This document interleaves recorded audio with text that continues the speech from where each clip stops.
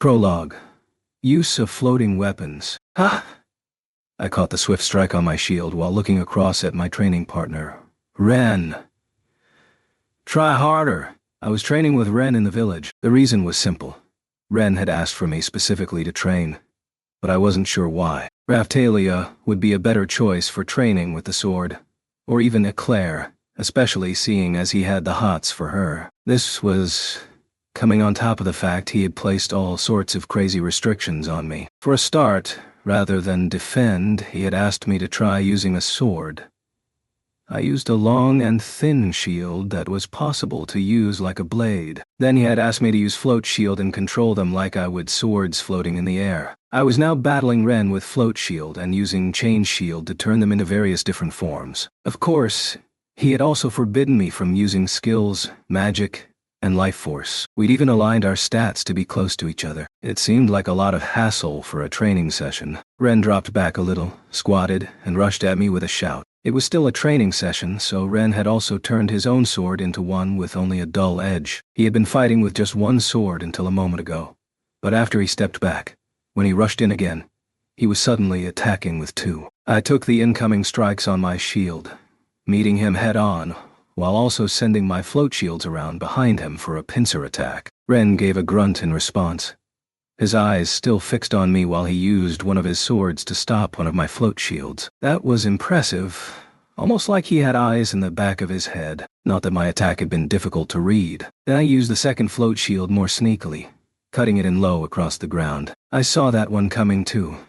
Ren crowed, quickly backstepping to avoid the float shield. His reliance on hit-and-run tactics was alive and well, but he also seemed more precise, aside from his stats, than when he'd fought Eclair. He had been training with lots of different people since then. Now Fumi, try harder. I want you to use every possible trick in the book to attack me. You can do better than this, Ren taunted. Easy for you to say, I replied. Ren seemed a lot more into this than normal. Our training had already attracted the attention of Eclair, Raphtalia, Foal, and others from the village, who were watching from a safe distance. Eclair seemed especially interested, as though there was maybe something she could learn from our clash. I've been wanting to see Hiro Iwatani using a sword, and the results are most interesting. Is that how he normally uses one?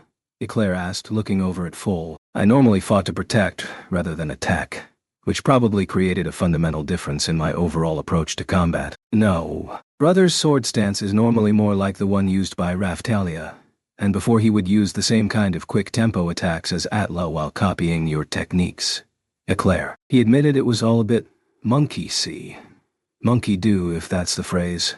He certainly isn't fighting like that. Foal provided an accurate analysis. He was talking about when I fought Tak. I'd totally beaten the crap out of him, basing my movements on Raphtalia and Atla after training with them for so long, while unleashing my own copies of Eclair's attacks. I don't mean to be rude, but he doesn't look very comfortable fighting like this. That was because I was normally the one blocking the attacks, not unleashing them like Raphtalia, Atla, Foal, Ren, or Eclair. I wouldn't be surprised if my attempts to fight looked like some crazy and pointless dance. That said, Foal continued, the fighting style he's using now is also very hard to read. If you fought him only watching his movements, you'd definitely get hurt, because he's normally so focused on defending us. He moves around us so skillfully, in order to keep us safe, Raphtalia chimed in. That's right, sister, Foal agreed. It definitely is a strange form of attack. Very interesting, Eclair observed. Are there any other examples of this fighting style that the sword hero has asked Mr. Fumi to use? Raphtalia asked. A book on martial arts I read long ago referenced it.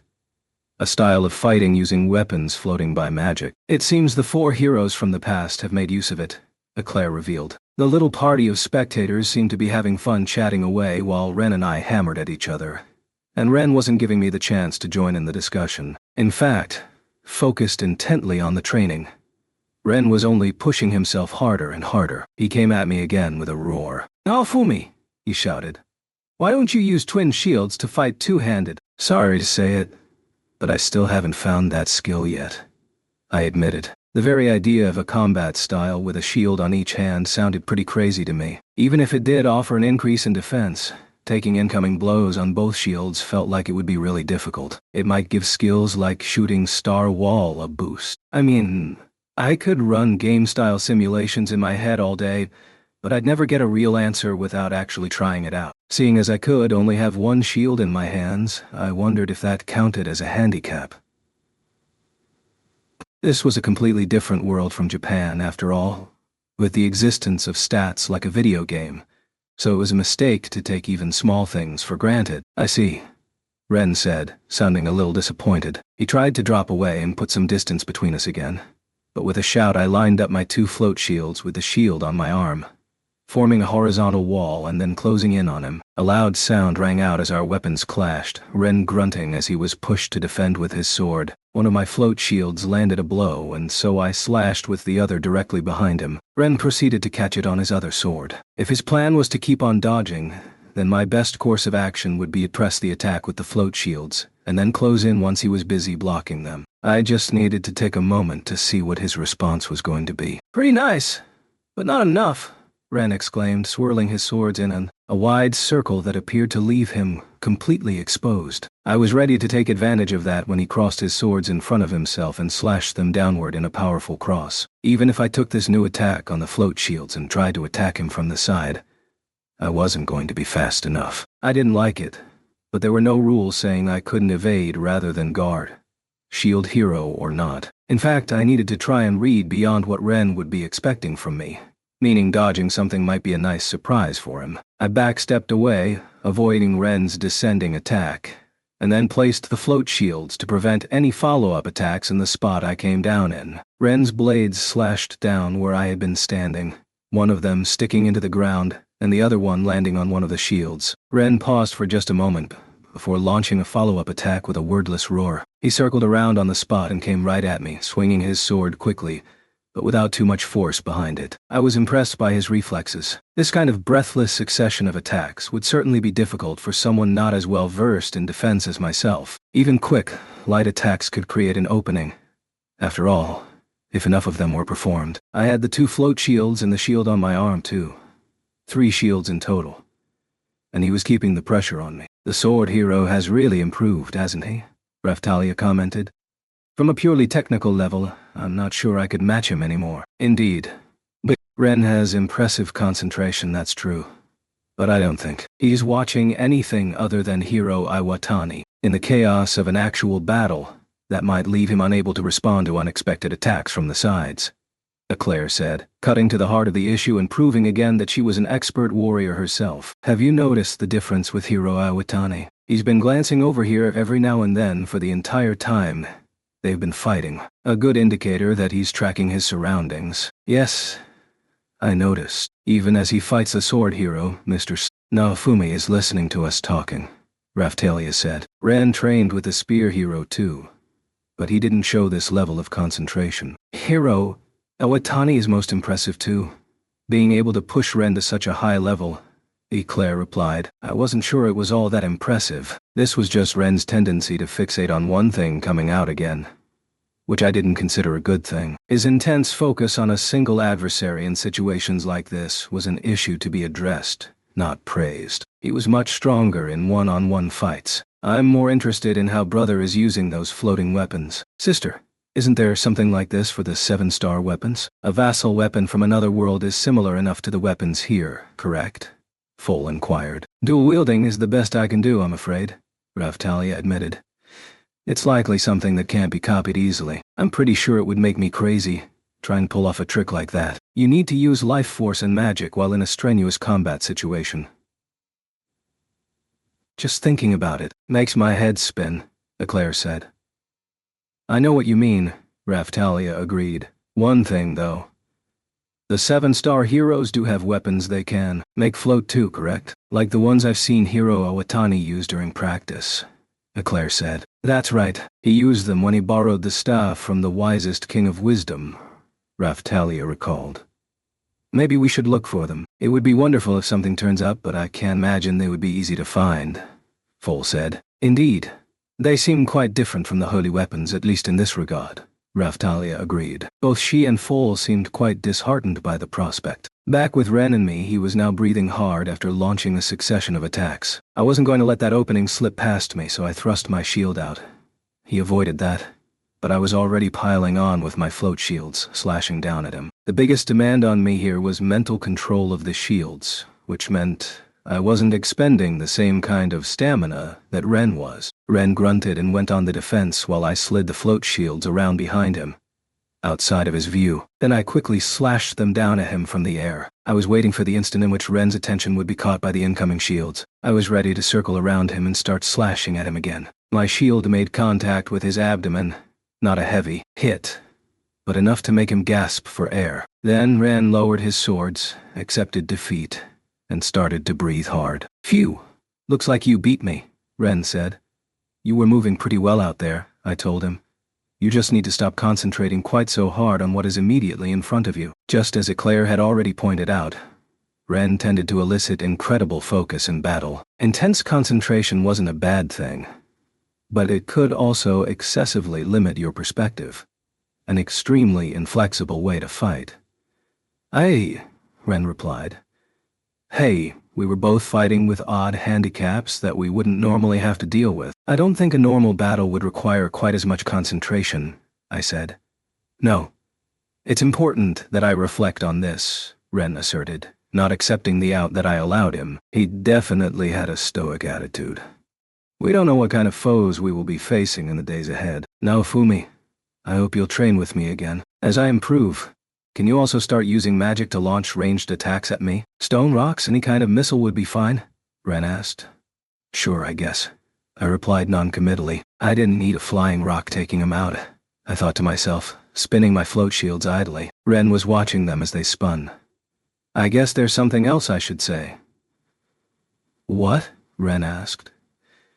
"If you're so taken with my float shields, maybe you should use a similar skill yourself," I suggested. I'd heard that his weapon from the spirit, Tortoise Materials, had included a skill that allowed him to attack with floating swords. If he could freely strike with swords in all directions over a wide area, that would be a pretty difficult assault to deal with. To be honest, I'm not that great at controlling floating weapons, Ren admitted. He quietly called up a floating sword and tried to move it around in front of himself. It looked like he was doing pretty well with it. "Looks pretty good to me," I told him.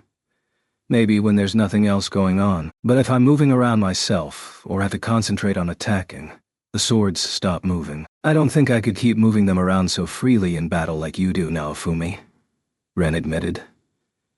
"I have it easier because I'm normally just blocking stuff," I told him. All I had to do was watch the movements of my opponent and move my shields when I wanted to redirect the impact of an enemy attack. If I actually needed to attack as well, that would make things much harder for me. I don't think that really matters. You were using the shields skillfully in our fight just now. If I tried that, the swords would just hang in the air. Watch." Ren started to run around with his back to the float sword, showing me how it wouldn't even follow him unless he concentrated on it. "If this was 2 or 3 swords we were talking about, that would make it even harder," he said. I pondered. This was the same problem that Eclair had brought up earlier. It seemed silly for a moment that there was something I could do so easily that Ren had so much trouble with. But then again, I also had skills that Itsuki and Motoyasu couldn't really use either. "Maybe you should try training with the swords out all the time?" I suggested. "I'll give it a try. But please don't expect too much from me. I don't think I can match you, Naofumi, or a certain other someone," Ren said. I'd been sensing something else going on here, and his mention of another someone clinched it. "Hey Ren, you've been trying to fight someone else through me, haven't you?" I asked. Based on how Ren was acting, and the things he said since we started this special training, I was sure that he was trying to get me to match the movements of someone from his past. "Yeah, that's right. I'm sorry to put this on you, but I couldn't think of anyone else who could possibly do this for me," Ren admitted. "I had a hunch," I told him. "Is this from back in your VR game days?" Back in his own Japan, Ren had been hooked on a game set in a world very much like this one. I imagine that a boss or some other character in that game had used an attack pattern like the one he had made me copy. It had been unorthodox, but honestly, it had been good training for me too. So I wasn't complaining. "Kind of, but also not quite," Ren replied non-committally. "Which means?" I prompted. It wasn't in Brave Star Online, but someone I knew on the network. I wanted you to try and copy the same movements they used, Ren explained, sounding like he regretted it after the fact. I wasn't angry about it, so there was no need to be so repentant. He could really be a buzzkill sometimes. Ren, you were using Hiro Iwatani to fight a powerful foe from your past, Eclair asked, coming into the conversation. Yeah. I'm sorry for not being upfront about it, but I thought Naofumi could match that same combat style, Ren admitted. So, that's what this was about, I said. Someone spinning around floating weapons. What were they? Some kind of psychic? What kind of person are we talking about? Like a combination of half your personality now and half your personality when I first met you, Ren explained. They sound like a real pain in the ass. But I don't know what brother was like before. Foal chimed in. Hey, Foal, Ravtalia cautioned. You might want to choose your words more carefully. Mr. Naofumi is glaring at you. I had to wonder again exactly what Foal thought of me. If I didn't like the answer, I might have to put the screws to him. Like sending him off on a long journey with the overly excitable puppy keel. Trying to keep up with all the crazy stuff she came up with could be super exhausting. She was different, but just as dumb as the Philolials. She also seemed to think that Foal was incredibly cool, while for his part Foal wasn't exactly sure how to act when he was around her. Putting them together sounded like a great punishment, at least for one of them. There wasn't a skill like Float Weapon in Brave Star Online, which is why I was able to win there, Ren continued. This is the same person you mentioned when you defeated me that time? Eclair asked, to which Ren nodded. Back when Ren had still been full of himself, he'd been on the ropes in a fight with Eclair before winning by unleashing a torrent of different skills. When that happened, I did recall him saying something about beating the top player from a different game in Brave Star Online. It sounded like he was still carrying that victory with him. The fact he had beaten this player, but not on their home turf. When I think about it now, I'm sure they took it easy on me in Brave Star Online. Even if it's just an illusion, I want to try and match them. If I can, Ren explained. This player was that strong? I asked. Ren nodded without hesitation. Back on their home turf, even now I couldn't stand a chance. I'm sure of it. They would be stronger than me in this world, for sure. Because of the existence of floating weapons, he declared. That was impressive. Stronger than Ren right now meant they had to be quite the foe. I sure hope they don't show up among the revived at some point, I commented snidely. This was all starting to sound like foreshadowing for something. I'd certainly hope not. They seemed pretty solid, personality-wise, Ren replied. We were probably talking about the strongest person Ren knew, which made me unsure how to react, being compared to them. I could get angry at his rudeness at overlapping me with someone else, or feel pride that he would place me alongside someone he respected as such a powerful rival. It seemed most like me to just not really be that bothered. We're talking about someone similar to brother, in personality too? Foal asked. Cut that out, okay? I said. That seemed to calm him down. But there was definitely something there we should get into. I glared at him and he shook his head, begging for leniency with his eyes. They were involved with the operation of a large guild inside Brave Star Online, so they didn't have any glaring personal flaws. I never heard of any trouble surrounding them either. I guess those are other reasons I compared them to Naofumi, Ren explained. I wasn't sure about his response there. It didn't exactly sound like he was protecting me. Still, I guessed he was trying to say we were similar due to things like me managing the village. If I got summoned as a hero, I wonder if they weren't chosen too, Ren admitted. Enough talk like that. It sounds like self-abasement. And if people hear a hero talking like that, it will affect morale. Anything else you have to say like that, keep it to yourself, I warned him. Ren had been like this, a real downer, ever since he had come to the village. He'd been tying himself up in such knots while we were away in Kazuna's world that he'd actually collapsed. Talk about being weak under pressure. That was clearly why he didn't want to take on too much responsibility. He didn't want to take it on and get hurt through his failure. I just wanted to become strong. As strong as they were, Ren finished. And this is how they fought, I replied. Close combat with a mixture of floating weapons. It was like fighting someone armed with multiple weapons. If we wanted to get even closer, I think we'd need to put you on a Philolial with higher stats than me too. Of course, you'd keep the float weapons coming from every direction, Ren mused. My God, what kind of monster are we talking about? I exclaimed, only half joking. I had to accredit some of this to Ren simply building this individual up in his own mind, into some kind of god of war wielding floating weapons. I was having trouble picturing them now. Ren, I think you should stop talking about this person completely. You're starting to sound like how Motoyasu talks about Philo, I warned him. The illusory Philo who existed in Motoyasu's head had ballooned into an angel of mercy, while the reality was a greedy featherbrain who didn't think past her next meal. Do you think so? Ren asked. Yes, you know how these things can get built up in your mind. If you actually met and fought them again, you might find them a lot weaker than before, I told him. The more I thought about the relationship between Motoyasu and Philo, the more conviction I held in my words.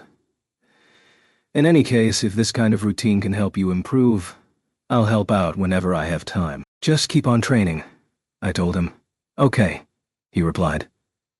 The most important thing for you to work on is being able to respond flexibly in battle. Being focused isn't a bad thing, but you need to stay aware of your surroundings, I told him. That's not easy for me, he admitted. You need to put aside your belief that you can't use float skills and continue to practice with them as often as possible. These things aren't just going to come naturally to you. Like with power-up methods, your preconceptions might be holding you back, I warned him. This rival that Ren was so fixated on used floating weapons, that might have given him a bit of a complex relating to them. It would definitely open up more attack options than using 2 swords at once, so getting the hang of them would provide a big advantage going forward. Yes, you're right, Naofumi. I'll keep on training, Ren replied. If you still can't get the hang of it, at least try and protect your back. Keep your swords out behind you at all times. Imagining you have a tail or wings might help, I advised him. The float weapons moved around when you thought about them, so it shouldn't be that hard. It all came down to your mental strength. You know what? They said the same thing to me, Ren said, his eyes glazing over. Stop reminiscing, I replied. It was time to put a pin in this meaningless conversation. Watching you two fight made me want to spar with you too. Hiro Iwatani. A shame that Hengen Muso style doesn't offer techniques of that type, Eclair said. You might be able to come up with something similar. Perhaps by applying some magic, I suggested to her. Maybe some wind magic. Shildina already used that to fly around. I don't think I have suitable magic capacity, but I'll see if I can make things float by focusing my life force, Eclair pondered. Now we were getting into the realm of psychic abilities. I wondered for a moment if life force was really so versatile, but then I recalled the wall technique that formed a barrier for an instant, or the gather technique that could change the trajectory of incoming missiles, and decided it was quite possible. The old lady might have some ideas on creating a new technique of that kind, but there was no asking her right then, because she wasn't even in the same time zone. Don't you think Itsuki would be the most dangerous if he attacked with floating weapons like this? I suggested. Oh, the bow hero using floating weapons? Raphtalia said. Yeah, think about it. He can use bows and guns. He wouldn't even need to move them around a lot. Just lock on from a distance and open fire, I said. When you put it like that, yes. That would be quite a frightening tactic, Raphtalia agreed. Not to mention he could also bring out loads of different instruments and create his own orchestra.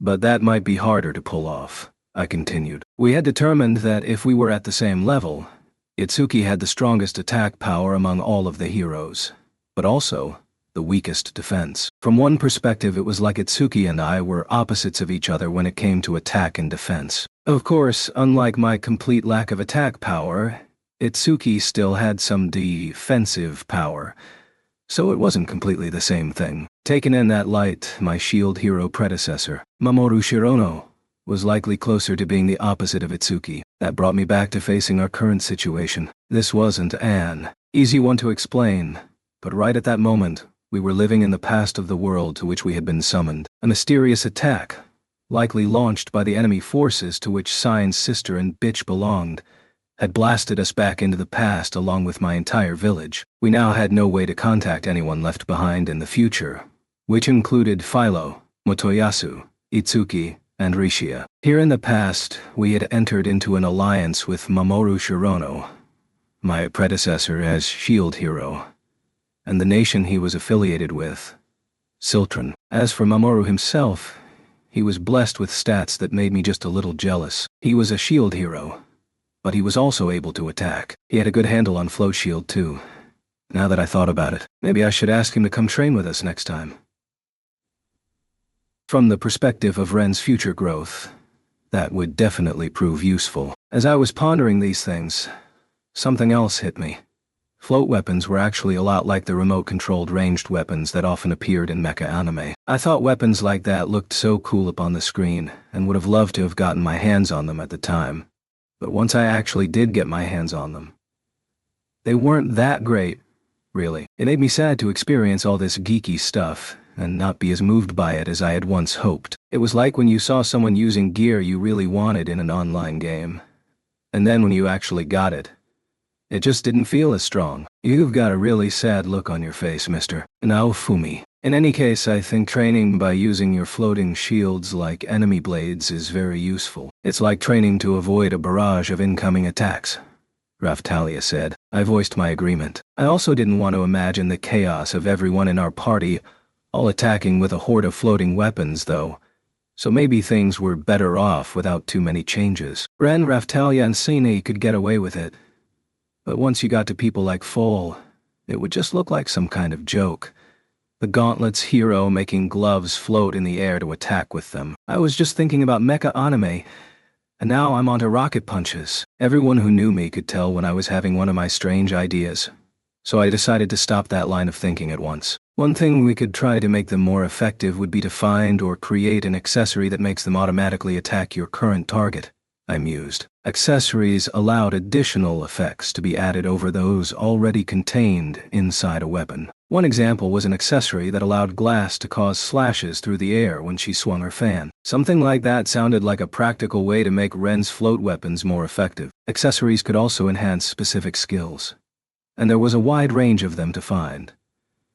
But they weren't without their issues too. First and foremost, you could only find out what effects they offered by putting them on and trying them out. Some effects, such as extra sharpness, could be hard to determine even when you tested them. Another issue was the resilience of the accessories themselves. In some cases, using them in quick succession could break them completely, so you needed to search for the effect and handle them with care in order not to break them. There was a lot of additional work involved, but since we were stuck here until we could find a way home, I actually had the time. Luckily, I'd learned how to make accessories, and Nemiya, another student of the art, was here with us too. We could use the resources here in the village and the new materials we had discovered here, and see if we couldn't create some fabulous new accessories. An interesting idea, Ren said. It will be total luck whether we can find one or not, so don't count on me too much, I warned him. That's fine. If you're going to make some accessories, I can work the forge and make weapons for everyone, Ren replied. He had apprenticed with the old guy, I recalled. I'm not quite as skilled as my master or the other students, but I've got some blacksmith techniques that can help fill in the gap. It sounded like he'd been a quick study. Maybe it was a bit like accessory making, and that half the battle was just learning the patterns to bring out the appeal of the materials. He could use life force too, meaning he could probably make some pretty powerful stuff. The forge we had added when expanding the village would get some use too. Making weapons is pretty interesting, Ren continued. Especially for someone like me, who has always had to rely on rare weapon drops in the past. Now I'm hoping one day to be able to make weapons that start with rare additional effects, like Master does. From among the current villagers, Ren was probably one of the betterers, ones at forging, so it certainly couldn't hurt to have him make some stuff. Okay. Show me what you can do, I told him. Mr. Naofumi, I think it's time to go over to Keel and the others at the stall in Siltran. Then we need to go and meet up with Ruft and Melty at the castle. Correct? Raphtalia said. Huh? Yeah. It's that time already. Let's call it a day for training. Everyone back to whatever you need to be doing, I said. Thanks to the mysterious attacks from the forces of Sign's sister, our entire village had been moved to the past of this other world, to the corner of a country called Siltran, which in the future would become Siltveld. That was the situation we were still trying to deal with. Chapter 1. The Siltran situation. I gave orders for everyone to get back to work after the training exercise, and then we took a portal to the castle town in Siltran to see how things were going. Castletown might have sounded quite grand, but Siltron was just a small country with some pretty dated architecture. The town was also currently undergoing some serious renovation work. We'd deployed the skillful Lumotherianthropes from our village in order to help out. Raf Chan, who had been helping Keel and the others out, pointed in our direction, with a plate on her head, of all things, to let everyone know we were coming. "Hey, Bubba!" Keel, in her dog form, waved at us from a stall selling food. We weren't running the stalls to make money, but rather to help out with Siltron's recovery, so the prices were set nice and low. Keel was the one drawing in the crowds, mainly using body language because she couldn't speak the Siltron language, and it seemed to be working, because the stalls were doing well. I was overseeing the cooking, so the food was good, which also had to help. We were also using defeated monsters as ingredients, and welcomed people bringing in their own food. "How's it going? Those frenzied gestures you were bragging about actually do seem to be working," I commented. Just looking at the crowds and the smiles on their faces told me things were going well. "You bet they are. I'm starting to pick up the lingo too. I can say, good morning, hello, and all the good stuff," Keel yapped, happily wagging her tail. It was hard to keep Keel down, that was for sure. And the way she eagerly interacted with everyone around her probably kept the customers entertained. She was also strong enough to fight off anyone looking to cause some trouble. I'd heard urgent circumstances could help you learn a language faster. We'd been here in the past for a while now, and she had to be exposed to the language all day long, meaning she would surely pick up some everyday phrases. Siltron apparently used an old dialect of the demi-human nation. Other than the heroes, those who had learned the language in Siltveld were helping Keel and the others out with translation. But sometimes they still came across words they didn't know. Even in Japan, I'd heard about differences in the language that different people couldn't understand, like the classical Japanese we learned in school. "Bubba?" Keel inquired. "It's nothing. Just glad how well things are going," I told her. Keel's development, her speed at learning, always seemed to outpace my expectations. In a month she might be fluent in the Siltron language. "Me too," she yapped happily. Then I noticed that Raf Chan was taking orders. She was a monster, supposedly removed from language completely. There were also some Philolials, those capable of interacting with customers, dashing around between the stalls. They had to be useful in keeping things moving briskly along. I took a moment longer to watch the system in action. That was when my eyes met unexpectedly with someone hiding in the shadow of a nearby pillar. It was a child called Xian, if I recalled correctly. One of the kids Mamoru looked after. A demi-human with ears like a cat. She had a bit of a shy personality, but my shield hero predecessor Mamoru claimed she had taken quite a shining to me. The kids who Mamoru was looking after, like Xian, were also coming to help out at the stalls. Food supplies in Siltron were low too, and this was a place anyone could eat their fill and help the children learn some independence at the same time. Two birds with one stone. It looked like Xian was helping out by washing dishes. I didn't want to give her too much attention, and there didn't seem to be any need to go over there right now. "Have you had any trouble here at the stalls?" I asked. "Nothing at all. Sometimes, some shifty-looking adventurer types show up, but if they make a scene, we toss them right out. And anyone looking suspicious gets the stink eye from everyone else," Keel reported. I nodded. It sounded like everything was going well. Siltron was a nation founded by races with little prowess in combat, and among them, low levels didn't help with an aptitude for battle. I wasn't looking to generalize too much, but to say how many demi-humans and therianthropes they had here, many of them were the smaller, grass-eating types. This had led to their nation being targeted by the far larger Piensa, getting caught up in a conflict and suffering all of these damages as a result. Waves were occurring here, and yet some people still wanted to wage war. Couldn't understand it. People never changed. That was the sorry lesson I was taking away from all this. Just after we arrived, Piensa had attacked Siltron with their powerful dragon battalion, all in the name of world peace, of course. So we had joined forces with Mamoru and driven them back. We had faced issues with fighting strength and numbers, but I had gathered up a horde of wild monsters and crashed them into Piensa's dragons, causing massive damage and allowing us to capture their commander and force them to flee. Our experts in information warfare, Melty, Ruft, and the Shadow, had also played their part. As a result, we had won the day, and that victory now meant the situation was leaning in our direction on the whole. Piensa wasn't expected to make any big moves for a while, but I wasn't too sure about that assessment. At the very least, I hoped they would keep it in their pants until we returned to our time. Then they could go at it all they liked, while we were safely in the future again. In any case, Cyltron was putting us up, and so we were helping them recover while also continuing the search for a way to get home. Bubba, now you're here, will you cook for us?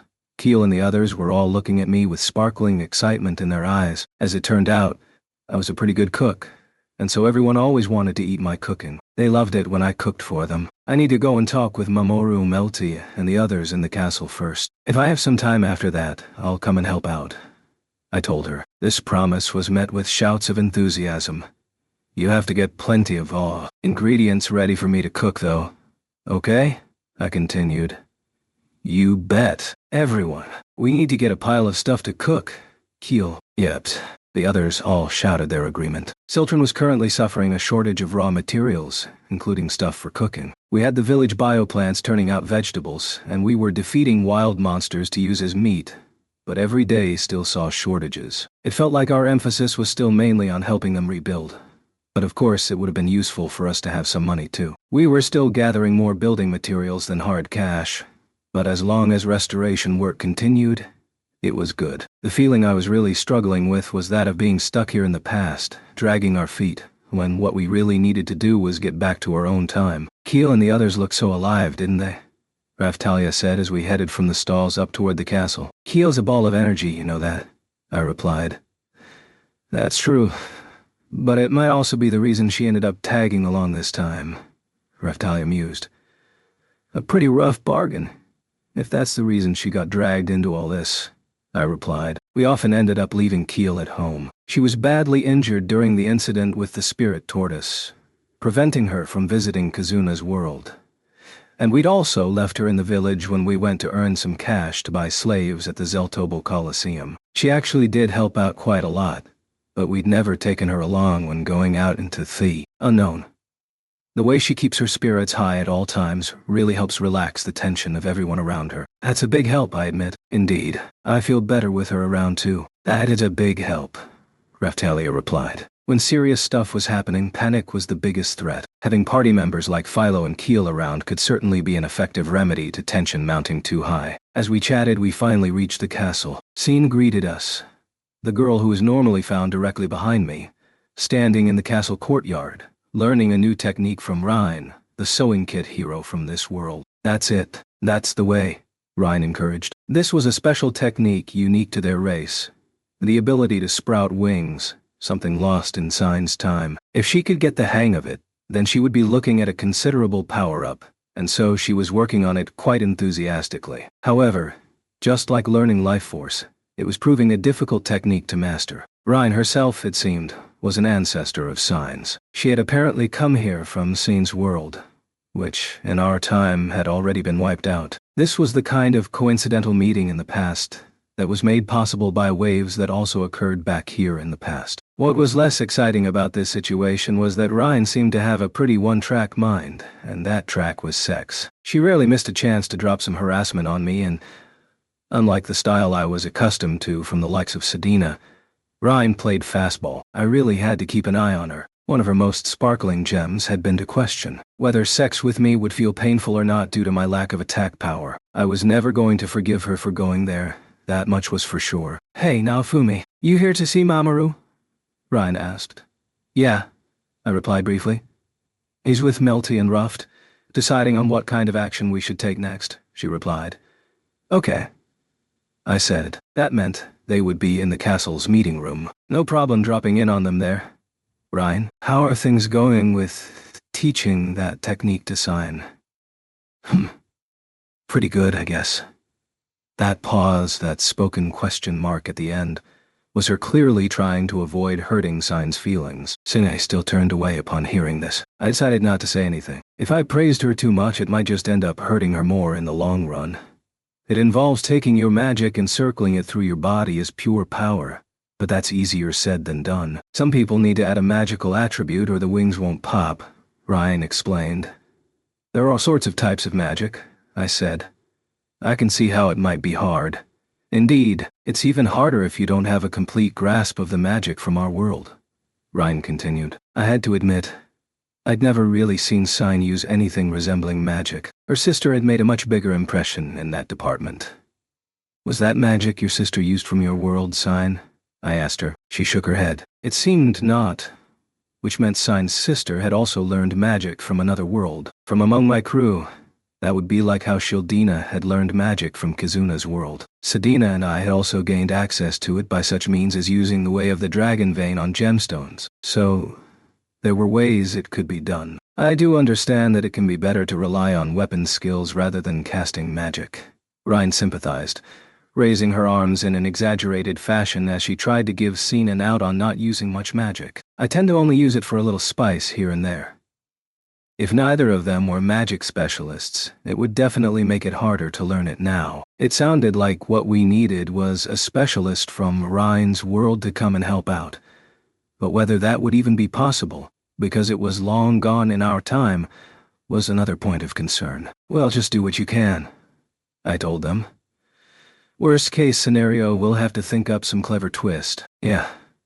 Okay, I'll do my best, Sign said, raring to go, her attention fixed on Rhine. We need to keep Naofumi happy, don't we? We'll keep going, Rhine replied cheerfully, and they started practicing again right away. We'd only get in the way if we hung around chatting any longer. I signaled Raphtalia with my eyes, and we headed further into the castle. Is the place? I asked. Led by some of the castle servants, we arrived in front of the meeting room where Melty and others were having their talks. I could already hear voices from inside. I gave a light knock on the door and it fell silent inside, so I proceeded to open them. Inside I saw Mamoru and then Melty, Ruft and other key figures from Siltron. Everyone looked in our direction. Naofumi. Now you're here, I think we can really get down to business, Mamoru said. You've been having a nice long meeting without me from the look of it. Anything I should know about? I asked. Not really, Melty retorted. We were mainly assessing the damages from the recent fighting and checking on how recovery is going in each region. That's about it.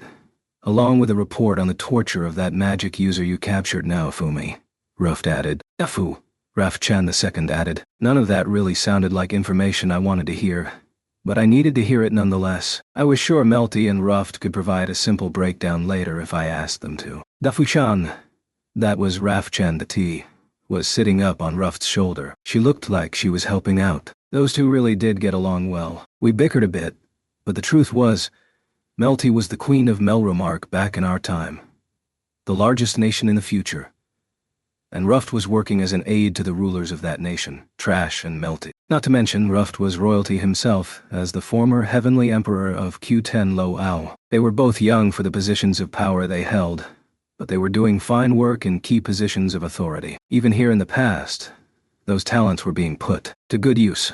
The main issues are just coming to the table now, so you had better hear this, Melty said. Okay, I guess you'd better make some room for us, I replied. I looked over at Mamoru, and he was already indicating 2 empty seats. Raphtalia and I sat down there, next to each other. First things first, domestic recovery is going well, thanks largely to the trade you and the others from the village have been promoting, Naofumi. Public safety is also being restored, Melty reported. Driving off Piensa in that conflict has had a powerful ripple effect. Those who saw us as weaker nation, a nation to prey on, are having second thoughts now, Mamoru added with some noticeable satisfaction. Siltron had been close to collapse upon our arrival, with prolific raiders from other nations coming unannounced to attack. We had observed these issues when we were conducting trade and squashed most of those who tried to cause trouble. One of the reasons Piensa sped up their attack was because of all the agents they had been sending in to cause trouble had been captured. The prisoner told you that? I asked. That's right, Mamoru confirmed. The fact that Siltron had started to recover quickly was also a factor. So it was the trading, spearheaded by the Philolials and Raf species, that had triggered the attack. I'd known it in my heart, but it still hurt to hear that we were to blame. It was stifling to know that another wrong move on our part could trigger further attacks. Having laid waste to the Piensa Dragon Battalion has really hurt them. A report from Shadow has made that clear, Melty continued. It seems swiftly getting those rumors out there was really effective, Ruft commented. Melty and he had made this suggestion, letting all the neighboring nations know that justice had been on the side of Siltron when they defeated Piensa. The victors wrote the history, After all, having been forced to retreat, anything the Pienza forces had to say would only sound like sour grapes from the losing side. That's not to say Pienza isn't fighting back, Melty said. They're claiming that Ciltran only achieved this victory because they called in heroes from another world. I guess it depends on which way public opinion goes. But don't they see that spreading such information may simply be shooting themselves in the foot? Raphtalia said. You think they might be going for the religious angle? I pondered.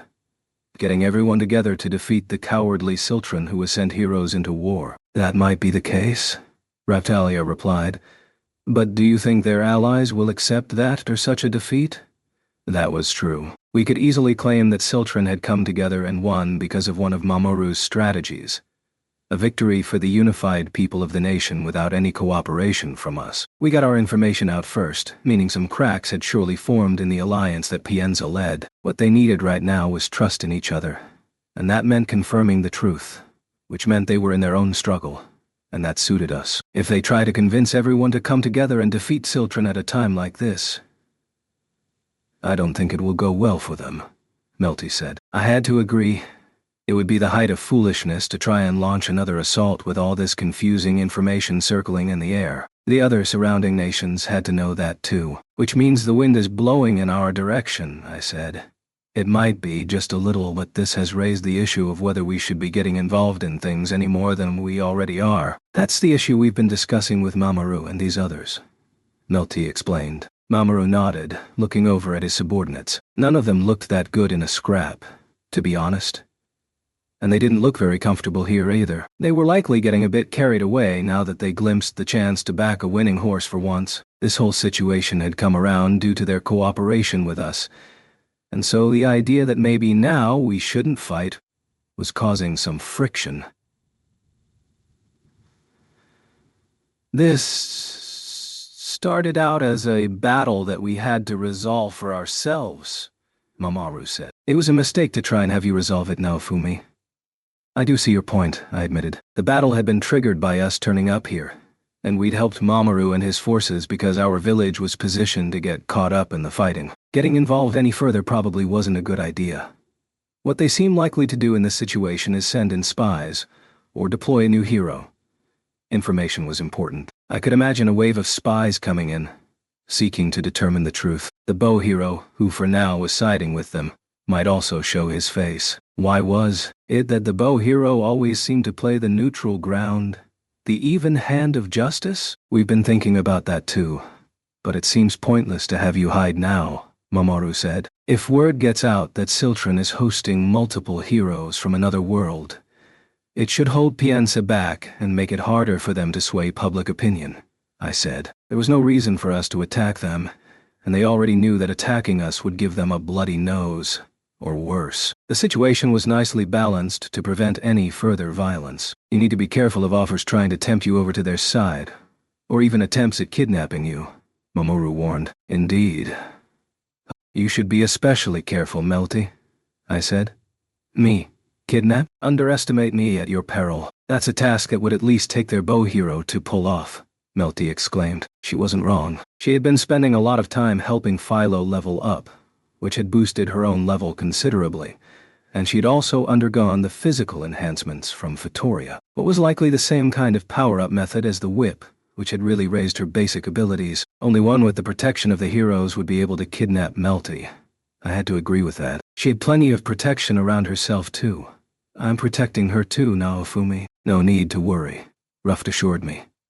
And they might come after you too, Ruft. You need to be careful, I warned him.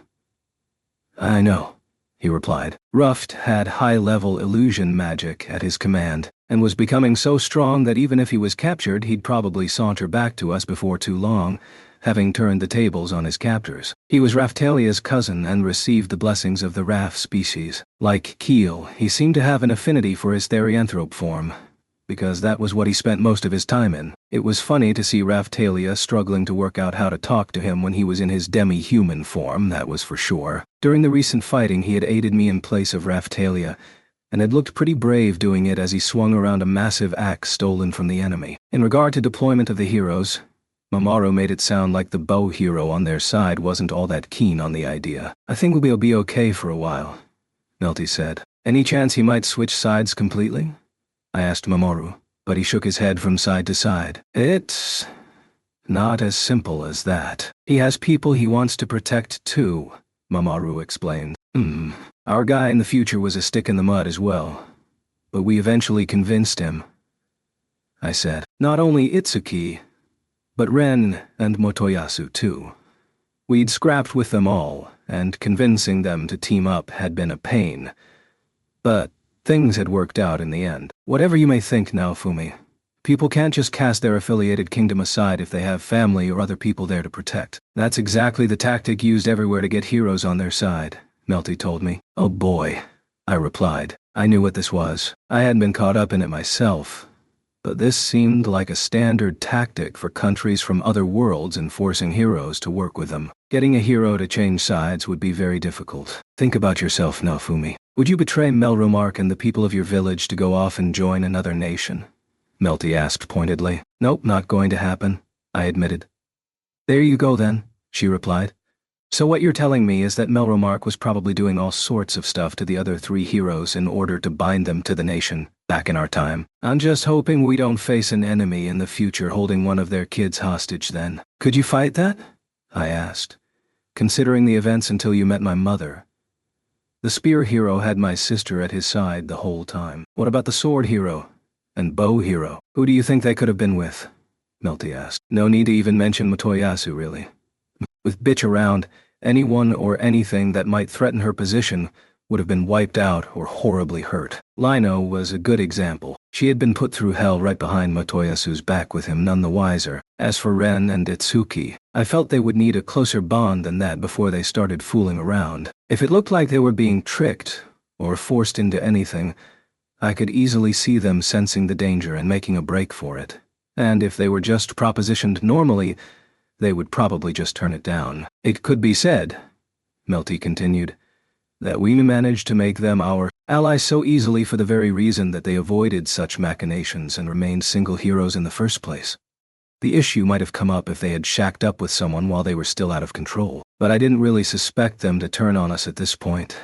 At least I hope not. I think in our case they were just a little too wild right from the start, I mused. Right, White. In fact, from among our four heroes, I think you are the one least likely to be able to leave Melromark now, Naofumi, Melty observed. She had a point, but if Melty and Trash started acting like they could control me at will, I would have to put them in their place. But then again, there were no signs of that at the moment. In the case of the Queen, we had made use of each other with a mutual understanding. In that light, she had left Melty and Trash quite the inheritance. In any case, luring over the bow hero in this time is going to be too much of a challenge, I stated. That's the short of it, Melty agreed. The future we knew about from this point told us that Pienza was going to eventually get wiped out, while Siltron would become Siltveld. I wondered what that meant for the bow hero. There was Fabre to consider, though, which was a country that collected the bloodlines for the heroes. So maybe after the worlds were fused, the bow hero ended up working with them. That seemed like one possibility. He might have defected or slipped away to another nation. Any information we had on those details was basically little more than fairy tales according to Melty and the others from the future. Meaning the others from the future couldn't be trusted to represent reality. Even the reasons Pienza collapsed might not have been imparted accurately. Different materials on the same topic even said different things, such as Siltron wiping them out prior to becoming Siltveld, or that the Shield Demon King used his mighty power to eradicate them in a single night. The bow hero in this time at least seems willing to listen to reason though, right? I said. He didn't seem as hard-headed as Itsuki had once been, for example. That's true. If we can present a logical argument, he may lend us an ear. Based on this defeat, I wouldn't be surprised if he cautioned Pienza about further action, Mamoru replied. We just had to hope that he had the influence inside Pienza to cool off anyone who was pissed with us for kicking their collective asses. If Pienza really is trying to take over the world while keeping the bow hero's family hostage, then we just need to bring his entire family under our control instead, I said. I gave an evil chuckle for good measure. If Pienza could do that, then we could play them at their own game. Oh, wow. Naofumi, you look so alive right now. Not that I'd expect any less than this from you, Melty quipped. He did seem to have something weighing on his mind when I met him. If that's the case, we can make use of it ourselves, Mamoru agreed with me. Which means we need to wait to hear the report from Shadow, Melty said. As it turned out, Shadow had been among those who ended up getting dragged to the past with us. He had fallen in with the Raft species and picked up the techniques of the Q10 Low Ninja, making him handy to have around when it came to gathering intel. In fact, I couldn't think of anyone better. Raftalia and Ruft had abilities that suited them to infiltration too, but they were too important in other ways to risk on such missions. Mamoru, I don't think we should get any more involved than this, I concluded. If you want to persuade the bow hero, you can handle that yourself. Okay, you've been a big help already, in so many ways. I don't expect there to be any fighting anytime soon either, Mamoru replied. Good. Next issue, I said. Let's move on to a detailed report on the recovery in each region, along with what we have learned from the robbers and spies we have captured so far. There are issues of taxation to discuss too, Melty continued. It all sounded like bags of fun, and the meeting continued for a while longer after that. I was impressed by Melty and Ruff though, handling the running of a nation so competently at such young ages. Maybe this was also the result of watching Trash firsthand for so long. Melty had been educated since a young age to take the throne, and while Ruft was a bit more of a hothouse plant in terms of his upbringing, he was still a member of Raftalia's family and possessed exceptional strategical thinking. Just having the two of them involved was sure to push the situation in Siltron in a far better direction. That's the impression I was left with once the overly long meeting finally ended. And then we headed away from that stuffy chamber of discussion. The discussions, however, did not end. Our primary goal is to get back to our own time, Melty said.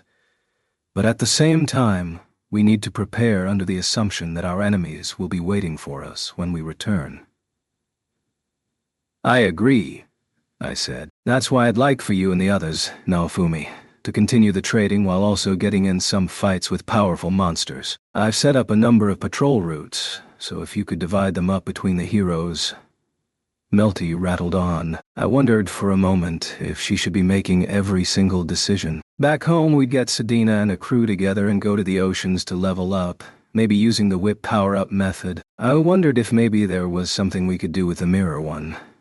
But the holy weapons offered better modifiers, to be honest, so the shield would be more effective in the end. Okay, this era is facing the issue of the waves as well, and that's something we do need to be involved with. Let's go to Kiel and help out with the stalls a little, and we can decide who to take along from there, I suggested. If Ren and I were going to take 2 slots for the 4 heroes, then put in 2 7-star weapon, or vassal weapon heroes, and fill out the rest with villagers. That should allow us to do some hunting without completely decimating the local ecosystem. Experience from the sea is better, is it? I asked Mamoru. We probably should consider some ocean time if we could get it in, but the issue was that Siltron wasn't that close to the water.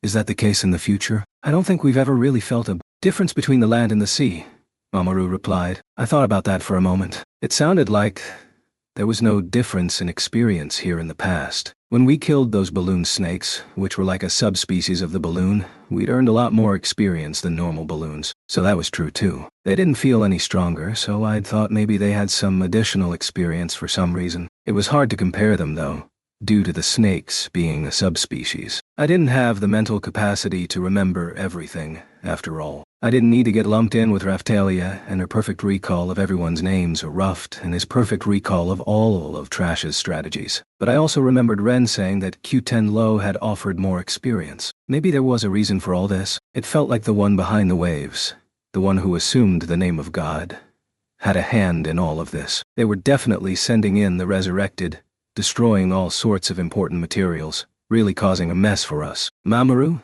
If you've got the time, maybe you could join us. Raise your crew a bit. Do you want to tag along? I asked him. Yeah, that sounds good. I'm looking forward to it already, Mamoru replied. Okay, let's go back to the stall where Kiel and the others are. You haven't had any lunch yet, what with the meeting, right? So get some food too, I said. Off you go, Naofumi. We've got some materials we need to finish up with, so we're heading back to the castle, Melty said. You're no fun, Melty. You're going with Bossy here, Ruft? I asked. Yep, I've got a lunchbox ready, so I'll be fine, Ruft replied. Of course he did. He was always well prepared. Okay, I know things aren't easy for you, Melty Ruft, but thanks for all your hard work, I told them. No problem. You do your bit too, Naofumi, Melty replied. Sure thing, I replied, even though I said it a little non-committally, and so the rest of us returned to Keel's stall and helped out with the cooking. Once I took up my spot in the kitchen, however, the seats filled up with more villagers than usual, and our overall working speed actually slowed down. That was definitely something I should have seen coming. Chapter 2. Wagon. Travel with Keel and the gang. Okay. I think it's time we swapped out the staff working the stalls, I said. Keel and her team were doing well with trading too, so it seemed like a good idea to hand over the stalls in the castle town to some of the others from the village. They were pretty well established by now, and if any trouble came up, they could report to Melty or someone else in command around here. The original intent had been to support the Lumos who were helping repair the buildings. After returning to the village, we needed to meet back up with the traders. Just as Melty had instructed, we had to continue to enhance ourselves to be ready for when we finally did get home. Bubba, who are you taking this time? Keel yipped excitedly. Good question. We're planning to decide after chatting with Ren and Foal. I turned to Raphtalia. When that happens, though, would you like to try leading your own party, as a way to increase the units we have in the field? I asked her. Huh? I mean, if that's what you want me to do, Mr. Naofumi, then I can give it a try. But do you think it's the best idea? She replied. Bubba, can't you tell that Raphtalia wants to stay close to you? Keel said cheekily. I wasn't expecting her to be the one to shoot the idea down. You say that. But if I take Raphtalia with me, I bet you guys would be all joking around among yourselves about us being on a date and getting all romantic, wouldn't you? I retorted. You're only just working that out? Bubba, seriously, you can be so dense sometimes. Keel cackled. I hadn't really paid attention to such chatter, it was true, but it sounded like it had just been business as usual for Keel and the others for a while now. I think Raphtalia would prefer it if you actually did take her on a date. Keel, please, can you not bother Mr. Naofumi with any more of this? You might end up creating the opposite of the desired effect, okay? Raphtalia said. Why? This is your chance. Oh, but are you worried about Sedina and the others at home all making their move once we get back? Don't worry. We can keep our mouths shut. Or are Sign and the others here the problem? Keel continued cheerfully, still completely oblivious to the mood around her. The pressure on us from everyone else was really starting to get intense recently. Melty had always been one to comment, and now we had Ryan making clever little comments about me and Raphtalia too. It was none of their business, really. Okay then, I thought. I needed to pay Keel back a little for all this. I've got an idea. This time it's me and you, Keel, out on a special date for ourselves. Raphtalia, you can gain some practice at command leading a separate unit, okay? I asked. Huh? What are you talking about, Bubba? Keel asked, shaking her head. Oh, very well. Please take care of Keel, Raphtalia said, sighing as she agreed to the idea. She seemed to have some idea of what I was planning, at least that it wasn't going to end up all flowery and romantic. Hold it, puppy girl. I grabbed Keel and tucked her under my arm so she couldn't get away. She thrashed her limbs, but it didn't do her any good. You can't get away. Try it and I'll have to punish you, I warned her. Raphtalia, save me from Bubba, Keel pleaded. Keel, my dear, you've brought this on yourself, Raphtalia admonished. You'll just have to live with the consequences. Raph, Keel yipped. Was this some kind of final ploy, perhaps, or just a joke? Copying that cutie Raph Chan was not going to earn any leniency from me. Raph? The real deal was tilting her head in puzzlement. Anyone else? I asked, looking over at the cat girl, who was still watching from her hiding place. Chan, you seem interested in what we've been doing. Do you want to come along too? Mamoru said it would be okay, I told her. That's right, Mamoru backed me up. I'm going to help a little, but I've got other things I need to do. Chan, I know you'll get along well with Naofumi. Sure, okay, she said, still a little timidly. She looked exactly like a frightened cat, in fact. For all her shy watching from the sidelines, I knew Xian was very interested in everything around her. She had been out trading with Mamoru in the past and already got along pretty well with Keel and the others, even though she was too shy to say much more than hello to them. But with a little more experience, she would be able to protect herself or escape if anything happened, such as an enemy attack. How to enhance her would be Mamoru's decision, of course. But there seemed to be no harm in spending some time together trading for the sake of friendship. Okay then, let's head on back and decide who we're sending out with Ren in full, I suggested. The others voiced their agreement, including Raf Chan. And with her upon my shoulder, we took a portal back to the village. We returned to the village, discussed the issue at hand, and decided who to send. This time I would take Keel, Chan, Raf Chan, Emiya, who had been making accessories in the village, and someone to handle our cooking, while Chick would pull the cart. She was one of Philo's underlings. Except Chan, it felt like I had gathered major players from all the key groups in the village. After I made all the necessary substitutions, our cart had struck out for an area that we were told was remote, even for Cyltron. We were headed for a village slightly removed from a rocky region where dangerous monsters were said to dwell. The wagon clattered along, moving quickly as Filolial pulled carts tended to do. With all the vibrations such speed engendered, this hardly felt like a pleasant trip out into the countryside. Bubba, please, forgive me, Keel pleaded. We were sitting together up at the front of the wagon, with her in her dog form and still looking pretty uncomfortable. At least she was firmly seated, something that at a glance might even make her look cute, or at least well-trained. That could, of course, be on account of the maid-like outfit that Sign had tailored for her to use when trading. It strangely suited her when she was in her dog form. What's wrong? I asked her. You still got something on your mind? I simply had her sitting in front of me, but she was all flustered and bothered by it. I'll never be able to look Raphtalia in the eye again. Not after doing this, Keel whined. I'm not sure what you expect Raphtalia to do to you, honestly, I replied. Even Raphtalia wasn't going to be jealous of something like this. She certainly wouldn't punish Keel for it or pick on her when I wasn't around. That wasn't Raphtalia's style at all. If she did, I'd lose a lot of respect for her. I had to believe Raphtalia was better than that. She'd sent Keel off on this adventure, saying it was her own doing. That hadn't looked like an act to me. Sure, Raphtalia herself might not say anything or might not even actually be bothered, but this isn't my place, Keel replied. So I realized that's what this was all about. Raphtalia had understood my position too. From my perspective, being too focused on a single person could potentially cause all sorts of issues. This was a difficult issue to resolve.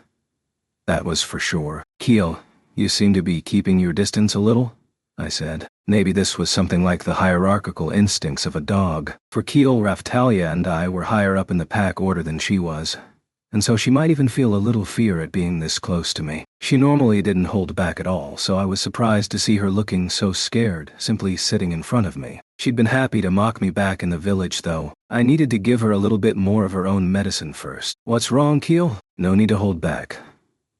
You can snuggle right up to me.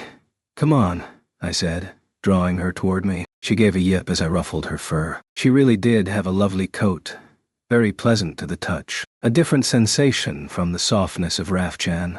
A little harder, perhaps, but some would likely prefer it. She was definitely nicer to the touch than the dog my friend once let me pet. I started by stroking around her muzzle and then moved to her ears and throat. A real dog would love having its chest rubbed too, most likely. But I wondered about Keel. She was wearing her trading clothes at the moment, so probably best to skip it. Such attention could well be considered sexual harassment in this situation. Ugh. It feels nice to have you stroking me, Bubba, but I'm still scared of what happens next, she whimpered. Raf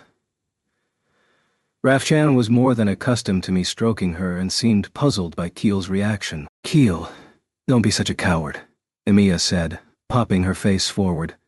And, Shield Hero, can you please stop teasing her quite so much? I had to do a double take to make sure we had actually left Raphtalia behind. Hey, Emiya, we don't have to start right now, but I want to make some new accessories later. Can you help me out?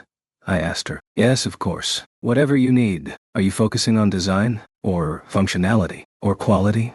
She asked. Like I said, I don't want to get too caught up in that kind of thinking. I just want to make a bunch of accessories. If possible, I'm looking to pinpoint something that will have effects when attached to heroes' weapons, I told her. That would happen with just trial and error. If there was a way to just instantly get the effect we wanted, wouldn't that be a wonderful world? If Therese were here, She definitely would have enjoyed getting involved in accessory making.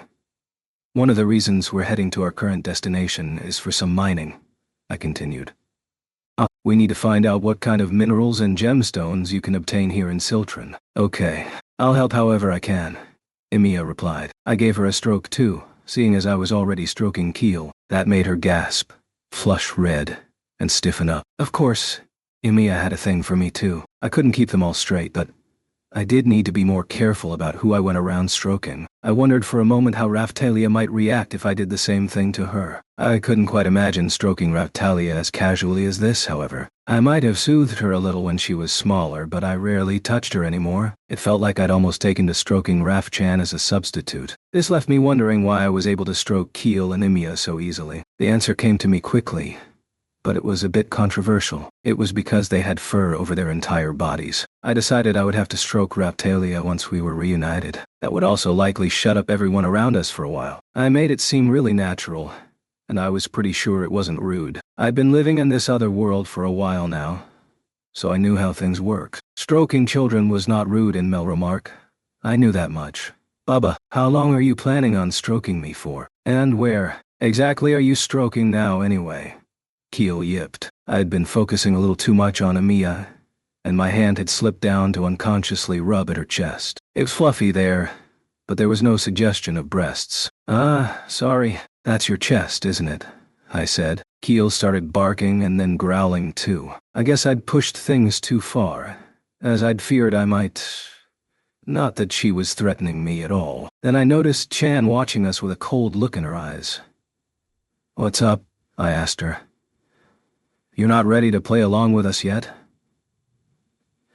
Xian immediately looked away from me, but continued to glance back over, as though she was interested, really. Bubba, pay attention to me. I'm angry with you, Keel insisted. Yes, I'm listening. You say you're a boy, but don't like having your chest touched, I replied. Bubba, that's a low blow, she replied. What do you expect? Low blows are my specialty, I shot back. I think you specialize more in hitting back after you get hit, Emiya chimed in. She really did sound like Raphtalia now. Emiya, please, swap places with me. I can't keep letting Bubba do this to me, Keel pleaded. Emiya could only give a wry laugh in return. I was still more interested in Xian right now. She was still keeping her distance, like a cat who wanted to play but couldn't commit yet. I wondered if I could use her innate catty instincts against her. I grabbed one of Chick's loose feathers, as it floated up, and then waved it around in front of Xian's face. The key was to make it look like weakened prey. Getting a cat interested in this kind of toy involved triggering their innate hunting instinct. Chan looked at the feather I was wielding, and then started to focus on it more intently. Emiya sensed what I was doing and went back inside the wagon. She was thoughtful and considerate at times like this. Keel, meanwhile, was watching with an expression that seemed completely oblivious to my intentions. I flicked the feather like it was weak and helpless prey just in front of Xian. I saw the shift come over Xian's eyes, like a cat sinking back into her base instincts for hunting. I started to move the feather faster, adding further stimulation. It only took a moment longer, and Xian leapt forward and grabbed it with both hands. She was then right in front of me. In the moment Xian was about to nibble the feather, she snapped back to herself and covered her face with her hands. No need to be shy. We all just want to get along, I told her. Okay, she eventually replied, but she did seem to have loosened up a little. She was looking at me with a much more relaxed expression than before. Why do you want to be friends with Chan too? Keel wondered. You've already got Raphtalia. Keel, you really have mastered the art of saying too much, I chided her. Bubba is touching me inappropriately again, Keel squealed. This isn't your chest. It's your chest plate, I explained. That sounds like my chest to me, she retorted. Chan looked on and gave a chuckle. Then Chick started to squawk about something. Raph! Raph-chan proceeded to take out an antidote from our things and offer it to Xian. Hold on a moment. Emiya popped up again to explain. She just licked one of Chick's feathers, didn't she? There might be some toxins on it, so Chick thinks she should take a little of this antidote, just in case. I'd completely forgotten that Chick was a Philolial who specialized in poison. She used all the poisonous tricks. Poisonous claws, poison spit, even poison magic.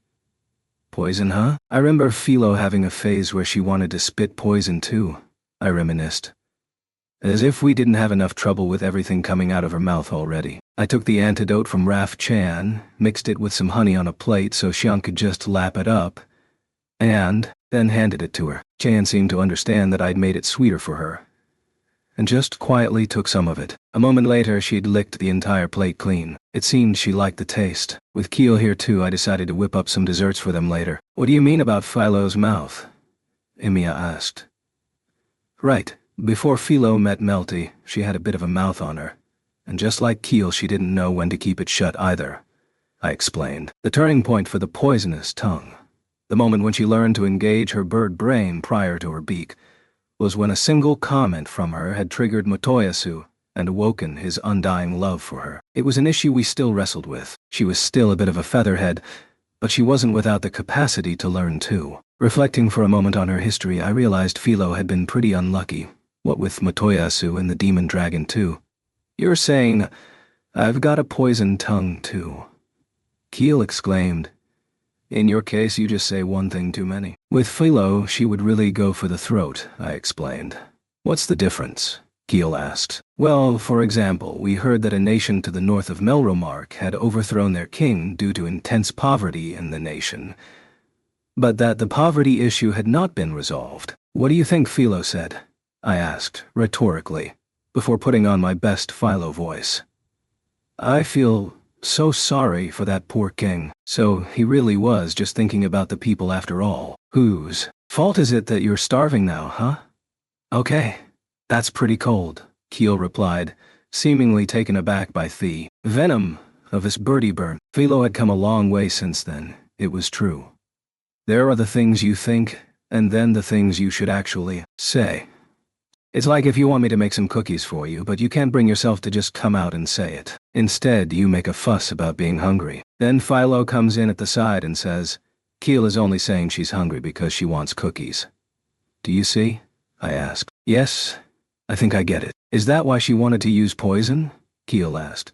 It was probably also because we were fighting the bioplants and the dragon zombie at the time, so poison looked like a powerful option, I pondered. We have both those things in the village now, Keel replied. But Galeon is still in the future. The bioplants were something, but then there was Galeon and the dragon zombie too. From the perspective of Keel and the others who joined after we defeated them, they probably weren't all that frightening as creatures. I wasn't scared of them either, especially when it came to dragons. These were meant to be proud beasts, the standard bearer for fantasy plastered on every book cover, so I didn't understand how things had turned out like this. The dragons here seemed like little more than eccentric oddballs. So Philo had a time she wanted to use poison, you see. So, Chick, in a sense, could be considered the poison-wielding Philolial that Philo once wanted to become. I finished. Ooh, hear that, Chick, Emiya said. The Philolial made a bit of an odd noise in response, though. Philo was her boss, basically, so it had to be strange to hear that she actually wanted to be like her. Time to change the topic. Chan, do you know anything about the place we're headed to? I asked. Nope, she replied. Mamoru doesn't take you out to places with him? I inquired. We've been playing in the castle a lot recently, she responded. From what I'd seen of Mamoru with the kids, it was clear he was keeping them safe in the castle. He was using it like some kind of orphanage, almost. From the damages we'd seen that were done to the castle town, it wasn't hard to imagine the dangers of letting them outside. He did take us out more often before, but then, she said. Xian suddenly snapped back to herself, covering her mouth and shaking her head. It almost seemed like she thought she'd said too much, but I could only guess what she was talking about. Maybe she was Holm, Rhine, or someone like that, warning Mamoru it was too dangerous to let the kids out. Or maybe some darker reason lurked there. Keel, I called. Then I proceeded to unceremoniously pick her up and place her down in front of Xian. Keel quickly picked up on what I was doing and started wagging her tail and licking Xian's face. Cheer up, Chan. We're out on the road with Bubba today. Who knows what fun we'll have. The food is going to be great too, I promise. She yipped and barked. She really did look exactly like an excitable puppy. Even the staunchest demi-human therianthrope would be hard-pressed not to crack a smile when confronted by this. Chan was laughing already. Hey, Keel, cut that out. she giggled. The two of them descended into shared laughter. A cat and a dog playing together. Keel is saying that you need to enjoy this trip now that you're finally out of the castle, I explained for her. And I agree with Keel. You need to have fun. I will, Chan said. Do you want to sit up here? I asked, indicating the spot that Keel had just vacated. Not entirely voluntarily, of course. The view was pretty good from the front of the wagon, and it was the best spot to sit to combat motion sickness. No, thanks. Too scary for me, she replied. Really? Then it sounds like it's your turn, Emiya, I said. What? Hold on, she exclaimed. She was standing right where I wanted her, so I picked her up and put her in front of me, just swapping her with Keel. Nothing suspicious about that. And yet, Emiya stiffened up completely, just like Keel had. As soon as I put her down, her moaning suggested she was suddenly feeling very nervous. As our banter continued, I did have one thought. Keel and Chan weren't the normal party members for me, and they were girls too. When I looked at this objectively from the outside, it might well appear that I had chosen to head off on the hunt with a party of women. That was a severe oversight on my part. I wondered why I didn't realize it before now. It was simply the result of wanting to tease Keel a little and choosing members who could sing. Teaching members who could handle things optimally in our destination. I certainly hadn't been thinking about the gender of Keel or Emiya in my selections. I might face some blowback for this, but I just have to face the music if that happened. Maybe this was also because I put Raphtalia in a separate unit. I'd have to make sure to bring Ruft or Foal along with me next time. Ruft was pretty confident in his own furry coat, and he was sure to let me stroke him. He wasn't going to stiffen up like Keel or Emiya. Foal, though, he might run a mile. Our wagon proceeded to reach our destination without any real issues. We started our trading and selling, while the slaves handling the cooking also started to sell some food. I decided to hold back Keel and deploy her a little later. We hadn't encountered many monsters on the way to the village. We showed off our wares and got ready to do a little hunting and mining. I showed the special pass that Mamoru had provided us with to the village chief, and he had given us permission to proceed further inside. Our wagon was now moving again, clattering along deeper into the mountains. Chick couldn't quite match Philo, but she was making good time nonetheless. Okay, we'll have some time before sundown for some hunting and mining. Keel, use that nose of yours to locate some prey. Raph, Chan, and Chick, you back Keel up. And Emiya, you find us some more. There's supposed to be holes around here for mining, I said. Everyone shouted or squawked their agreement.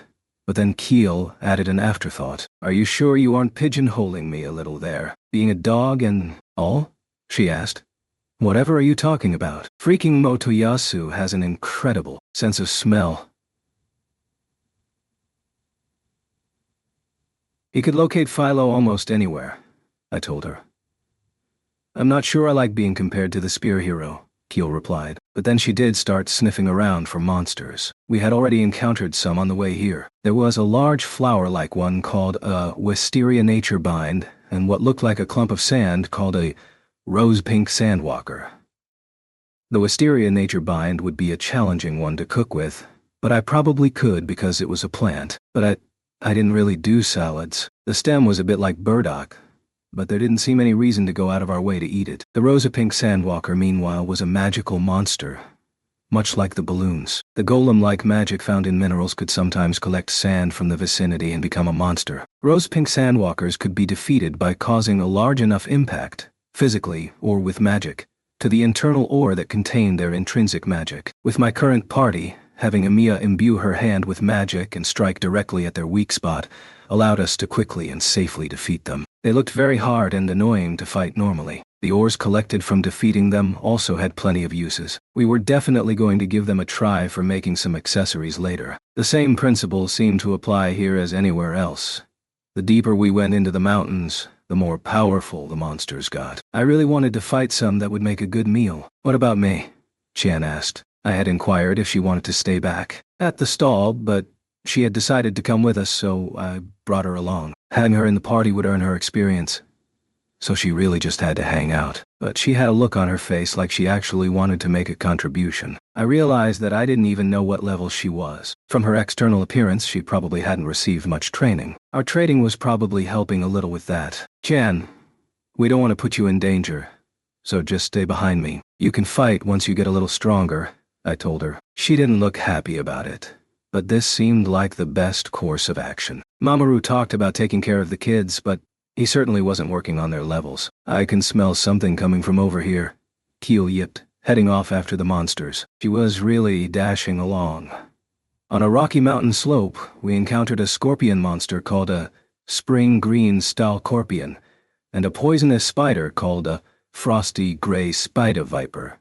There was also a floaty eel-looking monster called a graphite angrifo. Chick was immediately on her guard concerning the scorpion and its poison, and she started fighting that. Raph-chan was helping her out. I was pretty sure they could handle it together.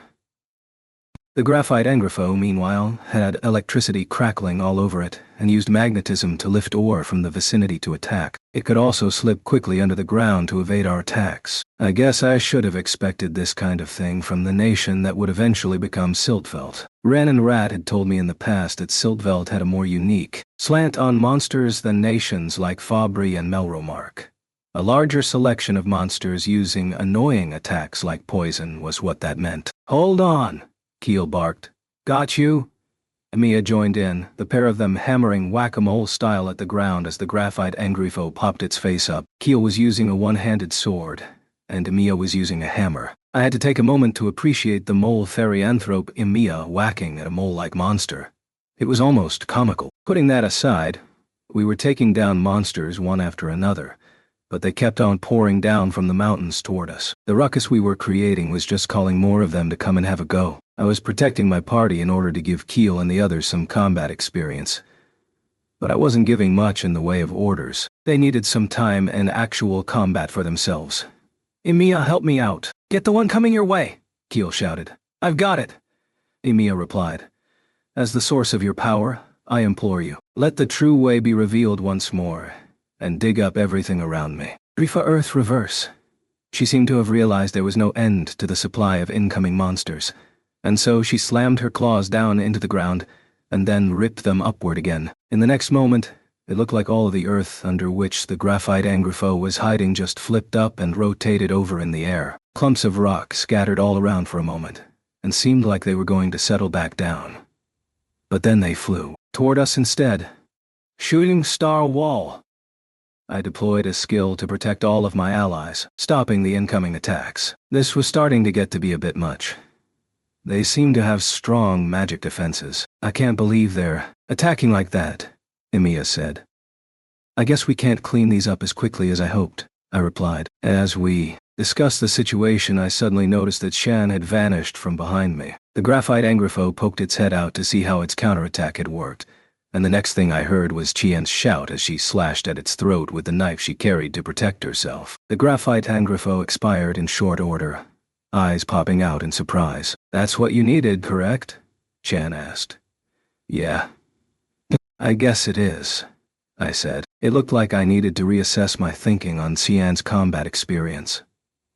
Keel had its attention, and I saw it peeking out, she explained. She might have some aptitude for fighting after all. A little care and attention, and she might be quite strong. Thanks, Qian. Abba, we've got more incoming, Keel shouted. Sure, I see them. Try and finish them yourself this time, I told her. Of course. Emiya, get that hammer swinging, she yipped. I'm here, Emiya replied. Each member of my current party seemed to have a good understanding of the characteristics of each monster, and was responding as required. Emiya took on a spring green stalcorpion, watching for the poison from the tail and smashing its pincers with her hammer. Then, Keel slashed in to take the tail right off. They both attacked the body to finish the monster. For the frosty gray spider viper, Keel kept its attention on her while Emiya hammered at whatever she could hit.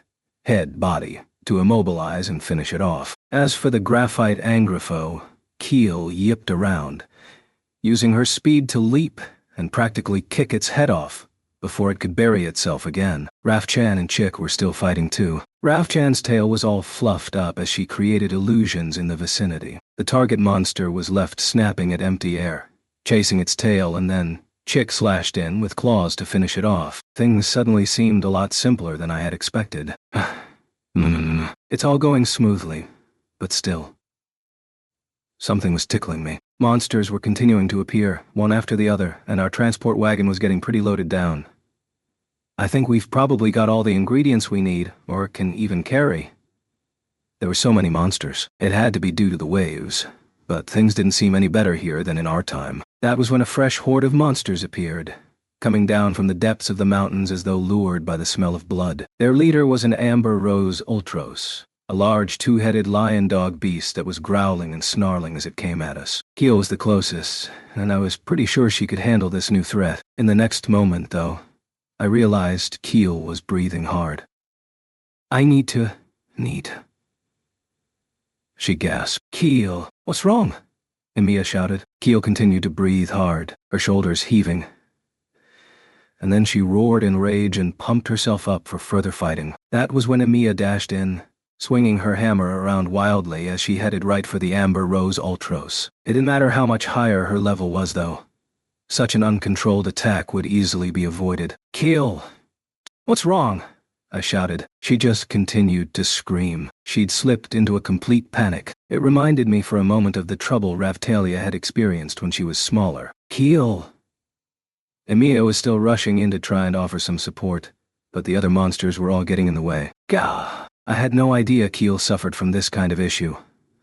I cursed. Our formation had collapsed, and so Shooting Star Wall had been stripped away. I was desperate to find a way to protect Keel, and was about to give orders to Raph Chan and Chick to back her up, when something flitted overhead and leapt at blinding speed onto the back of the Amber Rose Ultros. It was Qian. A moment later, she had ripped out the throat of one of the heads. The beast roared, a rain of blood spraying out around us. Keel was still shouting wildly, swinging her weapon around, and it happened to stick into the Amber Rose Ultros' other head, finishing the beast off. Keel was covered in blood, her shoulders heaving, while Qian landed with a cool look on her face. They were like cat and dog, basically. But this was no time for fooling around. Retreat, I signaled. Chick and Raph Chan returned calls of agreement. I kicked the monster corpses onto the wagon, hoping Chick was up to pulling all that weight, and then joined Raph Chan, Keel, and Qian. Raph Chan was up on Emiya's shoulder, and I signaled for her to use illusion magic to direct the horde in Chick's direction. I did it. I got it. Keel enthused, but she didn't seem to know what was going on and was still covered in blood. I picked her up. Chick was fighting as a backstop, slashing claws and beak, expelling a toxic purple haze of magic amid the horde of monsters.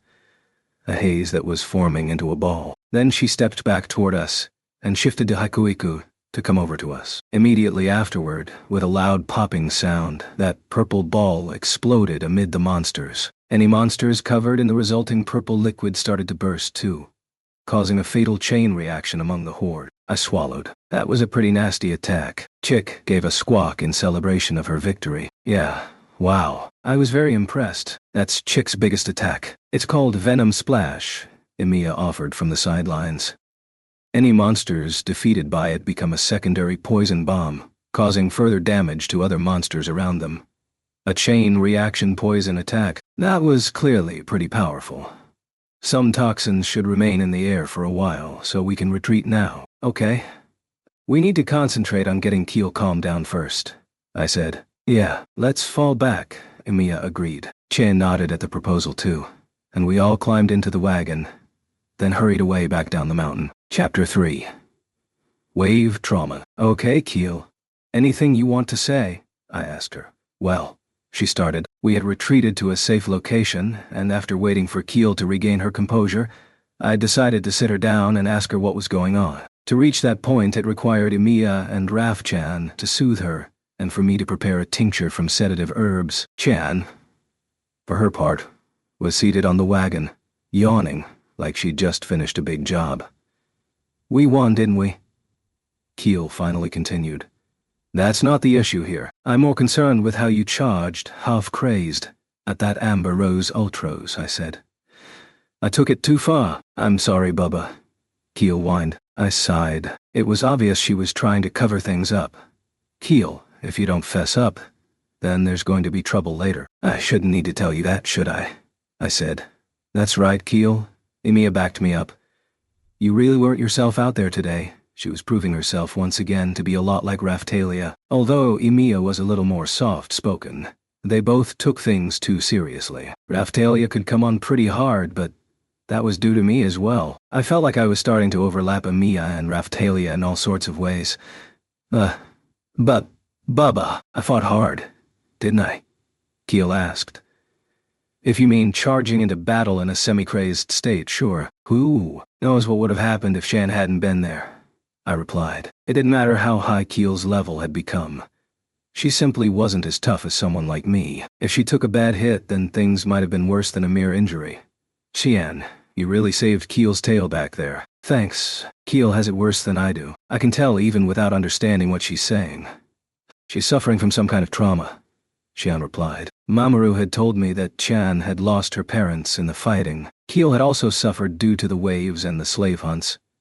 And those shared experiences were probably helping them bond. I recalled that, around the time we started restoring the village, Raphtalia had been responsible for the mental care of Keel and the others. I had thought by all working together it had allowed her to overcome those issues, but it seems some of them still remained. Keel, you need to understand what happened out there. The moment you saw that Amber Rose Ultros, you just lost it and charged in blindly, I told her. She only moaned. Keel would normally just blow off past trauma with a burst of crazy energy. And this was a problem that anyone from the village could potentially face. Even if it wasn't there at the moment, wasn't on the surface yet, something could trigger it in the future.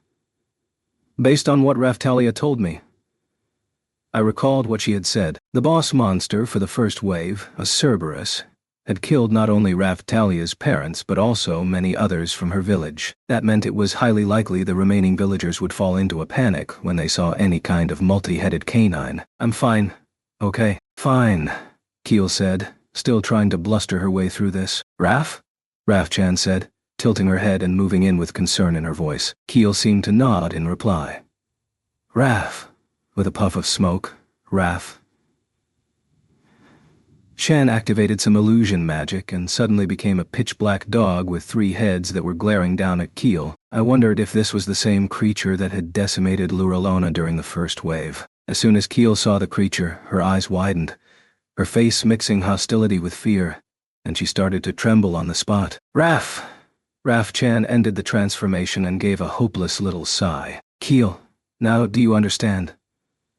I quietly asked her. Yeah, I think I do, she replied, seeming to see the issue now. I had to wonder for a moment how Raph-chan had known exactly what to turn into to trigger Keel's trauma. Maybe she had just worked from the description that Raphtalia had provided. Putting that aside, I realized this could really be a big problem. If everyone in the village had this weakness when it came to multi-headed canines, not such a rare thing in a fantasy world, it could poke quite a hole in our defenses. Some of them probably really were close to getting over it by now, so it also seemed a bad idea to stir things up again. But on the other hand, we had no idea what might happen moving forward. You kept your cool, Emiya, because you didn't start out in the village, right? I asked her. That's right, she replied. She had still been a slave, though, so she might well have her own trauma tucked away in there somewhere. If there is anything you think might trigger a similar event for you, Emiya, please let me know. We need to be ready for anything, I told her. I don't like Melremark soldiers very much, but I'm fine. I've got over that, she replied. And the reason you don't like them? I won't ask. No need to force yourself to remember anything you don't want to, I told her. When I was buying up the slaves from Luralona, Raphtalia's home village, I'd caused the price of them to rise, and that had led to slave hunters attacking us. Keel had fought back, and Emiya had put up a good fight too, so I had thought she was over the worst of her trauma. No, I really am fine. I'm over it, thanks to everyone's help. I also think it might lighten the load for me if I talk about it, Emiya said, continuing even though I assured her she didn't need to. Slave hunters came to my village and killed my parents, right in front of me. I see, I managed. My mom was pregnant. I never even knew if it would be a boy or a girl. And the soldiers just laughed as they... Emiya finally did trail off. I can't imagine how hard that was. You did well to survive. That's enough. That really is, I told her. I stroked Emiya a little and gave her a hug. Everyone in the village was normally so hyper, I tended to forget that they had all of these issues and injuries in their past. They had all lived their own difficult lives to get to this point. Lives far harder than mine. All that had happened to me was being framed for something I didn't do. Seeing your parents killed right in front of you, like Emiya had, I couldn't even imagine that. I wondered if thinking like this was an indicator of how much I had grown myself. There was nothing more arrogant than thinking you were the only one who was suffering.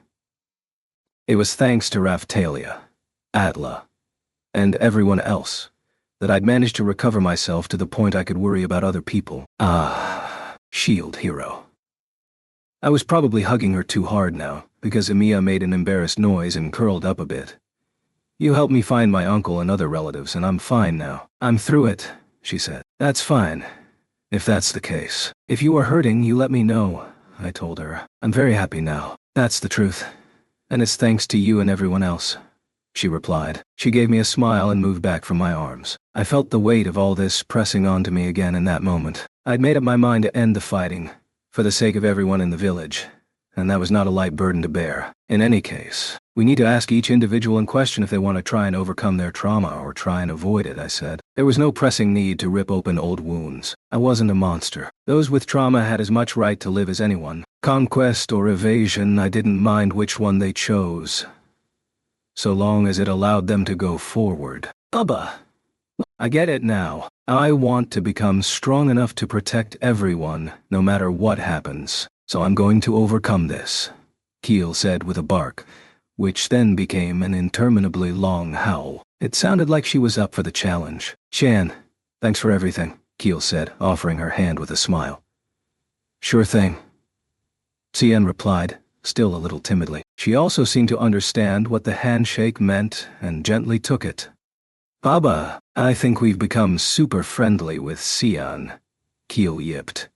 Yep, we sure have, I said with a smile. I was actually amazed at how much stronger Cian was than expected. How light she was on her feet too. She'd really been a big help. I wasn't sure how Mamoru would react, but with proper training Cian could really be powerful. We've got the materials and ingredients we needed anyway. We should head back and discuss this problem at home. Yes. Okay. Emiya replied. I would have liked to mine for more minerals, but what do you think? We've finished hunting. We can come and do some more mining if we can find the time later, I told her. When we do so, we'll bring a party of Lumos with us, maybe. People who can actually fight an Amber Rose Ultros or two safely. The Lumos species were good with their hands and great at digging holes. They were pretty useful all around. In a fantasy setting, you would normally think demi-humans like dwarves would be better at stuff like this. But the Lumos were so good, I was ready to give up such preconceptions entirely. There were actual dwarves in this world, but not many here. Kizuna's world had more, if I recalled correctly. We definitely didn't have any in the village. We returned to the nearby village, helped out with the stalls, and then returned home. I see. That sounds so terrible, Raphtalia sympathized. We had made it back to the village after dusk, ate our evening meal, and I was now explaining how Keel's trauma had resurfaced. Those originally from Luralona had looks on their faces like they thought it could maybe happen to them, while everyone else was looking on with gentle concern. Raphtalia, what about you? Do you think the same thing could happen? I asked her. I'm fine. I think so, she replied. We fought some monsters that impinged on that zone. Karma dogs immediately came to mind. Raph-Chan decided to use the same litmus test, triggering some illusion magic to become the Cerberus again. She instantly got a reaction from about half of the slaves from Luralona. I looked at Raphtalia, and she was frowning a little as she looked at Raph-Chan. But I couldn't tell exactly how to peg that reaction. Okay, a few adjustments to the illusion, and that could be a good test, Raphtalia said. Then she muttered something quietly to herself about Raph-Chan having borrowed this creature from her memories. That made more sense. I had my own troubles with parasites like Galeon and the demon dragon peeking into my own mind, so maybe Raph-Chan could do the same thing with Raphtalia. In any case, Raphtalia wasn't having a strong reaction, so it did look like she was over it. How did you get over it, Raphtalia? Keel asked Raphtalia, rubbing up to her. We talked about this when we first returned to the village, correct? I told you that I overcame my trauma a little at a time after Mr. Naofumi purchased me, Raphtalia replied. I remember, but I thought I was over it too. And then look what happened. So now I'm not so sure. Keel whined. Raphtalia had a serious look on her face, too. A difficult question. Ren chipped in, his arms folded as he tried to think of a solution.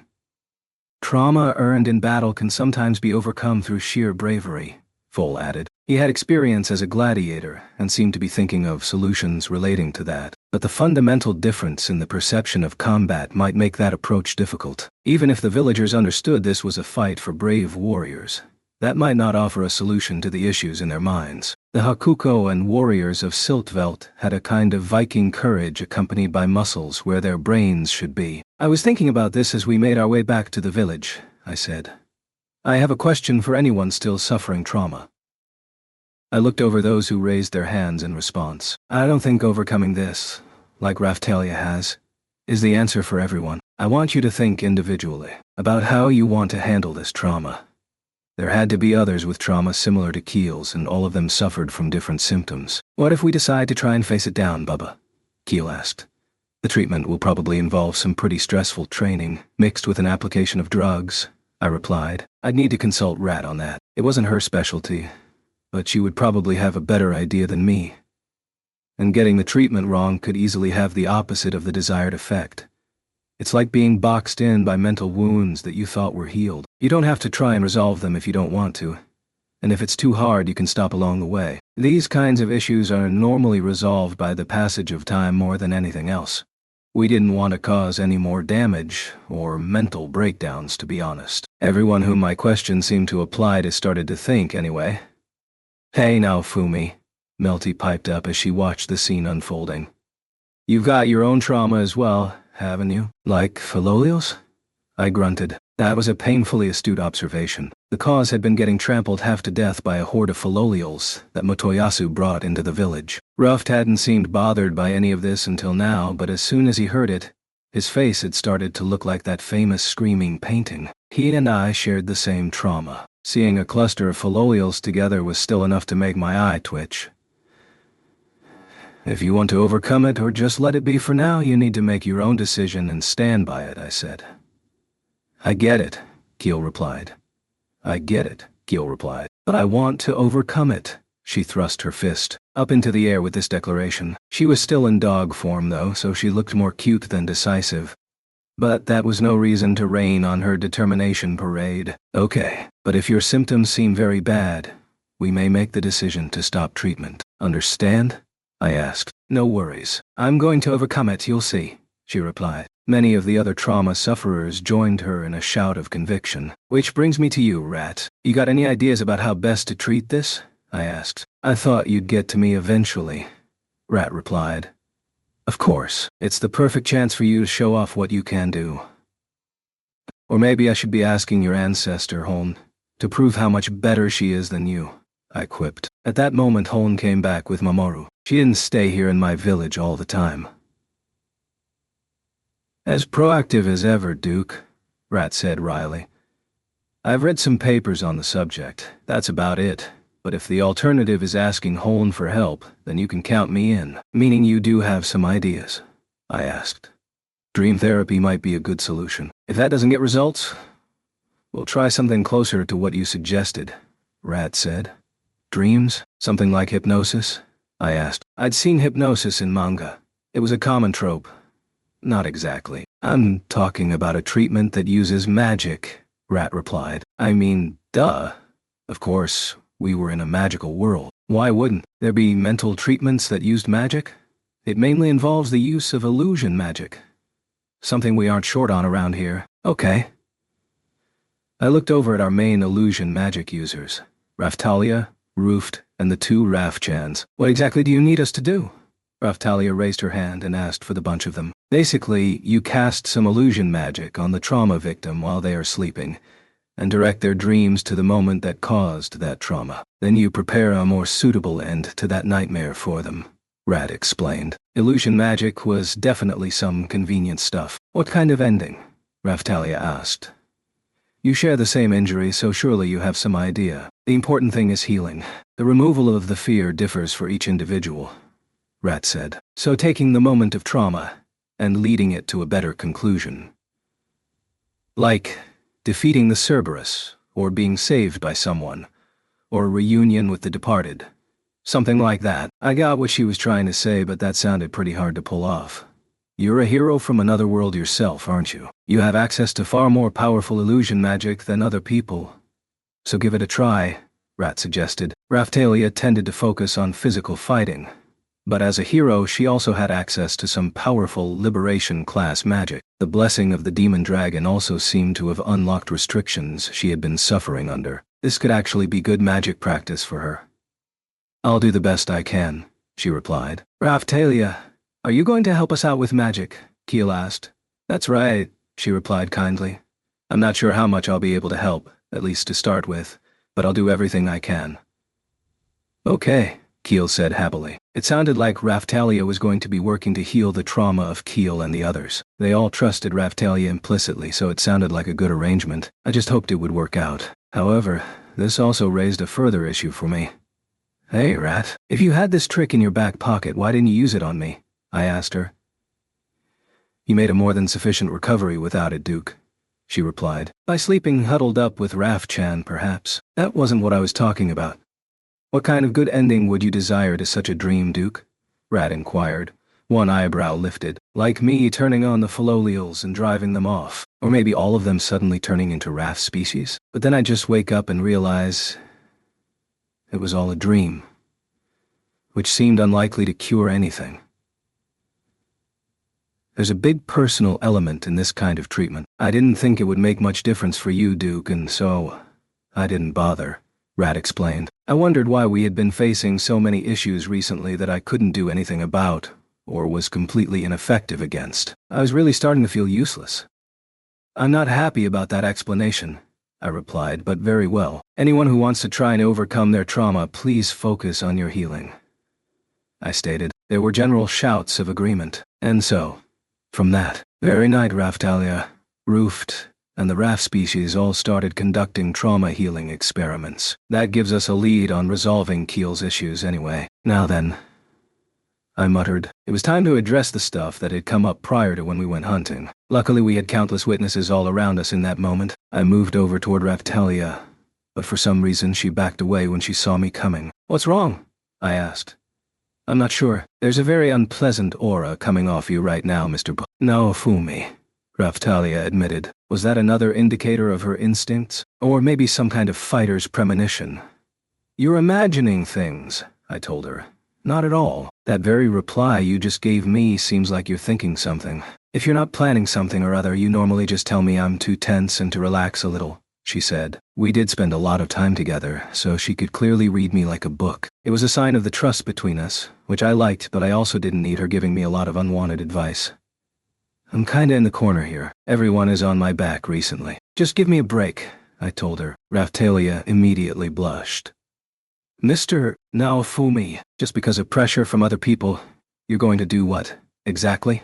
Raphtalia asked, adopting a light stance with her sword at the ready. I couldn't believe she was ready to fight me off. Did she dislike me that much? Hey, Ren. Do you think Hiro Iwatani is having some kind of manic episode? Or has the pressure from everyone around him finally become too much to bear? Eclair pondered on the sidelines. Ren didn't seem to have an answer. Melty looked suitably aghast. Rift looked perplexed, and the Raph-chans were holding their breath. Windia had a cold look in her eyes. Bubba, now you're acting weird, Keel barked. Keel, silence, I commanded. Ah, brother's heart is in turmoil, Foal lamented. Atla, what should I do for him in this situation? Foal, I replied. If Atla was alive, she would be trying to get in on this, and you'd be looking at that with jealousy, wouldn't you? Right, of course. But hold on. This is like the time you tried to bed me. Brother, you are manic again indeed, Foal blustered. It's nothing like that one specific time, I replied. I was never going to live that down. I was also getting pretty pissed at the people I'd expected to be on my side here. The people who wanted this to happen, now all lining up to get in the way. I continued to inch toward Raphtalia, almost as though I was expecting a fight. Emiya stepped in and said, Let me help here. From how the shield hero was acting earlier today, I think I can understand what he is going to do. Earlier today? Raphtalia asked. I did have a terrible premonition at one point. What did he do to you? It almost sounded like she'd developed some kind of sixth sense. Raf-chan gave a hopeless shrug. If you hear the whole story, I think you'll understand, Emiya said, but the more people who know the truth, the less impact this will have. Emiya, can you tell me what the situation is? What Mr. Naofumi is thinking? Please, just tell me, Raphtalia suggested.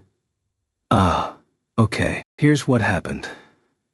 Emiya moved over to Raphtalia and whispered quietly into her ear. Raphtalia had been standing with her face red and her sword ready to draw, but then her eyes narrowed, and she eventually changed to a look of typical mild disgust. She dropped her guard and came over, whispering in a quiet voice, Okay, Mr. Naofumi. Just to confirm this, you weren't planning on doing something like what Sedina wants from you, right here with me, in front of everyone, right? Raphtalia asked. No, of course not. Do you really think that's the kind of thing I'm into? I replied. A little sex education for the masses? Only a real pervert would do that. Sure, the 4 holy heroes all came from different worlds, but that didn't mean we were completely without morals. Raphtalia gave a sigh of relief at hearing this. She couldn't have really thought I'd do something like that. Everyone was on my case the entire time about our relationship already. What would happen if we did something like that? I think I understand the situation, Raphtalia said. What exactly did you plan on doing? Just this. I reached up and stroked Raphtalia's head. It did feel different from when I stroked her before. She'd been a child back then. Now she was taller, and her hair was so smooth. Raphtalia had seemed a little hesitant about this to start with, but now her cheeks were starting to flush a little. She was even leaning in toward me. Oh boy, hot couple alert. Keel was getting carried away already. Really?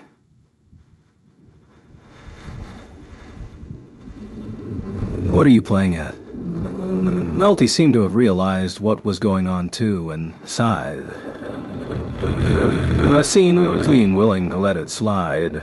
Seriously, it's just some harmless stroking. Stop making it into such a big thing, I muttered. It's because you didn't explain yourself properly, Mr. Naofumi, Raphtalia admonished me. This would be pointless if I had to explain it. I thought Keel, at least, would pick up on my intentions, like Emiya did, I grated. This wasn't a case of being dumb.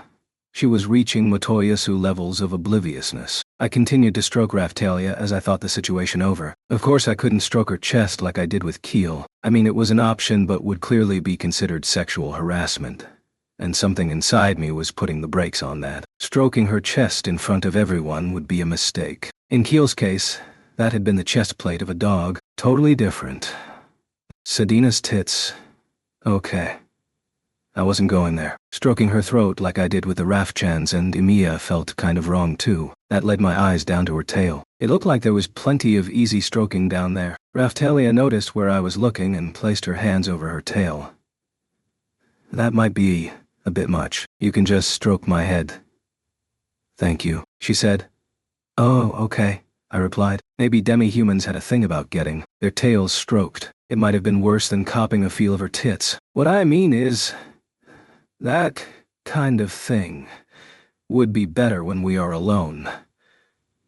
Together, I mean, but alone. Raphtalia stammered, turning redder and redder. I had seen demi-humans winding their tails together, like human lovers might hold hands, back in Siltveld. When I had been paraded around the city on that palanquin, I recalled one such couple looking at me, and getting all gooey over the shield hero, blessing their union. I think I'd almost thrown up. Those two had their tails entwined together, and they had been demi-humans. Maybe holding tails was like holding hands then. I just didn't have a tail to do it with. A tail stroke could well be sexual harassment. Raphchan sensed that I still had more stroking to give, and offered her tail toward me. Okay, thanks, I replied, feeling like I was left with little choice but to stroke the offered tail. The soft, fluffy feel of it reminded me of how Raphtalia used to be. I understand what you wanted to achieve with this, Mr. Naofumi. So let's go home like this, shall we? Raphtalia suggested. Incredibly, she took my hand and the two of us headed back to our house like an intimate couple. Once we were alone in the room, though we kept our eyes peeled for peeping Toms at the window, she also let me touch her tail a little. I hoped this would settle everyone down. That night, before going to sleep, Keel and the others had bothered Raphtalia over and over to try and find out what the two of us had done together. We hadn't done anything, beyond a little tail stuff, but Raphtalia managed to evade such questions. Chapter 4. Thanks to the assassin. It was a few days after Keel and the other villagers went into treatment. Hey! Mamoru arrived at our village with Sean in tow. Melty and Ruft were with them too, huh? What's up? Something going down? I asked. Yeah, Mamoru replied. I told you about that person who looks like Raphtalia, right? We finally pinned down her location. We'd like to take you to meet her. What do you say? I did recall him mentioning such a person. She was likely to be an ancestor of Raphtalia. It certainly seemed worth going to meet her. Okay, we'll get ready and move out, I replied. We'll need to be careful, Mamoru warned. She calls herself a pacifier, one here to observe the heroes. If things go badly, we could get killed. I know. We've got one of her descendants here with us, though, I said. We'd also launched an attack on Q10 Low back in our time. We could handle it. We're just looking to have a chat, but still.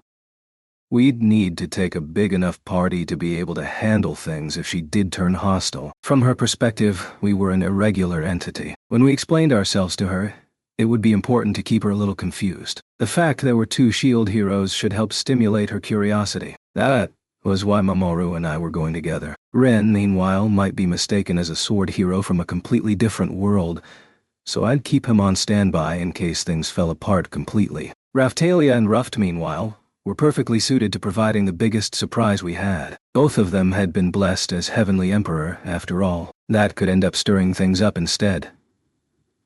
But there were too many possible merits not to take them along. They'd even let us resist a Sakura Destiny sphere created by a Sakura Stone of Destiny. Things were going to work out in our favor. That said, we didn't want to take too many along. Just enough to put up a fight if things kicked off. Sending Shadow in to scout was also an option.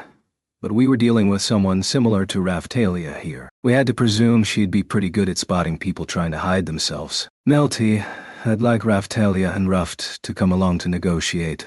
But what about you? I asked the Queen. Taking those two sounds like a good idea. If we are dealing with someone from the same island as Raphtalia, those two will likely be more effective than me. I'll get involved if fighting starts, but I'm happy to stay in the background at first, Melty said. It sounded like she pretty much shared my assessment. With that, we settled on obvious but safe party picks. Okay then, let's go meet with this pacifier, I said. Obviously, we needed to search out every possible lead in terms of being able to get home. But even more than that, we needed to control any random elements that could potentially make trouble if further fighting started. Raf, said Rafchan. Afu, added Rafchan the Korea. They both seemed to want to come along. I'm not sure taking the Rafchans along would be conducive to smooth negotiations, Raphtalia said. But even if they go well, she's going to see the Rafchans at some point, which could ruin everything, I replied. Trying to hide things that you couldn't hide was a bad idea. If we did get along with this pacifier lady, we had to imagine what would happen if she came to our village. Showing her our hand to start with, hiding nothing, would make a better impression of us too. If we explained everything, we might be able to avoid a confrontation. We could at least explain the Raf species, preventing a breakdown of things later. It could also be useful to confuse and disorient her. When I recalled how Raphtalia had reacted when she first saw Rafchan, it convinced me that it could work. Do you think we'll be able to make this work? Raphtalia wondered. We have to, I replied. With that, the decision was made for me. Mamoru, Raphtalia, Ruft, and the two Rafchans would act as the main diplomatic unit. A second unit of Ren, Fol, and some others would be stationed a short distance away, ready to rush in if we needed more numbers. Fol, thank you, Shan said, showing no reservation in talking with him. She had wanted to stay close to Mamoru, and so we'd added her to Fol's unit. Sure, you're welcome, he replied, knitting his eyes a bit. She normally wasn't that friendly, but she was closer to Fol than me already. Fol seemed to have noticed it himself, because he was tilting his head in puzzlement. Sign and Rain could leap over whenever they were needed, so they'd be keeping tabs on things with us while also continuing their training at Mamoru's castle. I was happy with that. Ryan had a big mouth, so we didn't need her chipping in with unwanted comments in the middle of important discussions. The price for mocking me sexually was a high one. She was going to learn. I proposed that idea to Mamoru, and he agreed at once. The pacifier didn't seem to like Ryan much either. I always seemed to pick up party members who made delicate things more complicated with their presence. Like the killer Whale sisters. But I really couldn't knock Sedina. She was great at pretty much everything she tried. She was adept at keeping things casual while really seeing through to the truth of an individual. That was something Ryan definitely didn't have. Anyway, that seemed like a good setup. With that, we used one of Mamoru's movement skills to travel over to the country where the current Heavenly Emperor was to be found. We proceeded to enter what looked like another castle town. Of course, we had the permits required, which Mamoru displayed at the gate. We made our way inside, wearing light robes and keeping our faces concealed. "Don't make too much of a commotion if you can help it," Mamoru stated. "This nation is strong enough to fend off Piensa. Okay, it's a powerful place then."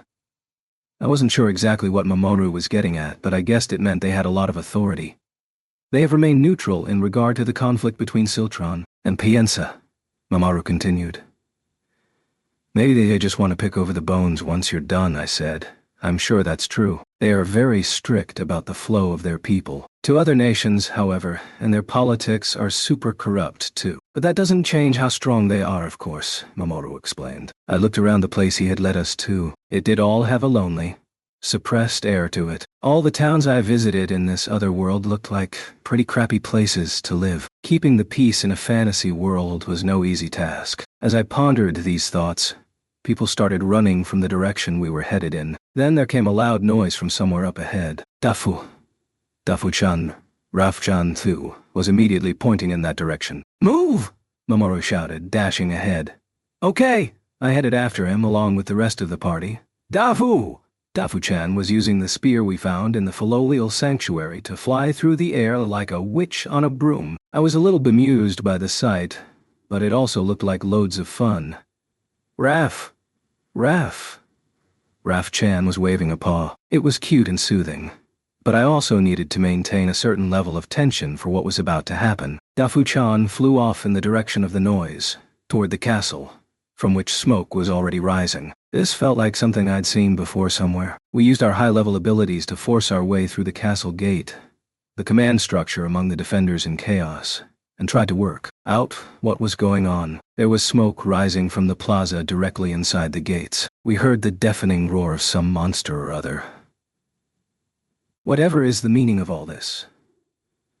The speaker was a woman who looked like Raphtalia, but with short hair, dressed in a Maiko outfit, and held a hammer in her hands. Dafu-chan was there too. The third occupant was a fox monster, with 9 tails and everything, dying with a spear lodged through its face. The corpse looked familiar. It looked like the fox that had been with Tact. The colors on the fur looked brighter on this one, though. Maybe I was just imagining things. "You would kill first and ask questions later?" the woman asked. Dafu-chan replied, with a bit of an uncomfortable expression on her face. "Not to mention the vibrations I sense from your power," the woman muttered. Dafu-chan inquired. A moment later, the spear that Dafu-chan was holding started to shudder, and then shattered into nothing. A gentle light floated up into the air, and it went into Dafu-chan. Fragments of that light also fell onto the short-haired version of Raphtalia. "I see," she said. "The weapon destroyed the curse and then sacrificed itself. Its task is completed." Dafu-chan affirmed. It almost sounded like the two of them were hearing something we weren't privy to. "Very well. But who are you exactly?" she asked again, with more composure this time. In that same moment, what looked like a Chinese dragon flew down into the smoldering plaza to float at the side of the woman who looked like Raphtalia. I wondered exactly who they were. From the look of them, it was clear they were the ones we were here to see. When I considered the traditions of Qtenlo, wearing the Maiko getup suggested she was the Heavenly Emperor from this time, no doubt about it. Then she noticed us, and looked over in our direction. "Okay. Sorry about this. She's one of my monsters. But the thing is..." Her spear flew off on its own, pretty much, I tried to explain, taking a step forward. The girl looked at Mamoru and then raised her hammer, brow furrowed with caution. "You are the shield hero. What are you doing here? Are you planning to use this chaos to your own advantage?" she asked. "Nothing of the sort. We have something we would like to discuss with you, the one who calls herself the pacifier, and so we came to see you."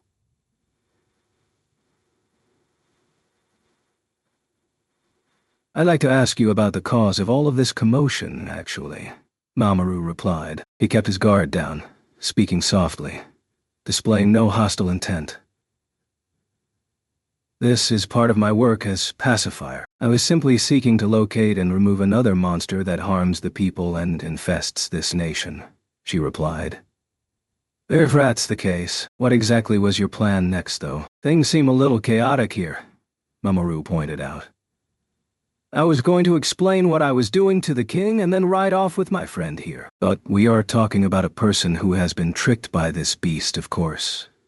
So he might not accept what I have to say, she said. Just from hearing her brief explanation, I figured she sounded pretty disorganized. I wondered if this really was the Heavenly Emperor from this time. It looked like she had smashed the fox with her hammer, knocking him through the floor of the upper level. How's that all working out? I asked. Even as I did, a kingly-looking and angry-looking fellow just happened to show up. He was handsome enough and had black hair. You scum! How dare you? My wife, the king spluttered. You had to know your wife. This foul beast you see before you was poisoning this nation. You are the one who has been fooled here, the Heavenly Emperor replied. Silence! You've taken my wife from me. A crime that deserves 1,000 deaths. No, I'll torture you until you split apart, then kill your entire family, too. The king raged. He proceeded to give the order to his men to attack the Heavenly Emperor. From the look of it, her plan had been about as well planned as I'd thought. How sad. No wonder you let this monster into your bed. You are worth no better than that. A king who thinks so little of his country isn't worthy to sit on its throne, the floating dragon retorted. I'd seen similar creatures before, of course. Like Galeon and the demon dragon. We were in the past now, though. This one probably had some dragon emperor fragments of its own. Hold a moment, the Heavenly Emperor shouted. But the dragon ignored her, sucking in a deep breath, then blowing pressurized water directly at the king. With a gurgling, spluttering cry, the king was blown away. Not only was it a pretty grim sight to behold, but now we were party to regicide. I wondered how this was going to shake out. They've killed the king too? The gathered guards and ministers seemed pretty surprised, but half of them looked pretty happy about this turn of events. It looked like the king hadn't been especially well liked. I could imagine this might be what Melromark could have turned into in the future if Bitch had become queen. How well someone was liked really comes to light once they died. When the previous queen of Melromark died, the guards had been racked with grief. I think we had better move along. Agreed? I asked the Heavenly Emperor. She nodded. She looked like she had worked up a bit of a sweat. We proceeded to make a run for it. We need to get out of here before we get caught up in this. Considering the situation, that is, Mamoru, we're definitely complicit in this. Even if we did just happen to show up at the wrong moment. No one who mattered was going to believe that it was a coincidence. You're right, Mamoru agreed. If word got around that the shield hero was trying to destroy this nation, that could cause trouble for me too. Best to just make a run for it. I can't keep up with all of this, Raphtalia said. Raph-chan chirped. I think I'm getting a feel for how things work, Ruff said. You should have a better idea than me, Raphtalia. I do. I just don't want to, Raphtalia replied. The two of them were running along behind us. Raphtalia and the other illusion magic users were aiding in our escape, of course, and we proceeded to exit the castle town completely. As it turned out, the removal of the problematic king and his queen actually resolved many of the issues the nation faced, such as heavy taxation. The people suddenly found a far brighter future awaiting them. Their deaths were said to have been from an unidentified assassin. Anyway, the nine-tailed fox made me think of a certain stylized ninja as it ran through the streets. The nation had been insanely corrupt. At the end of the day, most people seemed grateful to the assassin, and that kept it from becoming a larger problem for us. We left the castle behind us as we reached some nearby woodlands. Checking to make sure no one was following, we caught our breath. How sad, the Heavenly Emperor said, breathing hard. I never expected the outside world to be quite this corrupt. That's just how things are, I replied bleakly. Clinging to strange ideals will only disappoint you. Looking back over my personal history, I realized finding politics that weren't corrupt was definitely the hardest task in this world. I took a moment to consider things back at home, though. If you believed the TV or the internet, it was pretty much the same everywhere. I don't know who you are, but you have a bitter outlook, the Heavenly Emperor replied. She looked over at us, her brows knitting together as she tilted her head. I have to say, though, she seemed especially interested in Raphtalia. Of course, that was why we'd brought her along. We're here to explain about these people you see before you, Mamoru said. Please, don't treat us like you treated that king back there. Just what do you think a pacifier does? I am highly intrigued by those wearing clothing from my home nation, but I'm not going to attack without due cause, she replied. Recent evidence seemed to suggest otherwise, but I held my tongue. Powerful people tended to take direct action, and her saying without due cause was telling me she very well would attack if we gave her any reason. You then, why are you wearing clothing native to my homeland? Why do you look so much like me? She asked Raphtalia. Could it be a certain alchemist has tried to make a copy of me, but I don't see her here today? A certain alchemist. She was talking about Holn. She had been getting into all sorts of things recently, but I hadn't talked to her much myself. She hadn't been with Mamoru today either. Off with Rat again somewhere, probably. Well, about that, Raphtalia started. Hold a moment. I sense that you have received the blessing of the Heavenly Emperor. That means you aren't some pale copy. This other one has also experienced the ritual, said the dragon, that was wound around the Heavenly Emperor. The dragon was getting a read on Raphtalia and Ruft, and while that was happening, the Heavenly Emperor turned her gaze on me and my shield. The shield spirit implement. I sense other holy weapons too. And resistance to the Sakura Stone of Destiny, she pondered. Having seen all of that so quickly, she might be better at this than Raphtalia and those in my party. You're going to explain all of this, correct? She asked. Mamoru literally just said that's what we're here to do, I reminded her. How long are you planning to keep this high and mighty act up for, oh Lady Heavenly Emperor? You're a pacifier in name, perhaps, but you just look like a girl spoiling for a fight to me. Don't forget what Mamoru is here for. Maybe she was trying to cow us into a submissive position for the upcoming talks. She looked at me with a slightly pissed-off expression. Nah, saucy. Huh, you got one over on us there, I admit. The dragon acquiesced. He's right. Simply having authority is nothing to boast about, the dragon murmured, cautioning the Heavenly Emperor. She still looked a little upset, but managed to take a deep breath and calm herself down a little. Tell me why you are here then. What have you come so politely to report to me? The Heavenly Emperor asked. Okay, here we go. This is going to sound a little crazy, but we're actually here from the distant future of this world, from the time of the next series of waves. I'm the shield hero from the future, and these are my allies, I explained. The Heavenly Emperor opened her eyes wide upon hearing this and then started to digest it at once. I see. That's an interesting one. The shield hero from the future, she pondered. Excuse me a moment, the dragon said, moving toward me and gently stroking the gemstone on my shield, then checking Raphtalia and the others, before swirling around in the air in front of me. This was definitely a new one for me. I'd seen other dragons, but not one so Chinese-styled before. For a moment, I was reminded of when we were caught up in the whirlpool in Q10 Loao. I like the aura you are giving off, I must admit. If you really are the future shield hero, then that's a pleasant development for us, the dragon said. Why is it that monsters, and even dragons, seem to take such a liking to you, Mr. Nofumi? Raphtalia interjected from the sidelines. If you mean they like to walk all over me, sure. I'm not giving off some kind of strange pheromones, am I?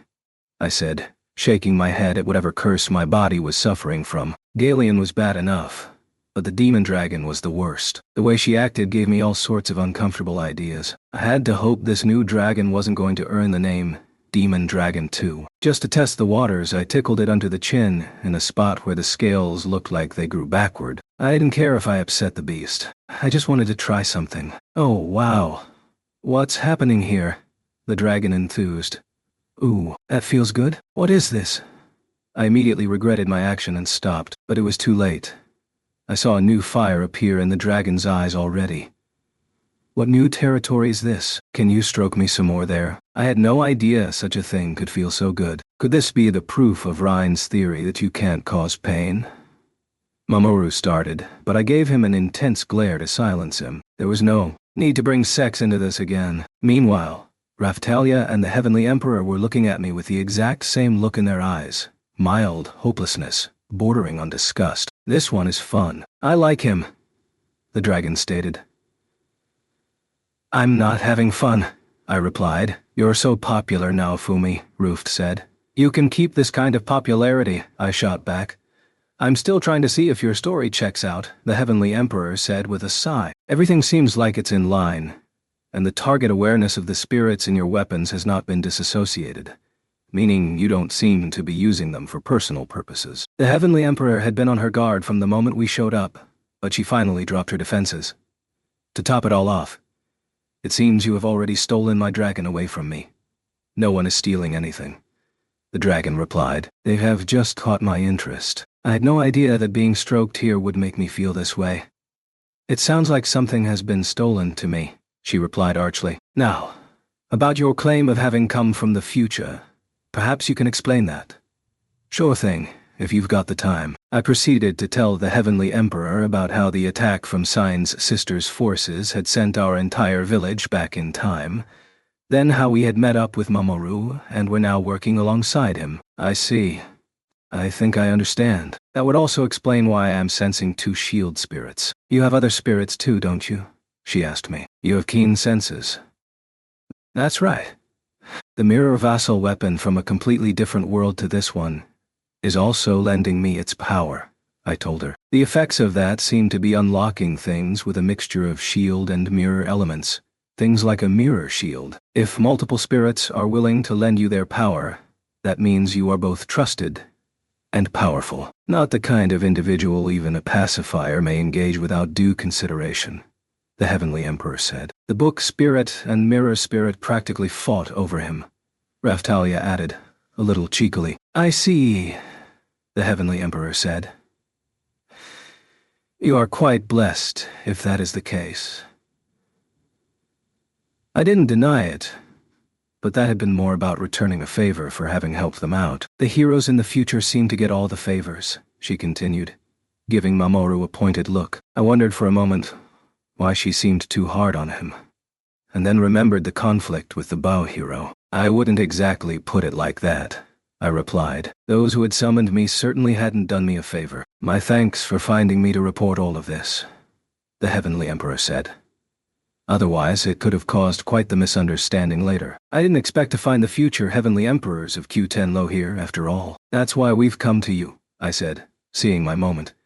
Do you have any idea how we could resolve our time-based problem? We're really just looking to get back to our own time. I regret to tell you that my knowledge as a pacifier is somewhat incomplete. I have no idea how to resolve a situation such as the one you describe, the Heavenly Emperor admitted, her brow furrowing a little as she replied. Ah, one thing, Raphtalia said, stepping in. It might be wise to introduce yourself to Mr. Naofumi as quickly as possible. Otherwise, he will give you a strange nickname, and those never seem to go away, she cautioned. I see no reason to share my name. Just call me Heavenly Emperor from the past. I'm fine with that, she replied. I think that might be too on the nose. And long, too, Raphtalia said. Well, if you must call me something shorter, you can call me Natalia, the woman said. Is that your real name, or an... I replied, which is it? She hadn't thought for too long before tossing that name out. It sounded pretty made up to me. Her chosen name was a lot like Raphtalia's name, too. I was worried about getting them mixed up. The name itself felt like a combination of my name and Raphtalia's. Raphtalia herself was making a pretty strange face. We have more important things to discuss, Natalia said. I don't know of any technique for traveling through time, but we may find some hints if we look into the traditions of the past. Traditions, huh? I said. Every region has its own legends. Searching around might turn up some weapons or other useful things too. So it's not a bad idea, Mamoru said calmly. The issue was whether or not we had the time for it. We had access to copying weapons, and yet we hadn't exactly been looking around for famous weapons of the past to copy and obtain. If we found a sword stuck in a plinth somewhere, the old classic, we only needed Ren to grip the handle and copy it, which would boost our attack power considerably. Then I realized why I had never given this much thought. There wasn't going to be legendary shields stuck into plinths. I glanced over at Raphtalia. The powerful gear used by the heroes of the past, and their allies, can reasonably be expected to still be around somewhere, she added. Maybe it was something like that high-energy intensive weapon copied from the 4 holy weapons that the High Priest of the Church of the Three Heroes had used. We also had the ones from the monsters that the past Heavenly Emperor had sealed away in Q10 After that, almost all of our gear was stuff made for us by the old guy or his master. Maybe all of that our gear had been lost over time. It seemed like there was not much of a tradition of passing things down to future generations in this world. Considered in that light, though, maybe this was also the work of the one who assumed the name of God, our enemy, and the one behind the resurrected. A little treasure hunting back here in the past might turn up the goods. After all of this, I still have one question, Natalia said. Raf Chan exclaimed as Natalia picked her up. Just what is this creature? Natalia asked. Raf Chan is a familiar who was created from Raftalia's hair. She's one of my favorites, I said. What a bizarre creature. I can't believe the spirits allowed for its existence, Natalia stated. I agree, Raftalia replied. There are so many of them back in the village. I will need to observe all of this some more. It would be best to find a way to get you all back to your time as quickly as possible. Or maybe just execute you here, Natalia pondered. Hold on. You can't do that to a hero over personal issues, the dragon chided Natalia. She clicked her tongue in mild annoyance, and I narrowed my eyes at the relationship between them. It seemed like the dragon was in charge.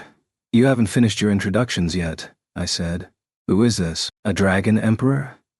A dragon who could speak the human tongue was, in my experience, a dragon emperor. But I wasn't sure on the logistics. That is probably how one would classify me. I am the pacifier's guardian dragon. As for my name, in Q10 they call me the water dragon, he replied. That gave me pause. This was the object of Sedina and Shildina's worship just showing up out of the blue. In the future, it had stayed hidden the whole time. Will that mantle eventually be passed on to a younger dragon? Anything like that? I asked. Not so long as I live, the dragon replied. If you make it to the future, then, you're going to allow us to enter Q10 Loel. You also stay under the sea and just maintain a barrier around the place, I told him. Interesting. It sounds like even Q10 Lo will suffer tribulations. What might have caused me to summon heroes? The dragon pondered. I was still wondering if Sedina and Shildina would be bowing and scraping if they were here. What is the water dragon doing here anyway? What's going on over in Q10 Lo? I asked. I'd thought the dragon would be deep under the water, keeping the barrier going even during this time period. Maybe this was some kind of copy, a minion the main dragon had shared a core with. The tides do not make entry into that land easily, and we have a barrier up too. I see no reason at the moment for such heavy security, but I presume something in the future is preventing me from moving around, the water dragon said. We'd already come across numerous differences between the past and the future of this world. And there were the dealings of the resurrected to consider too. The dragon was likely defending against something related to them. In any case, as I'm sure you are aware, I'm the dragon responsible for defending the Shield World. I am a kind of Emperor Dragon, but I'm not interested in fighting over fragments. I'm sure the Bow Guardian Dragon feels the same way, the Water Dragon said. It sounded like he thought we knew what the hell he was talking about. What are you talking about? I asked. We didn't know anything about a Bow Guardian Dragon. It sounded like another dragon guarding some secretive nation somewhere. I really didn't want to have to take another pain-in-the-ass field trip, if we could help it. I see. Their nation is harder to reach than even Q10 Lo. That is true. So I can understand why you might have trouble finding it, the water dragon said. We shouldn't say anything more, Natalia chipped in. They wouldn't want us sending unwanted guests their way. It sounds like there are multiple nations with pacifiers, I said. Based on what we'd seen in Kizuna's world, something in our world had likely wiped them out too. More information was normally better, but in this case, I wasn't sure we needed to know this stuff. Having heard your situation, I should probably explain a little, Natalia offered. As I'm sure you are at least aware, pacifiers are the ones who punish the users of the spirit implements. What you called holy or vassal weapons. If they step off the true path, we can punish anyone who causes issues. So be careful not to cross me. No problem. We have those among our allies who have the same purpose as you, I replied. I'm sure you do. I was dispatched because voices from the spirits reached the altar in Q10 Lo, informing us that a hero had potentially stepped from the path. Natalia continued. With the global issues we are facing due to the waves, it isn't possible to casually kill the holder of a holy weapon at the moment, but that won't stop me if they are on some kind of rampage. Mamoru, you understand this, correct? Dispatched after hearing the spirits at the altar. I recalled hearing something like that in the castle at Qtenlo, but I hadn't actually been there to see it for myself. I presumed the altar was the spot with the dragon hourglass. I couldn't recall much of anything else being there, of course. But at the moment, should we be more fixated on doing something about the waves? And piensa too, he replied. I have no intention to get involved in your conflicts, but I do think it's the height of foolishness that you choose to fight them at the moment. Natalia replied. I completely agreed with her. But she was allowed to hold such an opinion because she was on the outside. Dafu! Dafu! Dafu! Dafu-chan said, almost as though she was chiding Natalia for something. This creature is saying you need to take these talks more seriously, the water dragon said. Allowing heroes to deploy into human warfare must never be allowed. That's true, but we can't just charge in there and take out the leader either, can we? I'm reflecting on today already, believe me, Natalia replied. She sounded more reasonable than I might have expected. I'd almost thought she'd paint us as fools who could never understand her. Still, I face another creature who seems eager to speak her mind. Just who are you? At that, Dafu-chan fell silent again. In any case, you're telling me that this world has already fused with another at some point in the future, right? I don't want to believe it. Of course. We don't know the details of exactly what happened or what's happening to us here. I'd like to believe we've come to a different world with a similar history, to be honest. I told her. I am going to need to observe your base of operations. You don't mind if I accompany you there, right? Natalia asked. If you launch into an attack the moment you locate our base, we're going to put you down hard, I warned her. You have access to the Sakura Stone of Destiny, so I understand how hard defeating you would be. So long as the spirits are cooperating with you of their own volition, it would be difficult for me to bring down punishment on you, so you may rest easy on that score. Natalia proceeded to let the water dragon wind up around her again, and she finally dropped her guard completely. It sounded like she wanted to come with us. I wasn't quite sure what to make of her yet, but she seemed a bit more intense than Raphtalia and Ruft. We met up with Ren and the others, still waiting on standby in the vicinity, and then we all headed back to the village. Chapter 5. Genetic modification. Suddenly dumping our new visitor smack dab in the village could stir things up in all sorts of ways. So I asked Mamoru to portal us close by, and then we headed in on foot from there. I have to admit, Natalia commented, looking at Ren with a frown. Having the sword hero hanging around so casually is strange for me. To me, he's a hero from a completely different world. Not sure what you want me to do about that, Ren said, a little confused. No, nothing of course. This is just something I'm having trouble accepting for myself. The spirits do not seem especially perturbed by it, Natalia commented. This was currently the world of the shield and bow. That meant the holder of the sword holy weapon was, strictly speaking, her enemy, and not someone she would want to hang out with. Travel between worlds should be impossible without the permission of the holy weapons, and normally if a pacifier discovered you, it would lead to immediate, and likely permanent, ejection. Even more than that, the holy weapon heroes were the foundation pillars of the world itself, so there was normally no need to send them off to other worlds. I had only reached Kizuna's world due to the unexpected accident of stealing the energy of the spirit tortoise, and because I had the permission of the 4 holy spirits, including the shield spirit. That was an indicator of the faith I had earned. Perhaps things had only really worked out because I asked for help from our 4 holy spirits, and the spirits of the katana and mirror and the other vassal weapons. Natalia seemed to be clearly sensing that I wasn't using the holy weapons for my own personal ends. I wondered what kind of ability that was. Was it derived from the Sakura Stone of Destiny in some way? I looked over at Raphtalia. Perhaps this was a good opportunity for her to get some training in with her ancestor, like Sinai was doing. Say, Mr. Aofumi, I'm not quite sure what you are expecting from me, but please wait until Natalia has settled in before asking anything of her, Raphtalia suggested. I'm so happy to have met you, Natalia, Ruft said, beaming. Natalia, however, was looking at Ruft with a look of confusion on her face. You seem to be the same race as me, and have an atmosphere about you that almost feels familiar. Just who are you? she asked. Who do you think? Ruft said with a laugh, pointing at himself as Natalia puzzled over his appearance. I love looking like this. He knew how cute he was, and he loved looking like that. The reason it didn't get on my nerves was probably because of how clear it was he loved it. I can't say I like it very much, Natalia admitted. It is like that horrible alchemist has performed some foul human experiment on some poor creature with the capacity for speech. She had to be talking about Holn again. Natalia really didn't seem to like her. Oh, really? He gained that ability by performing a class-up with the aid of the Raff species which originated from my own hair. If anyone is to blame here, it's Mr. No, Fumi, Raptalia said. I only let it happen because it's what he wanted, I replied. It's like you've taken the dragon blessing and applied it in your own unique manner. A very interesting technique, the water dragon mused, also looking at Ruft. You're the water dragon, aren't you? I've heard about you from Shildina in the future. Please continue to aid our world, Ruft said.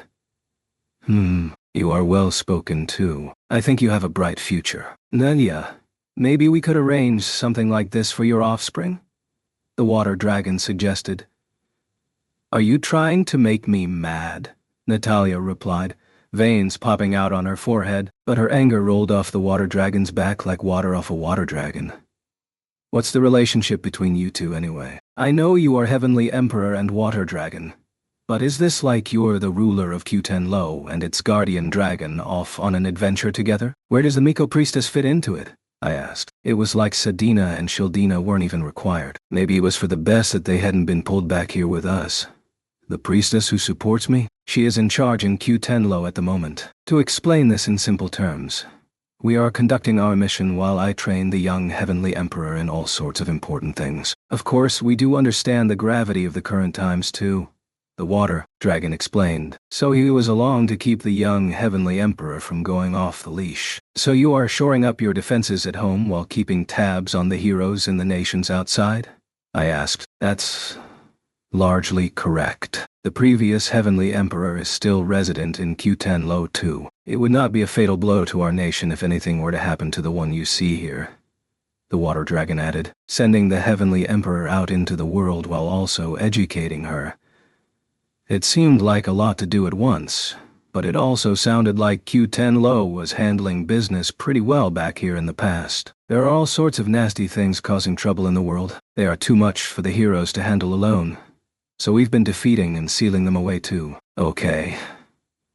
That makes sense, I replied. There were ruins with monsters sealed inside all over Siltvelt, and the rest of this world, to be honest. Documents on them suggested that people from Qtenlo had come and sealed the contents away.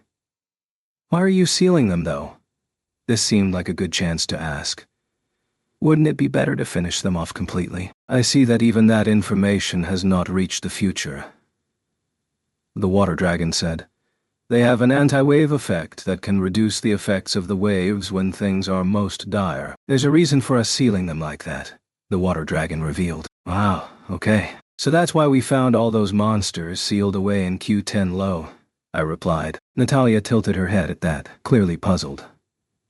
When we were there, we fought all sorts of different sealed monsters. They had names like the sealed Orochi, stuff like that. Loads of them, I told her. I knew it would cause an unusual status effect, but I got Ren to bring out the cursed Ama no Murakumo sword. He put it away again immediately, but he looked lightheaded from just that exposure. I sense a terrible curse from that weapon, the water dragon stated. But there is some light mixed in with that too. That reminds me, what's happening with that countdown on that weapon? I asked. It's still gradually coming down, but I've no idea what it means, Ren replied. We'll just have to give it more time. It had been quite a while already since he registered the weapon. I just had to hope it would eventually change into a powerful weapon for him. Or, at least, that it wasn't some countdown to death. There should never be the need to create so many separate seals in Qtenlo, Natalia said. I presume you have no idea what magic was used, right? The awareness of things in this time and our time seems to be pretty different, I said. There was too much we didn't know. I hoped we could uncover the truth back here in the past. Just getting home didn't sound like it would be enough anymore. I also wanted to find information that would help us with our fight back in the future. We weren't ones to just roll over and give up, no matter what happened. We continued to discuss the current situation and eventually reached the village. Emiya spotted me and came right over. "Shield hero," she said. "What's up? Anything happen while we were gone?" I asked. "Nothing major. I mean, this might be a very small thing, but it's time to depart on our trading and Keel hasn't shown up yet, so I was looking around for her," Emiya explained. "Keel?" I asked. "She's normally the first one ready to go," Foal said, also sounding concerned. "That dog, she's probably off playing somewhere and just forgot the time," Mamoru suggested. "I hope that's all it is," I replied. Then I noticed Natalia looking intently at Foal. "I've been wondering about you too," she finally asked. "You have a vassal weapon from another world, don't you? Are those gauntlets? Gloves?" "My name is Foal. These are gauntlets. And I'm the Gauntlet 7-star hero," he replied. "I've seen your race before, I'm sure. Are you a demi-human from another world?" the water dragon asked, also looking Foal over. I saw where this was going. If the Hakuko weren't around prior to the merging of the worlds, maybe they were a race from the world of the sword and spear.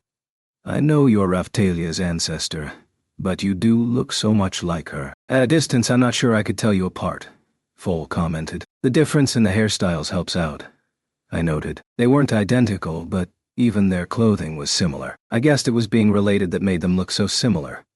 "Anyway, so you say Keel is missing?" I asked, getting back on track. "That's right," Emiya replied.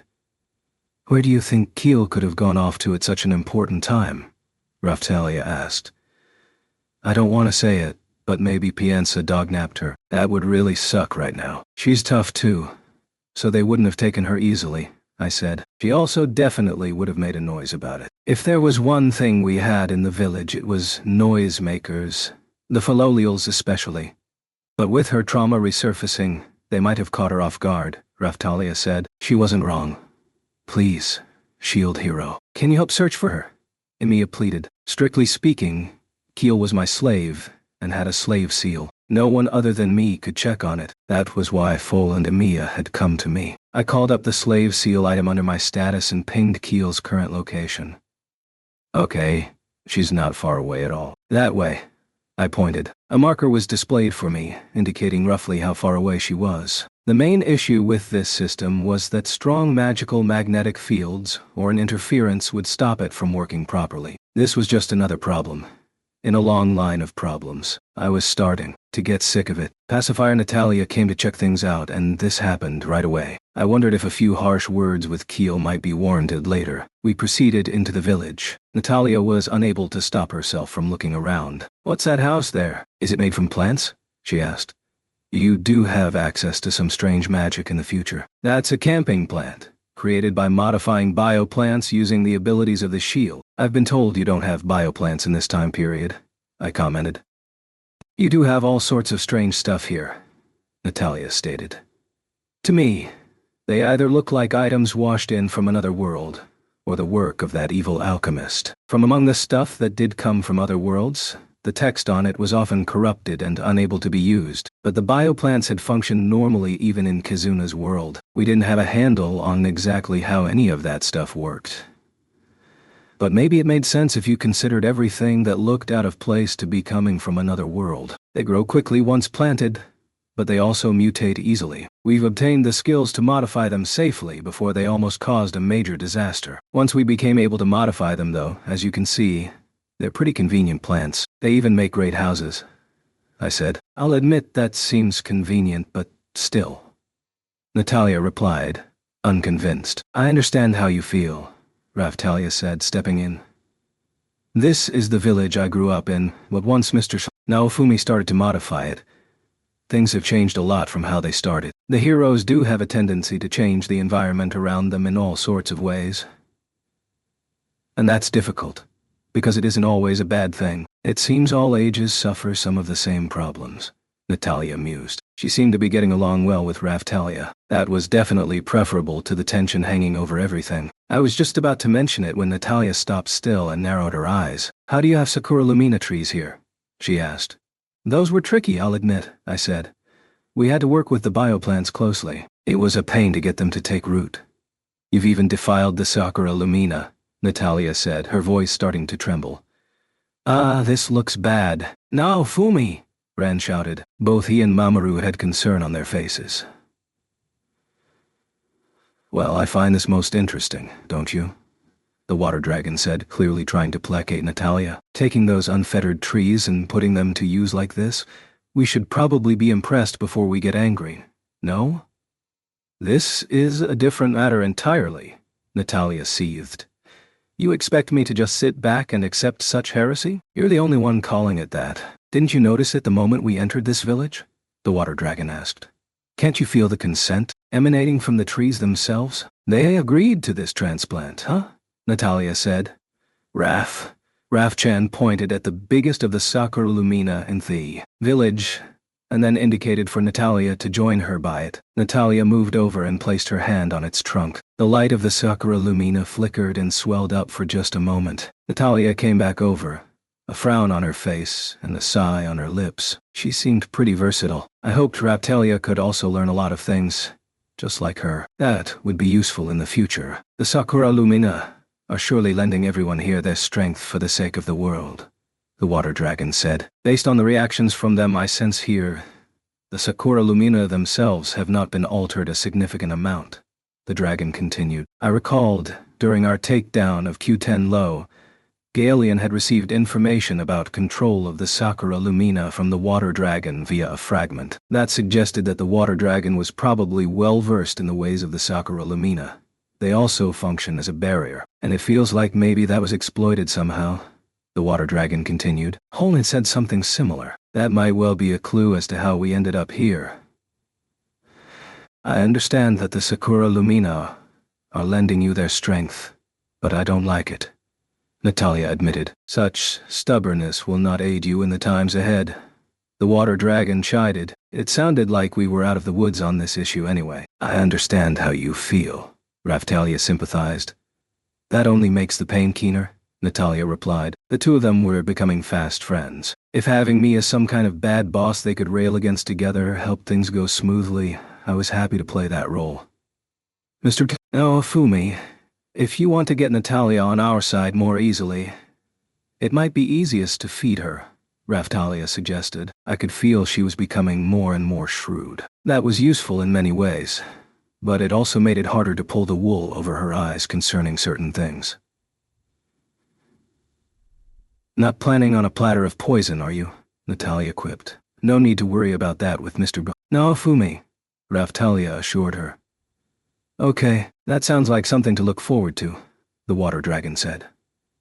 The future shield hero has a way of getting people on his side, doesn't he? Natalia said. That's one way of putting it, Raftalia said. The Q10 Low connection seemed to really be bringing the pair of them closer together. It felt like I needed to change the subject.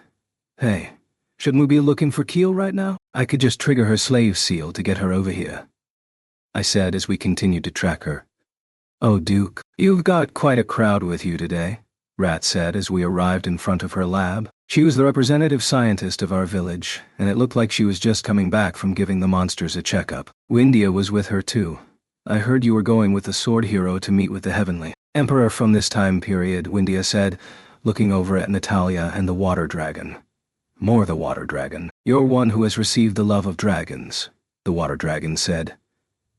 I'm the water dragon, a guardian and an emperor dragon. A guardian dragon? Nice to meet you, Windia replied. She was being surprisingly polite. So this was her response to meeting such a gentlemanly dragon. Ren had a complex look on his face. We've made a connection with them. They've come to visit our village, but now we've lost Keel. So we're looking around for her, I explained. Understood. But what brings you to our lab? Rat asked. It seems Keel is up ahead in there, I told her. She is? What's she doing in there? Rat pondered. Keel, Windia pondered. That reminds me. Just before you left, Shield Hero, I saw her talking with the one who might be Rat's ancestor. That was Holn then. Holn and Keel having a conversation. I couldn't see what that could be about. Natalia was looking silently, intently at Mamoru, and then gave us all a bit of a suspicious look. Mamoru? Chien asked, sounding nervous. Shield hero. From that reaction, it seems you have some idea what is going on, Natalia said. Dafu. Dafu-chan seemed to think so too. I wasn't surprised to see the two of them working together already. It's Hon we're talking about. I can't keep her under control, Mamoru replied. I'm sure you can't. She calls herself an evil alchemist, so you're unlikely to be able to control her, Natalia agreed. That's all it took to convince you? I said, unable to keep from commenting. Hon seemed to be very well known. I thought she was capable, but maybe she was just dangerous. Raftalia grabbed my arm and shook me. What's the meaning of all this? Keel is in danger. Mr. Naofumi. We have to find her, Raftalia said. I'm surprised you haven't taken action, Natalia, I said. I would love to, Natalia admitted, but the whip vassal weapon has taken a real shining to her. She's taking a firm stance against the waves too. So for now, I'm just watching the situation. There are some things she is good at. The whip spirit was one I was never going to understand. It had let Tact own it in the past. Our past. The future. And seemed to have a pretty crazy personality. Tact had likely been binding it against its will, though. Maybe it worked on the same principle as the Staff 7-star weapon that Trash liked so much. I have to ask, you can't even punish someone who's as completely off the rails as her. Then what can you do? I asked, shaking my head and looking at her almost with pity in my eyes. She looked aside, sweat gathering on her brow. I've got all sorts of my own issues to deal with, okay? Natalia replied. Stop looking at me like that, or I'll hammer some of the terror of the Heavenly Emperor into you. What a pitiful sight this is, the water dragon said, shaking his head. Her position of authority was definitely slipping in our eyes, but she was also starting to feel even more like Raftalia. And so I was starting to like her more too. Dafu! Said Dafu-chan, pointing over at the lab. It looked like she wanted us to stop bantering around and go inside. Yes, you're right, I said. This could be the excuse you need to punish her at last, Natalia. Just don't kill her. Okay.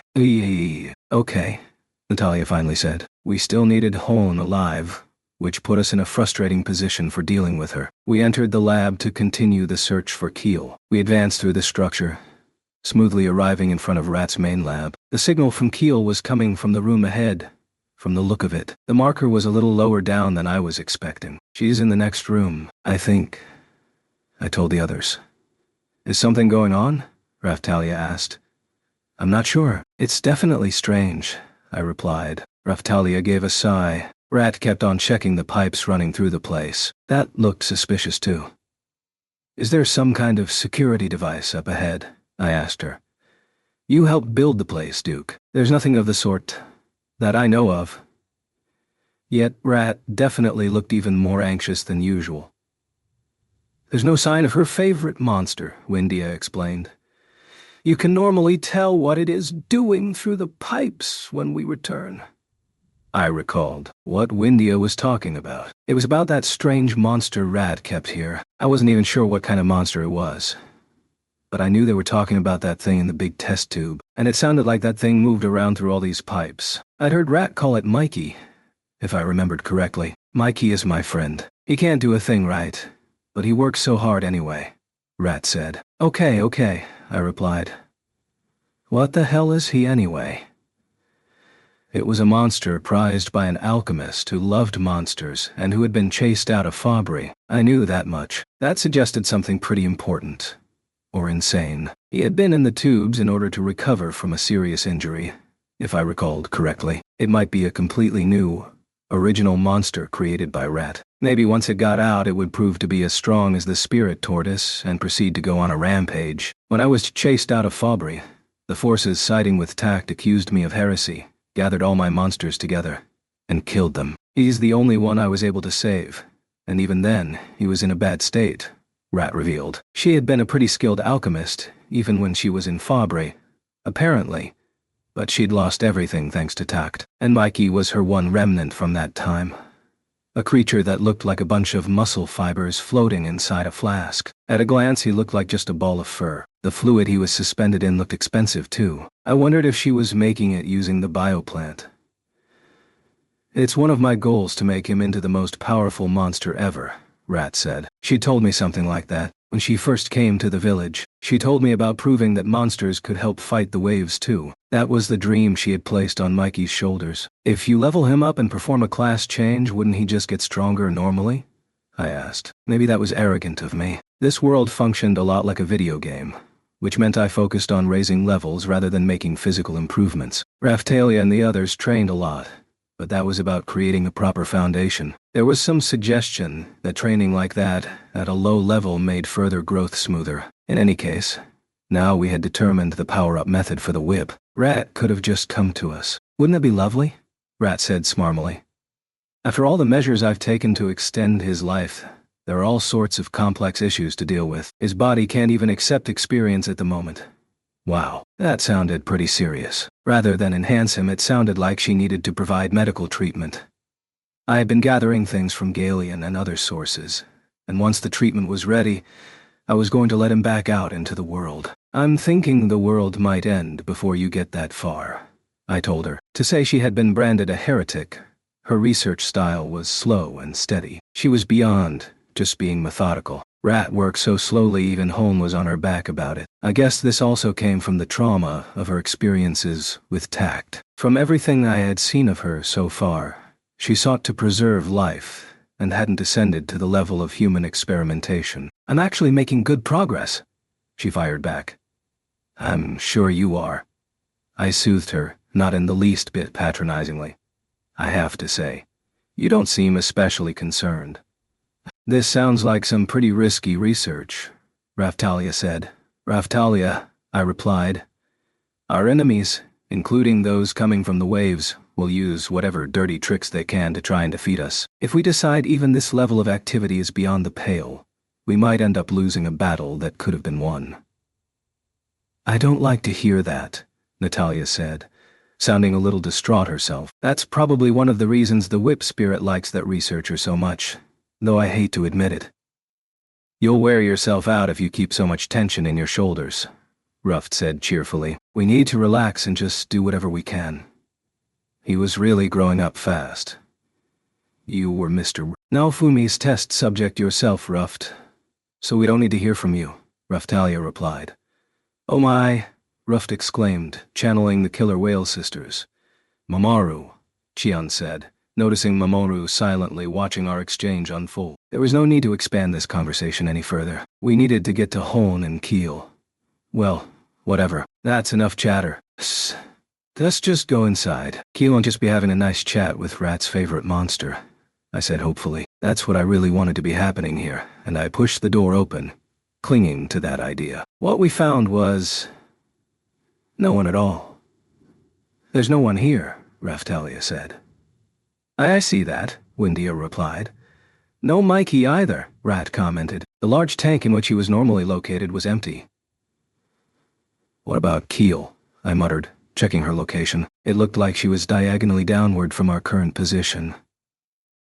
I didn't recall any way to get below this room. Now I was starting to get concerned. Mr. Naofumi, where's Keel? Raphtalia asked. I didn't say anything, just indicated a downward direction with my eyes. Emiya, you guys have some residential space beneath the village, don't you? I confirmed with her. Yes, that's right, but we haven't excavated anything around here. Causing a sinkhole under some of Rat's research might be bad for the entire village, she explained. The Lumo slaves whom Emiya so ably represented were a pretty thoughtful bunch. I had been aware of their digging, which was careful not to cause any collapses. When I checked their living space, it had been very well shored up with lots of pillars for support, and had felt like a well-planned underground residence. Having the killer whale sisters around would make this spatial awareness stuff so much easier, I commented. They could use ultrasound to even tell what was behind walls, making them perfect for finding people quickly. Rat headed over to the terminal placed in this room, a machine unique to this world that looked like a stone tablet. She started to operate it. Looking for anything out of place. Huh? This is strange. I'm not sure what's going on here, she muttered. She operated some more and I started to have a bad feeling too, so I opened up the camping plant controls. Then I said the password. Supervisor authorization. Critical item. Lock release. Open.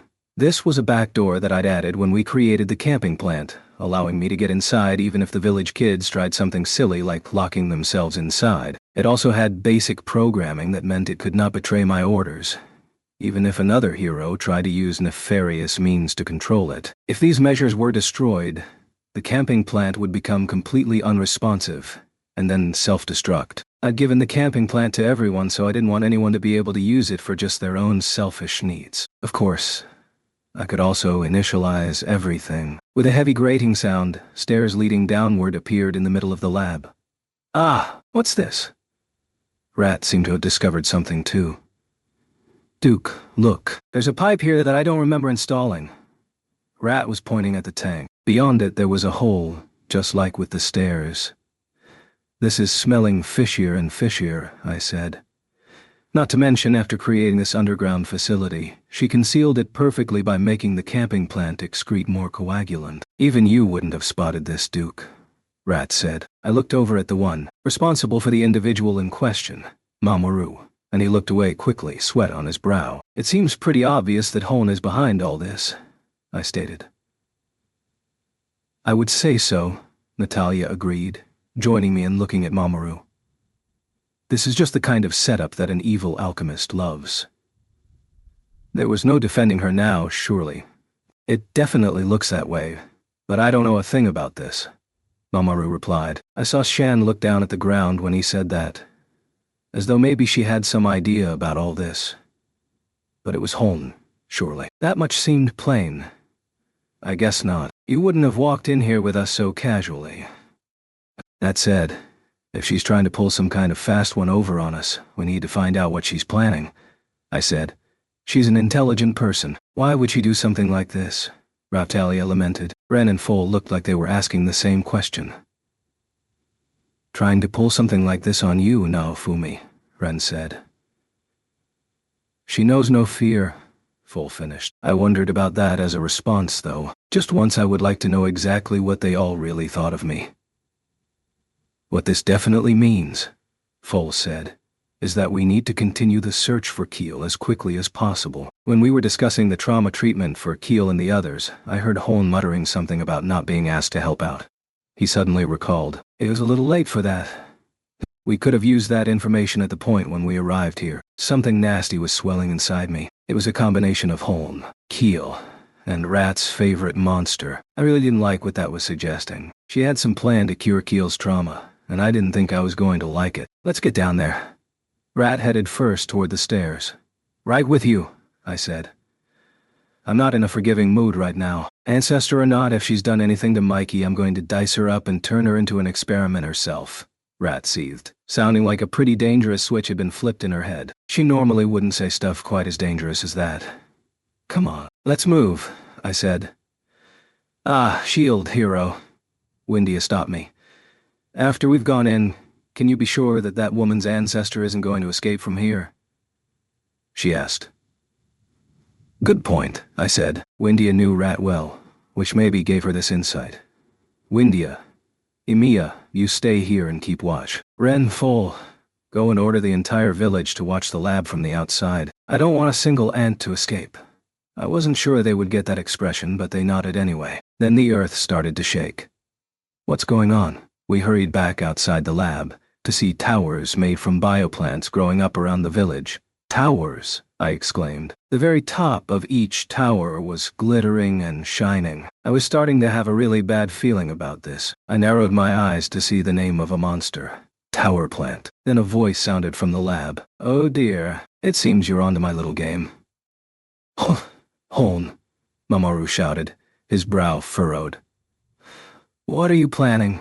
She ignored him. Maybe she wasn't listening, or maybe this was all a preset recording, and carried on. If you want to get inside the research space I've created just for little old me, you'll need to put someone on standby at the top of each of the towers positioned outside it, and then touch the devices placed there simultaneously. There's a total of 7 towers, so good luck with that. I'll just hang out and see if you can meet my conditions, okay?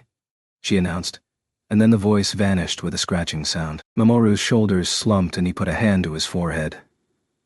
Just the kind of twisted game she loves, he moaned. You've been able to provide just the toys she needed for this. By toys, I presumed he meant the bioplants. She really had gone crazy, from the look of it. She'd even set things up to completely negate my orders. And so there was nothing I could do to control it. It was like she had taken the idea of the bioplants and turned them into something else completely of her own making. Now she's really gone off the deep end, right? You'd better punish her for this, I said to Natalia. I would like to. Trust me. But when she's done things like this in the past, the subsequent wave has featured the same kind of tricks. I hate to admit it, but we only made it through thanks to her, Natalia said. This was the first I was hearing of stuff like that coming with a wave. I had always thought they were just about a bunch of monsters coming out to be defeated. I looked over at Ren, and he averted his gaze and nodded. I do remember seeing something for setting up events to coincide with waves. They only ran for a limited period. I also remember they required teamwork to complete. So they were a pain when playing solo, he recalled. Events like that were a real pain in the ass. I doubt she intends to take this far enough to kill anyone, but it's still a big problem, Mamoru said, shaking his head. She's planning something we can't see yet, that's for sure. Okay, can we just chop this stuff down? I asked. I'll give it a try. 100 swords X, Ren shouted, unleashing a skill that sent countless swords. Okay, maybe it was 100 of them, flying toward one of the towers. They smashed through the barrier protecting the tower and chopped it to the ground in short order. But immediately afterward, another tower grew in its place and started to shine. It looks like we'll have to disarm them, like she said, Mamoru commented. They seem to just grow back, so destroying them is pointless. I cursed. More shit we didn't need, Dafu, said Dafu-chan. She seemed eager to help tackle this. No, Fumi. We'll deal with these towers. Can you take a party and try to find a way to get beneath the lab as quickly as possible? Ren asked, sounding a little unhinged. He wanted to coordinate the pain in the rear task of climbing 7 towers while we tried to circumvent the entire thing anyway. That sounded fine by me if we could get away with it. Okay, it has to be worth a try. You handle things here, I told him. Mamoru, I want to go too, Qian said, taking Mamoru's hand. Qian has proven herself to be unexpectedly good in a scrap already, I said. She might help us catch Holm by surprise. Sure. Okay, Mamoru eventually said. Qian, are you willing to help out? Yeah, she replied. Okay, let's go, I said. With that, we started down the lab's underground passage. Chapter 6. Mikey. We were heading into the new underground facility discovered below Rat's lab. I did a quick head count, just to make sure I knew what was going on. I had Raftalia, Ruft, Rat, Mamoru, Qian, Natalia, the water dragon, and the 2 Raf-chans with me. Everyone else was either climbing the towers outside or running recon for any possible escape routes Holm might have set up. There was no way she was going to try to pull this on us and then get away. We had the Lumo here in the village, experts at underground excavation. Even if she had made an escape tunnel, it would be easy for us to fill it in. Sign and Ryan weren't here yet, but they had to be watching and so would surely arrive soon. We hurried through the underground facility and came quickly to a strange invisible barrier blocking the bleak-looking passage. Some kind of defense mechanism? I wondered, tapping on the barrier. It looks like your own shooting star shield, Mr. No, Fumi, Raftalia commented. I agreed. I signaled Raftalia with my eyes to try and break it. She was the one with the highest attack power here. Just trying to smash our way through seemed like the best idea. Raftalia gave a small sigh and raised her katana to attack. Instant blade. Missed, she shouted. Sparks radiated out across the mysterious barrier as her blade slashed across it. It looked good for a moment, and I thought maybe it was going to work, but then the wall immediately recovered and returned to its original state. No matter how hard we attack, it's pointless if it's just going to recover, I said. It was to be expected, but this is still a pain. It didn't look like we could just slip through as we were cutting into it. I placed a hand on the wall and tried to make a float shield appear inside it, but it was immediately bounced away. It seems to have a repulsion effect too, Raftalia said. So these defenses were tight. I wondered how Holland created something quite so hard. Our invasion had run right into a wall. There were sounds coming from above. I imagined it was Ren, Foal, and the others attempting to clear the bioplant towers. I was hoping it wouldn't go this way. I don't think we can muscle through, I said. Doesn't the shield hero have some idea about how to get through a barrier like this? Ren muttered irritably. The barrier looked like an application of shooting star shield. That was true. I just had to think of it as a shooting star shield that was being controlled remotely. Maybe shooting star wall was the correct term. So what was the weak point of shooting star shield? In my case, even if a life force infused attack was used to destroy it, only the shooting star shield would be destroyed. I wouldn't take any damage. Anyone it recognizes as an ally should be able to slip right through, Mamoru said in the same moment I explained the same thing to myself. If you are in the same party, you should be able to just pass through. If we can get it to recognize us like that, those towers won't be needed, I said. Okay, and how do we do that? Raphtalia asked. Good question. Knowing what we need to do and pulling it off are two different things, I said. I turned to look at the water dragon. You created a mystery barrier in Q10 Loao. Don't you know about this stuff? Also, think about where we are. There are Sakura Lumina growing here to protect the village, I reminded him. Yes, that could work, said Rat, seeming to also get an idea. We could crash a barrier into a barrier and carve out an access passage for us. She climbed the stairs and started to operate machinery again. The camping plant proceeded to extend tendrils toward the barrier, and the tips of them started to glow.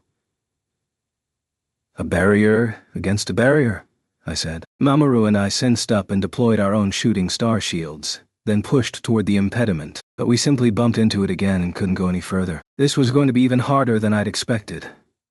Raph, said Raph-chan. This is all such a pain. But we do need to resolve this quickly. The water dragon said, moving forward and touching the barrier. We need to apply the structure of the Q10 barrier with the pulse of the Sakura Lumina. Hey, are you going to help? The dragon said to Natalia.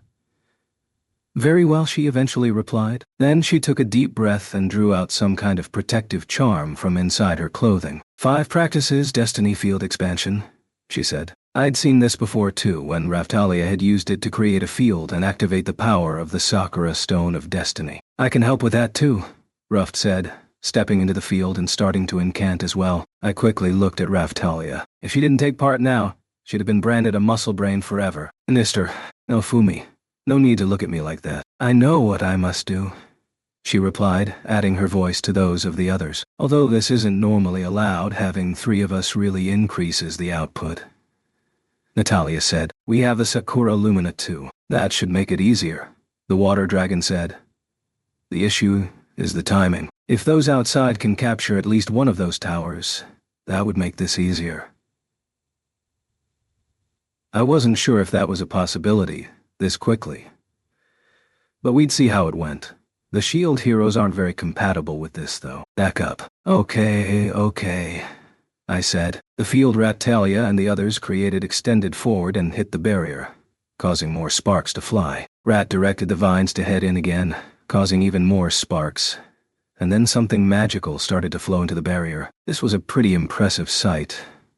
But I didn't like the fact that Mamoru and I were just sitting on the sidelines. With the 3 barriers clashing together, I could tell it was hard on Rat too. Everyone continued to work together, and before long we had carved out a hole large enough for 1 person to pass through. Okay, looks good, I said. I'm not so sure, the water dragon said. I could hear the strain in his voice. I'm managing to nullify the repulsion effect while fudging the party recognition. I can maintain it thanks to the dragon and the heavenly emperors who are supplying the power for our barrier.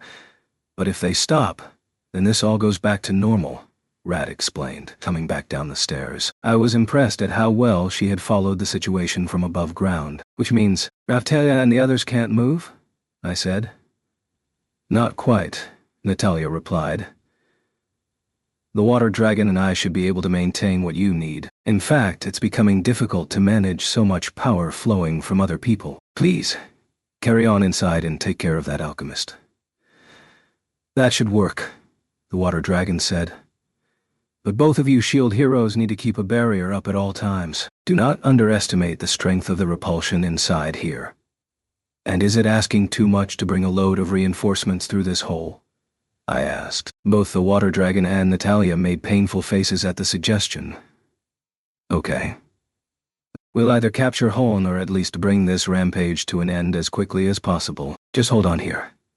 Mamoru said to Natalia and then headed through the hole with Xian, throwing up another shooting star shield as he went. It looked like we didn't have much of a choice. I started sending up shooting star shield too and stood in place to hold it over the hole, making it easier for everyone else to go through. Raftalia, Ruft, and the Rafchans, I said. Okay, Natalia, can you handle this?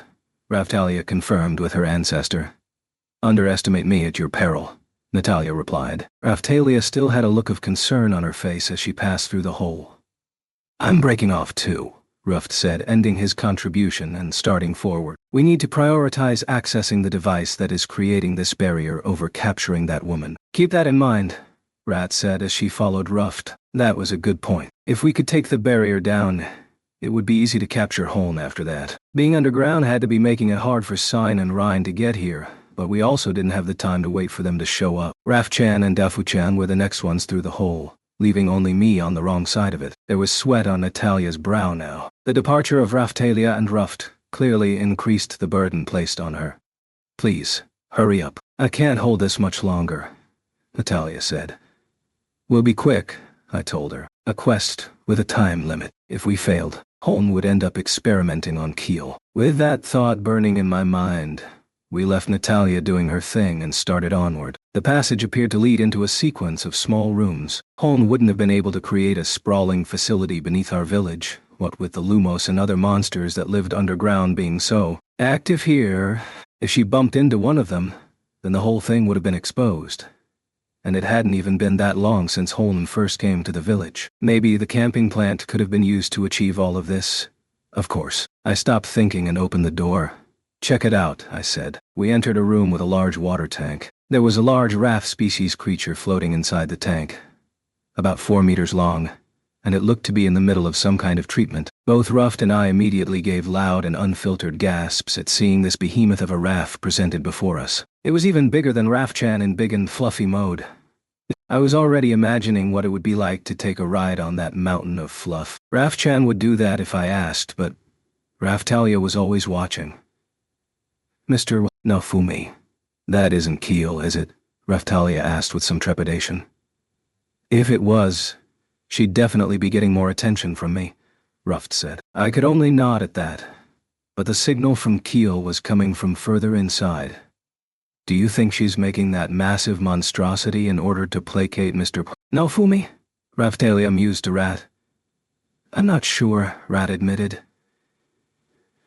She did seem very interested in the raft species, and I can't deny the possibility that she'd try to make something to win favor with the Duke. I had to admit, Holm was winning me over. I mean, she was proving herself an excellent judge of character. If she could make these kinds of wonderful additions to the raft species, I might even be able to forgive her for this misconduct. When I looked more closely, however, the massive raft didn't seem especially structurally stable. Its lower body looked all malleable, like clay. I wondered if it was just not finished yet. I might have to order her to continue this research. Holm, what the hell are you playing at?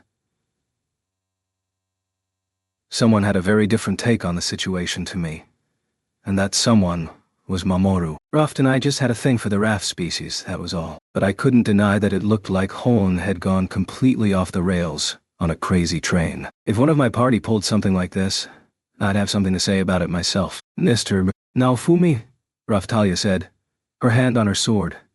Raf, said Raf-chan.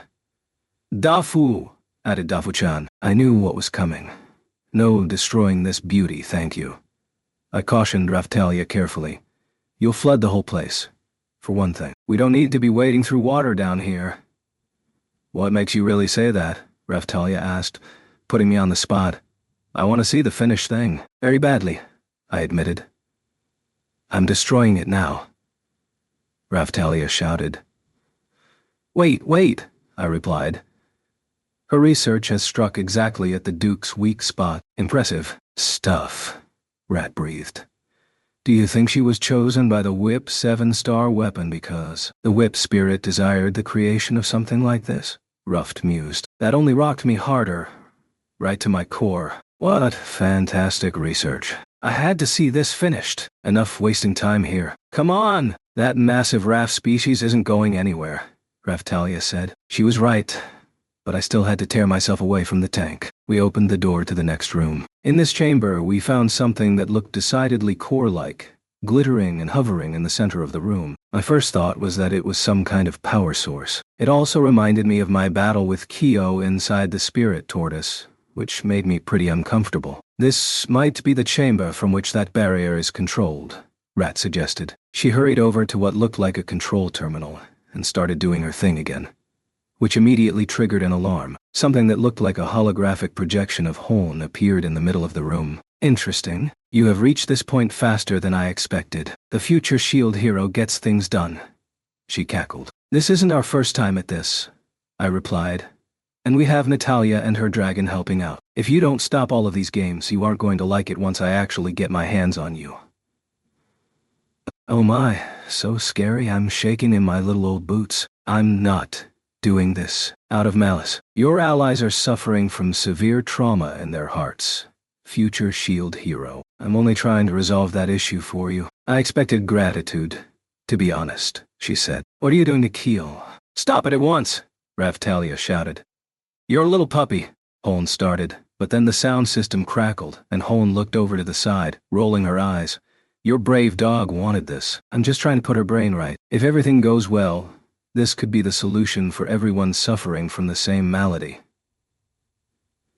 Seeing how she was calling her dog now instead of puppy, it sounded like Keel was there, and still in one piece at least. Do you have Keel there? Let her go, Raphtalia said. But Hone was not interested in Raphtalia. Instead, she looked over at Rat. Rat ignored the attention, continuing to fiddle with the controls of the terminal. You shouldn't expect to break my little old security like that, Hone commented. Enough out of you? Rat seethed. If you've laid a finger on Mikey, you will pay dearly. Still, I don't think I can afford to let you play with that any longer. It seems the situation calls for a little of the rough stuff with your little poochie. I thought it was funny that she would call it a poochie. Then there was a bubbling and I heard a glugging sound from the room we had just come through. I turned around to see the fluid draining from the tank with the massive RAF specimen inside and the sides of the tank opening up. The massive RAF specimen stood up with a resounding thud, and then slowly opened its eyes and started walking. It was already finished. I felt like giving a whoop of joy, even if it looked far too big to fit inside this room. I wondered if it had the Raphchan ability to shrink down. I raised my shield in readiness, just like Mamoru, and watched the scene unfold. The massive RAF specimen reached the doorway. I expected it to just smash its way inside, but its method of entry was very different. It extended an arm and placed it inside the room. Then the rest of its body turned into a kind of liquid flesh state and changed shape to fit through the doorway. The specimen then reformed inside the room. I almost threw up. So it looked like a RAF species on the outside, but was something completely different inside.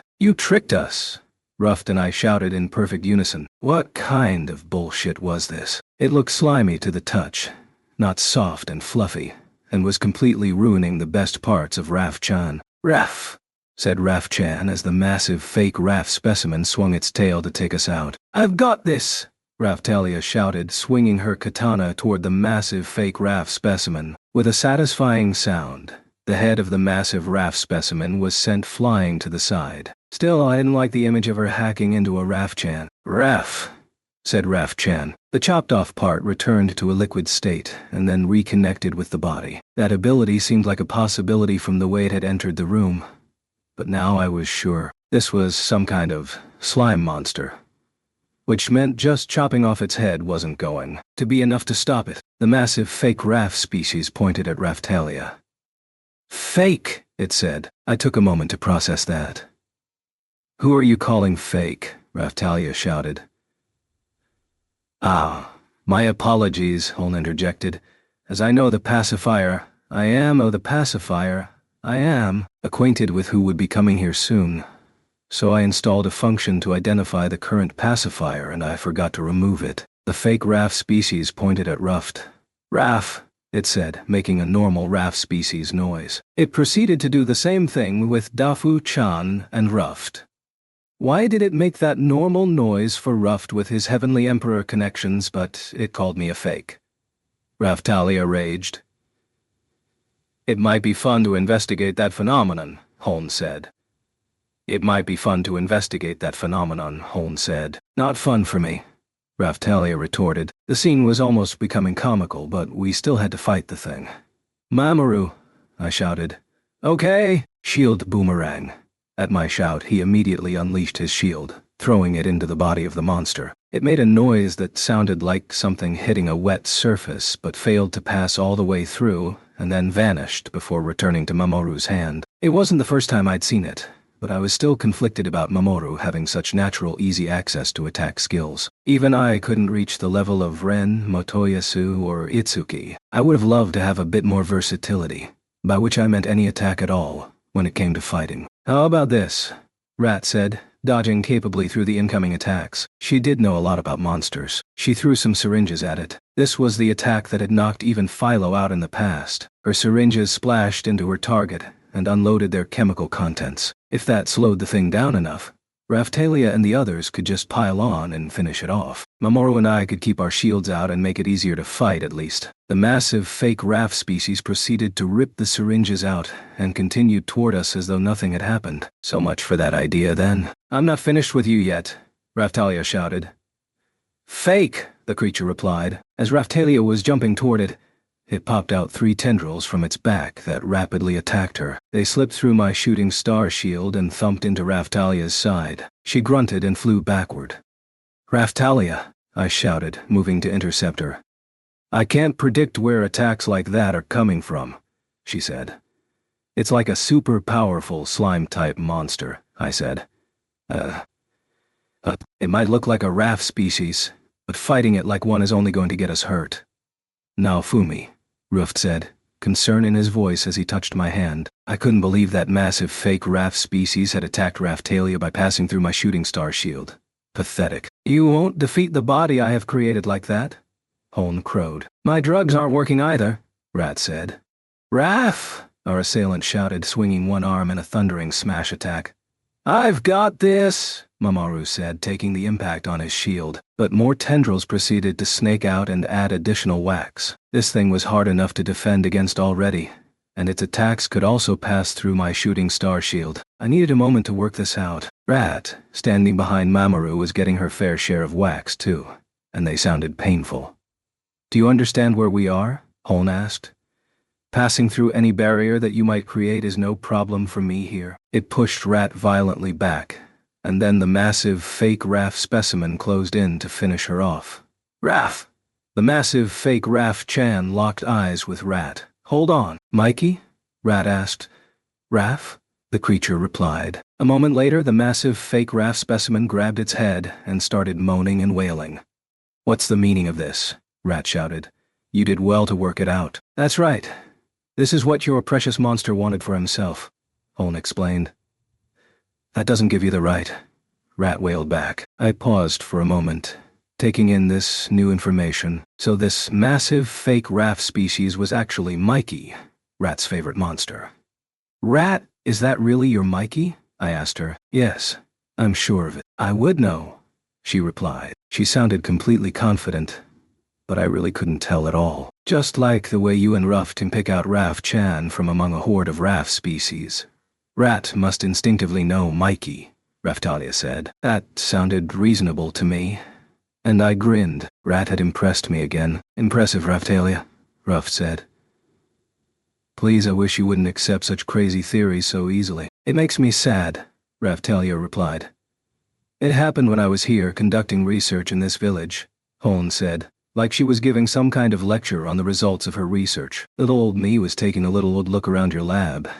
I happened to knock on the tank he was inside. We talked for a while, and your favorite told me that he wanted to be able to fight and help everyone, but you couldn't understand that. I made sure to get his full consent for everything. He told me he was ready to face whatever experiments may come. As though complimenting her presentation, images of Holn conducting the enhancements to Mikey were now displayed before us. That's why I used all the modification methods I have at my disposal, including the powers contained in the Whip Vassal weapon, bio-customization, alchemy, and even genetic modification. She must have used some kind of crystal to record the images. It was a little much if you asked me. Go ahead, said the Holn in the footage. Imagine for me the strength that you want to obtain. I can make it come true. The fluffy ball still floating in the tank, Mikey gave a nod and something started to appear on the tablet in front of Holn. I see. So this is the extent of the power that you crave. You want to withstand all pain and all curses. The footage continued, showing Holn making modifications to Mikey. It was a pretty strange process. She turned him into something very different from how he looked now. A round, red ball of crystal. Then, for camouflage, she dressed him in a costume that looked like the original fluffy ball. That was how she had been hiding him, making him look like nothing had changed. In the next clip, a large raft specimen was floating in the tank. The footage finished showing the large raft specimen swimming in the tank. That's why little old me gave him power. What do you think? I do great work, don't I? Holn said. No, you don't, Rat replied flatly. This was for me to do, not you. My goal was to enhance Mikey safely. I'll never forgive you for being as reckless as this. Holn, even if you had the consent of the monster, doing this to one of Naofumi's allies is just too much. Mamoru said. Like you understand my pain, Mamoru. The pain in my brain at realizing something I simply have to do. You've never complained about the other things I do though, have you? Holn retorted. I wasn't sure what that meant, but I wasn't sure about half the things she said. If it was some kind of thing between the two of them, I was going to need them to explain it later. For now, though, we needed to focus on defeating the Mikey monster that was standing right in front of us. We'd consider destroying it if we had to, but accurate analysis was important first. The video had revealed that he had been turned into that red crystal first, and then turned into this form by putting something over the top of that. That red crystal, like a stone or core, just what was Holn involved with. When she was in Pienza, she had been involved with dragon research, if I recalled correctly. She'd also made comments about enhancing balloons, if she had to take the throne of the mightiest monster away from dragons. Now we had Mikey, who looked like a slime based on the raft species. I called on my own knowledge of RPGs to refer to what kind of a monster slimes were. Apart from all being gelatinous creatures, they tended to be single-celled organisms. Sometimes they had a core to be destroyed. This one had joined back together when cut apart and was wearing camouflage to look like its original form. That meant that fluffy stuff wasn't actually its fur. Raf!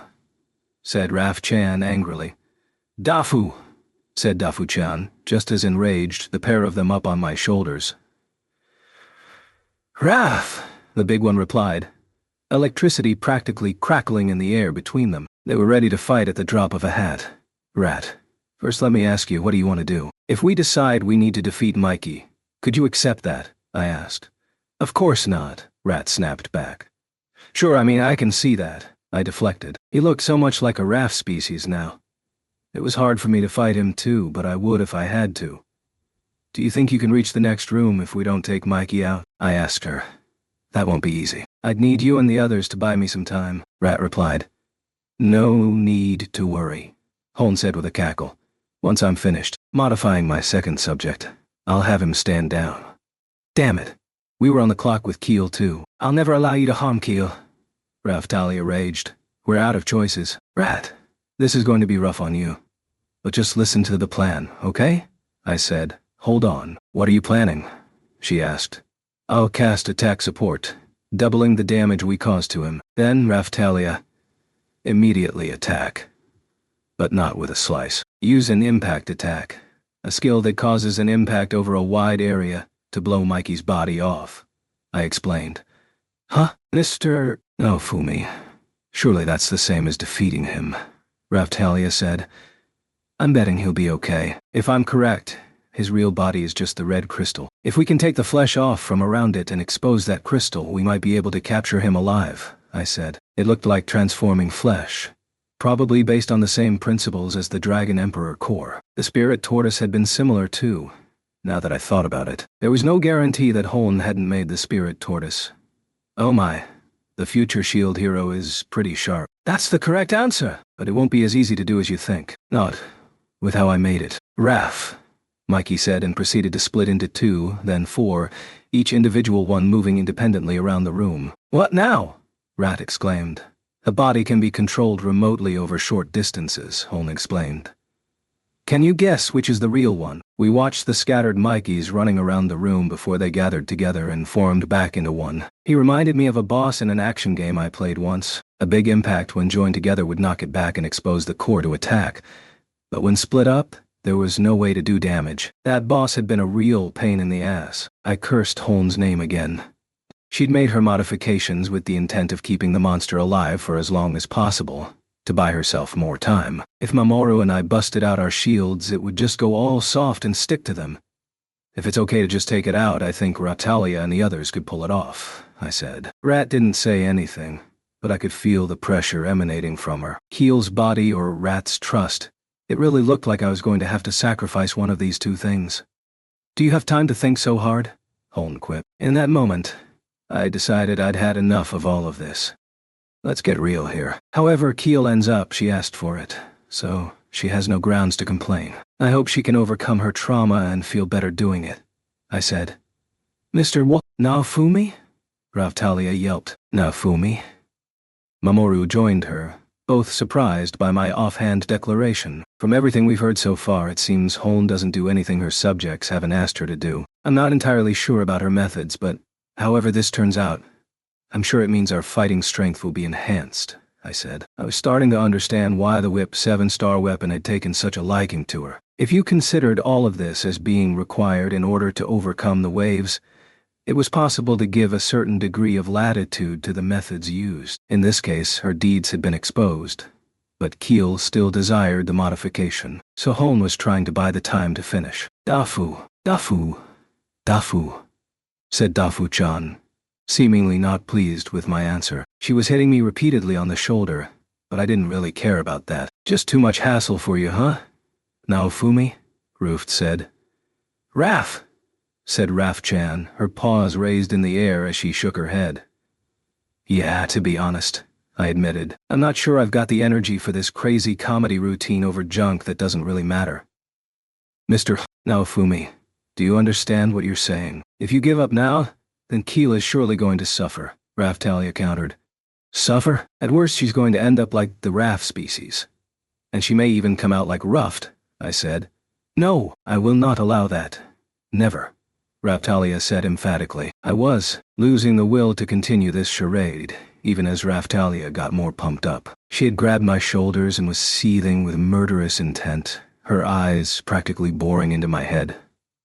Mr. Naofumi, are you looking to really make me mad? Raphtalia, I know what you're trying to say, but even if we make it through this room, capture Holn and save Keel, can you promise that Keel just won't do something like this again? I asked her. I'll talk her down, Raphtalia said. That's what my treatments have been about. And yet Keel chose Holn over those same treatments. Raphtalia, if we do capture Holn, what are you going to do? Kill her? Mamoru, could you accept that? I turned to him and asked. Well, that wouldn't exactly be desirable. Mamoru's eyes shifted around, sweat forming on his brow. He was breathing hard too, almost hyperventilating. Mamoru, it's okay, Shen said, looking worried as she gripped Mamoru's hand. I might have put him on the spot a little, but he still seemed far too shaken by my question. In fact, it looked like he was suffering the same kind of trauma as Keel and the others. For the moment, though, I needed to deal with Raphtalia. Mamoru's reaction had told me how things would play out. Do you see, Raphtalia? Even if we take Holn alive and free Keel, she's not going to give up until she gets modified. We can't kill Holn, which means Keel will probably go right back to her. But, Raphtalia said futilely, and even if you talk Keel down, can you promise that someone else isn't going to get the same idea? Ask for the same thing. This is physical enhancement. Can you be sure that others in the village won't want the same thing to make us happier by growing stronger? I asked her. Their trauma didn't matter anymore. Everyone in the village knew how hard our battle was going to become, had seen our struggles so far, and were trying to get stronger as a result. They wanted to cover the losses in the battle with the Phoenix.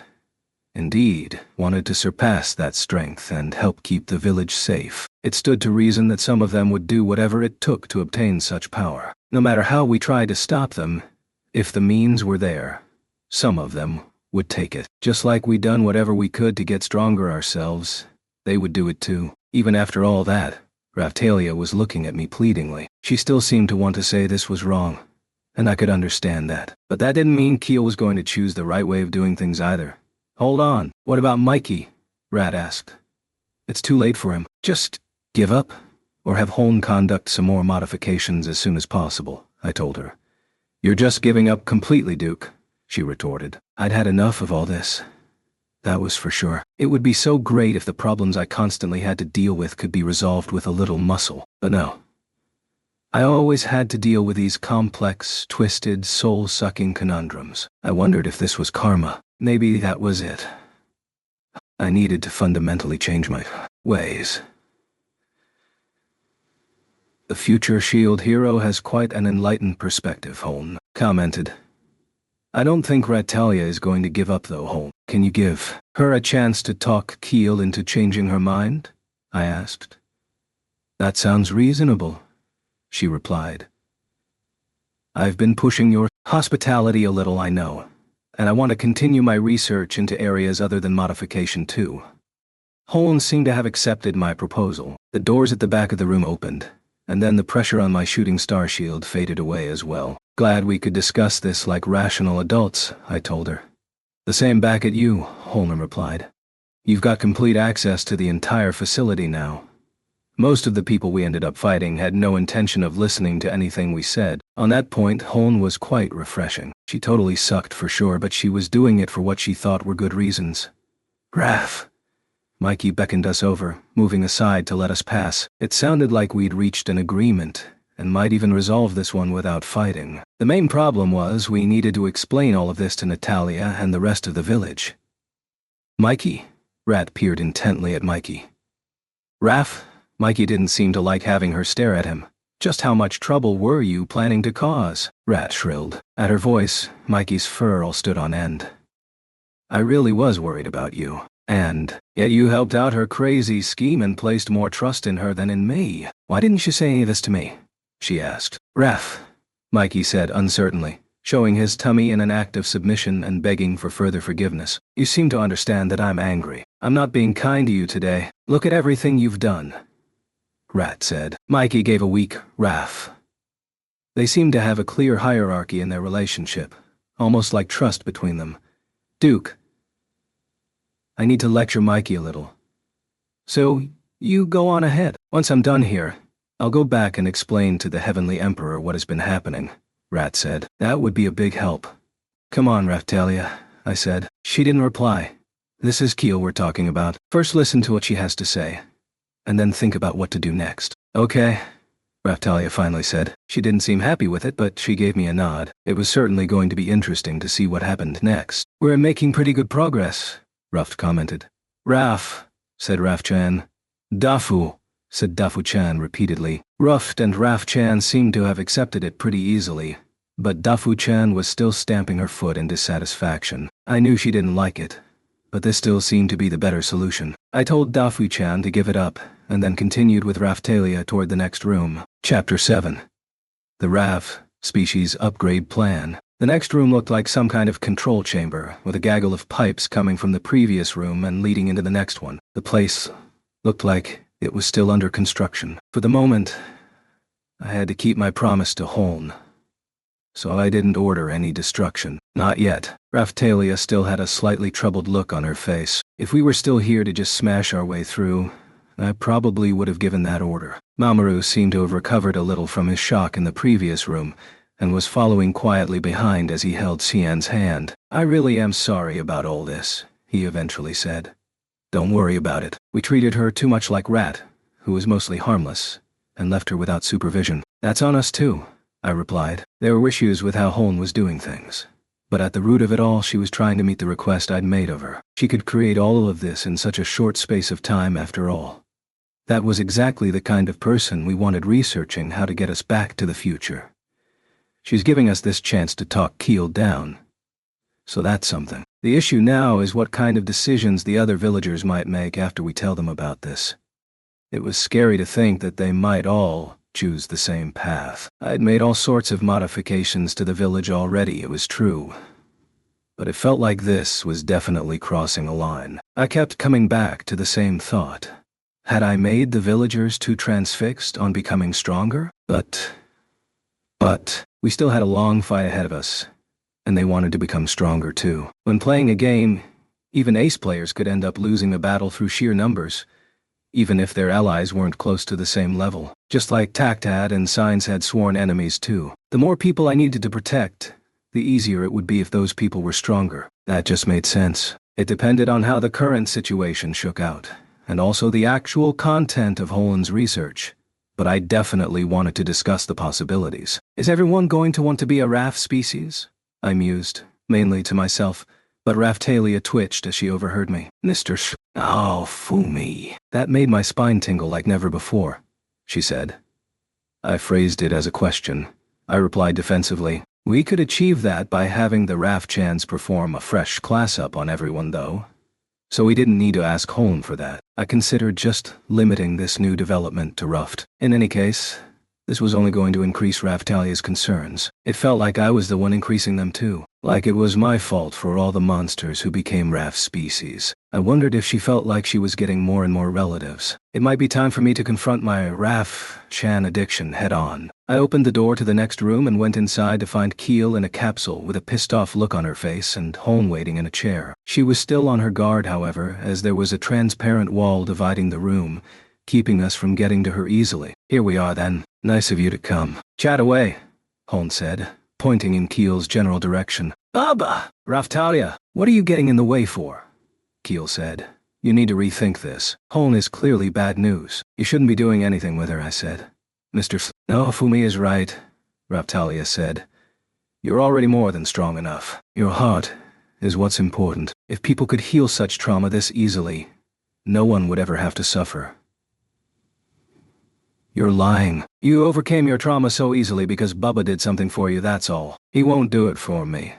So I asked Holen to. Keel yipped. That's not the case at all, Raphtalia replied. I didn't overcome it easily at all, I assure you. You've been making good progress too. You're almost there. Your treatments have been helping me, I admit. But then when I wake up and realize it was all a dream, the pain just comes flooding back. Keel whined, showing no signs of calming down yet. That sounded like a problem we should have been prepared for. Showing them a dream of being powerful, of resolving the crisis that cracked them, was all very well, but ultimately, that was still just a dream. Having the feeling of achievement at defeating a feared enemy from the past did not change what actually happened. Under such circumstances, they might be able to do more than before, but it was hard to say they had overcome their trauma completely. This was a world in which stats existed and strength could be turned into numbers. Facing something like this trauma required the last bastion of unknowable strength. I could understand why someone might be lured by an easier choice. Keel, the past is. Raphtalia started, but seemed to lose her way and looked over at me. I realized where she was coming from. We were in the past right now. If we could turn things to our advantage a little, we might even be able to prevent the terrible things that had happened to Raphtalia and the others. We were in a place where anything could happen. Raphtalia was looking confused now herself, having realized this possibility. Trauma is an issue you have to face for yourself. No one would struggle with it if a little physical upgrading could change that. If you're letting her mess around inside your head, that's just brainwashing, I stated. We didn't know what the rules for this time travel stuff were. When we went to find Natalia, for example, we'd seen a fox monster defeated. If that was the fox who had been part of Takt's crew, then the future had just been changed. Yet here we were, with our memories of that same fox creature. Even if we could return right to the point that the first wave happened, we might not be able to change anything. I looked over at Holen, and she didn't even seem to be listening to us. Instead, she was looking at Mamoru. He didn't seem to like that much. He had a frown on his face. Baba, you're the one who told me to decide my future for myself. That's why I asked Holen to make me so strong. I'd never be afraid of a monster like a Cerberus ever again, Keel replied. I had expected this argument and didn't really have a counter for it. Holen, I said after a pause. What now? She replied. If you were to go ahead with modifying Keel, can you assure me that it isn't going to fail? I asked her. All experiments can fail one way or another, but if this particular one fails, I'd probably have to commit suicide from shame, she replied. So she sounded pretty confident. To be quite honest about it, this one isn't half as much fun as my first attempt. Why not? I asked, not sure I really wanted to know. I find nothing so boring as having to investigate how future demi-humans and therianthropes have changed, and then track back those changes, she said. I didn't really understand that statement either. Hon. Mamoru chided her sternly, a glare in his eye, but she just gave him a devil-may-care look back. I needed to rethink this. Next question. If you modify Keel, will that actually allow her to overcome her trauma? What kind of modifications do you even intend to make? I asked. That's the little old question I've been waiting for, Holm replied. She started operating the terminal again, and it displayed something for us. It looked like her plans to modify Keel. First, I activate the weapon technique bioethics, then work in parallel with bio-customization to expand the subject's body with the desired strength and enhancements. Of course, this will all require a considerable volume in materials, magic, and SP. Bioethics? What materials does that come from? I asked. Oh, even I don't know much about that. It was already there on a weapon when I obtained it, Holm replied coyly. She sure knew how to hold her cards close to her chest. But then there were also unique shields like the Shield of Rage that appeared after you used emotions as materials. Holm was an alchemist, meaning something supplementary to that might have automatically popped up for her. If I kept on playing around the bioplants and evolving them, and obtained new shields too, eventually it might have popped up for me as well. I already had similar techniques in my arsenal. And what will happen to Keel once you're done? I asked.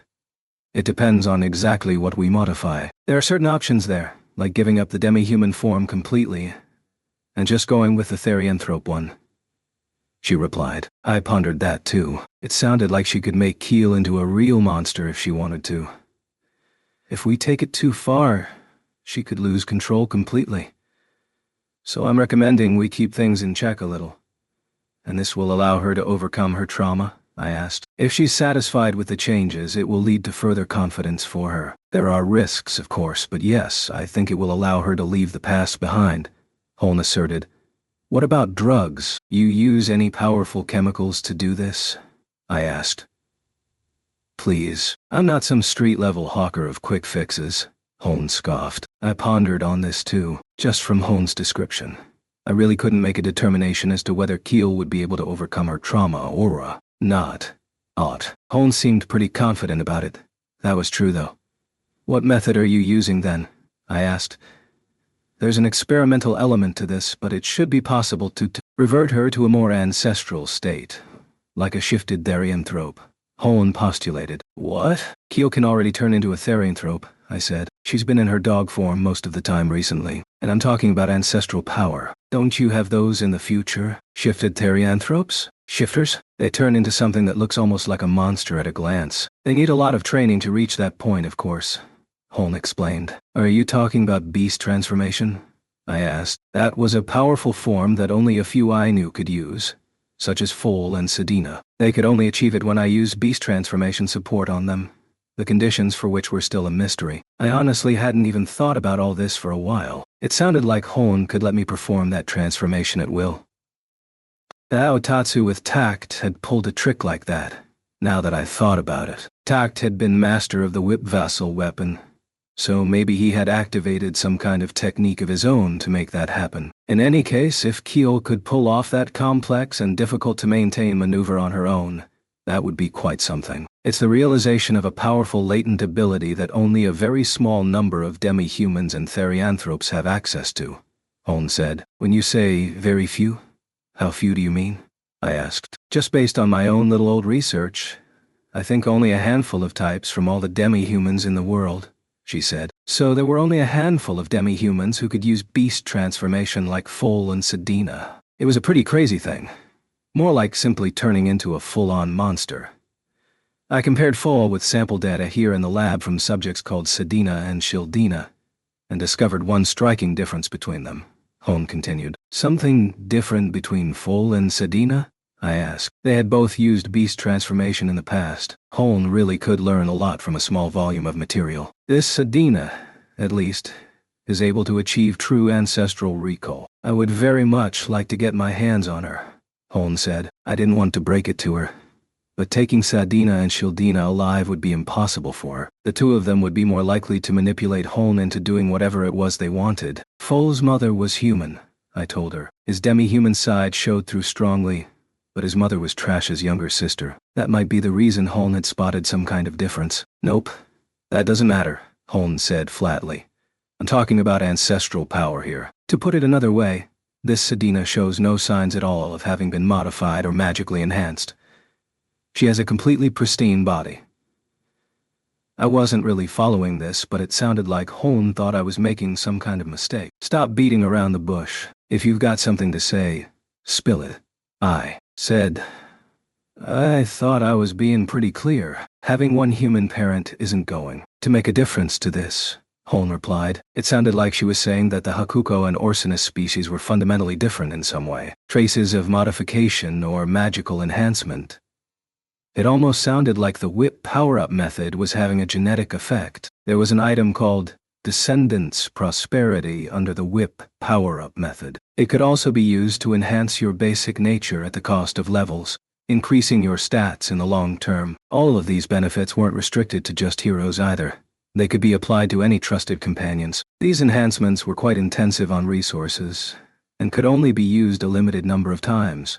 So one common use was to apply them to children in order to give the next generation a boost. Here it looked like they were being applied to monsters who had a much harsher life cycle than humans, to enhance them across the generations. The Japan back in my world had done similar things. It was like domesticating wild dogs. This seemed to be a way to do that more easily. But it would be pointless for humans or demi-humans. Managing species with such long lifespans over the period of time it would take would be almost impossible, which meant these were enhancements that didn't mean much, even if we had access to them. I presumed that some of the races in this world were the offspring of ones who had received such enhancements. That meant Sedina was from a pure bloodline that hadn't undergone any such modifications. That just made her incredible strength even more incredible. We are getting off track, Holn said. You're right. So this will allow Keel to use a more powerful beast transformation? I confirmed with her. That's right. I can give her that power, like I'm giving her ancestral. Recall, Holn replied. What? Now fool me. If that's a possibility, then I want to do it too. For some reason, eyes sparkling, Ruft chose that moment to throw his hat into the ring. In his case, and based on his current appearance, that was likely to push him even harder into becoming one of the Raf species. In light of what Sedina and Foal had turned into, he might be able to become a massive Raf. But Raftalia wasn't able to do that. And so maybe they were a race that simply didn't have the aptitude. Ruft, we can come back to this later. Raftalia is right there, I said. Sure. Okay, Ruft said, not wanting to get killed. Raftalia was looking over intently already. There wasn't a glare in her eyes, not really, but the intent to destroy us was nevertheless hanging heavy in the air. It was even scarier than it had been earlier. If we didn't cut it out, Raftalia might bring out her Curse series Katana Vassal weapon. If you make it so Keel can use beast transformation, what will she look like? I inquired. Will she turn out like a Raf species? Bubba, you're still planning on turning me into a Raf, Keel growled threateningly. If we get to choose, that might be a fitting punishment, I replied. Are you serious? Holn, please don't do that. Keel pleaded with Holn desperately. If I pressed this line of thinking, we might be able to get Keel to give up. I'm not sure. No, it's nothing, Raftalia said, giving up. She was unlikely to be pleased with the outcome, no matter what happened next. This is a suggestion from the future S.H.I.E.L.D. hero, so I can't easily discount it. Little old me thinks it sounds more fun, Holn said. Her little old bit was getting a little old. No, Baba! Seriously, don't do it, Keel squawked. Are you ready to give up then? I asked her. No, I'm going to become strong enough to keep everyone safe, she replied defiantly. She was stubborn. That was for sure. How about I use a simple method with no after effects to let you experience beast transformation, and we can take it from there, Holn suggested. She pressed a button and the liquid inside Keel's tank started to bubble like crazy. Keel! Raftalia shouted. Don't worry, I'm using factors extracted from the Raf species to provide a magic effect for a limited period. It's a one-time only deal. A little old, try before you buy kind of thing, Holn quipped. Is it a bit like Raftalia using illusion magic to let Keel see herself transformed for a while? I asked. Pretty much, Holn affirmed. She'll see what she would be like if I complete all her requests. I heard the sound of the liquid draining away, and looked over to see, well, a three-headed Cerberus where Keel had been. However, it wasn't the slobbering hellhound that Raf Chan had turned into, but a cute, heavily stylized, mascot-like Cerberus. It was like if there was a basketball team called the Hell Dogs. Huh.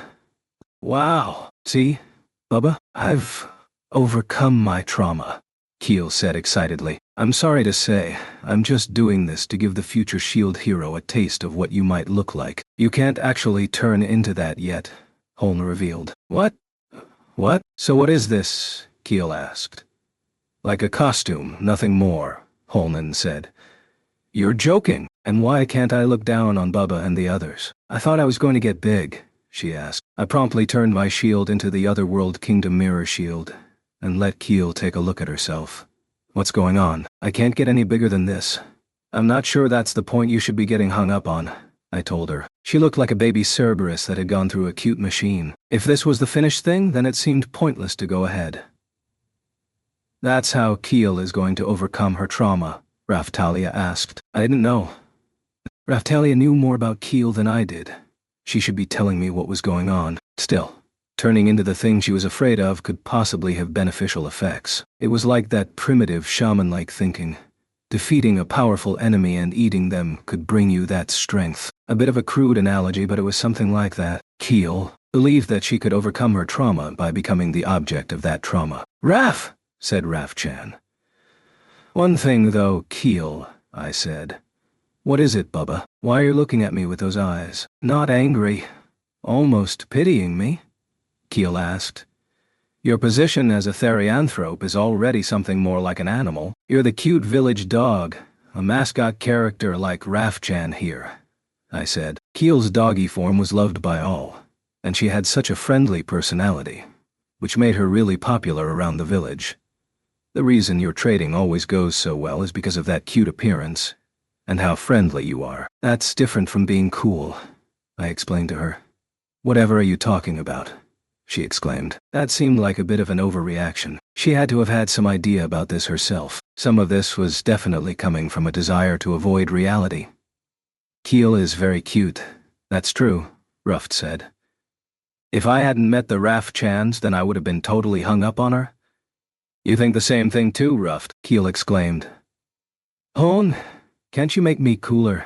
She pleaded. I'm sorry, but that's the only possible outcome. It's the core part that comprises you. It's something I can never change or take away, she replied. Damn it, said Keel, about as blue as I'd ever seen her. In terms of combat capabilities, this is what we're looking at. Holm brought up the predicted stats for Keel. The cutie Cerberus would give her, basically a 50% boost across the board. Not bad. The cost of this is that she'll lose control for confectionery and will gain a weakness to sleep attacks. So it was a power-up with some built-in disadvantages. All sounded pretty standard so far. Okay. What if you push Keel closer to the Raf species? I asked.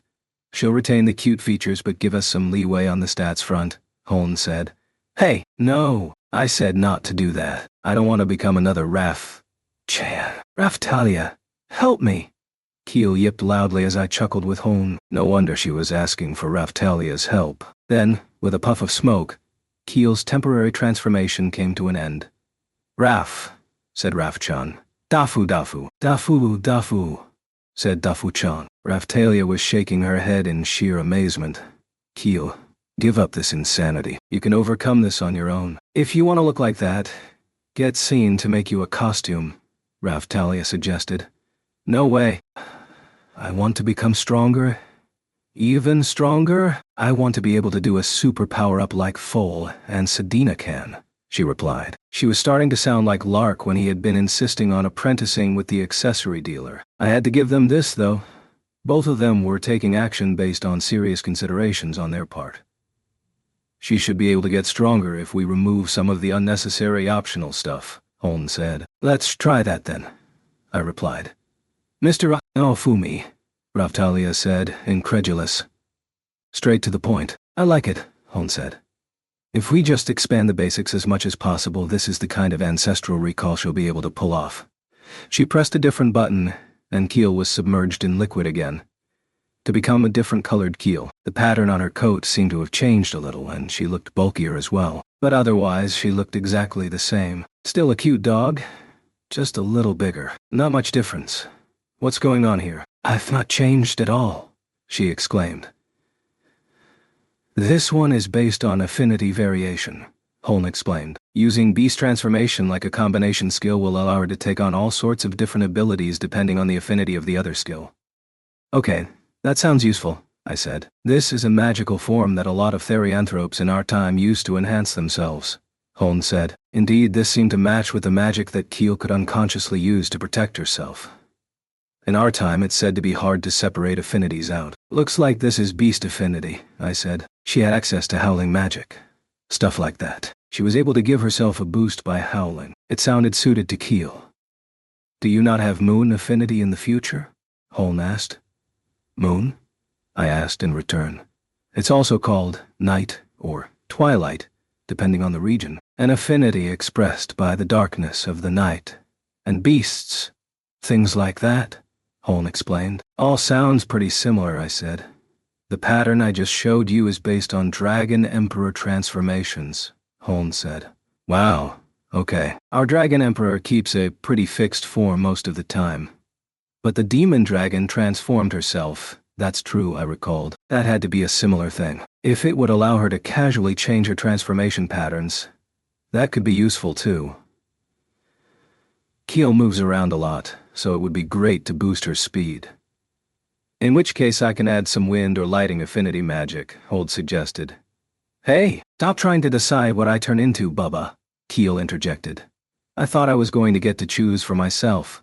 This is surely going to be better than a cutie Cerberus. Okay, I want to see what you turn into, I said.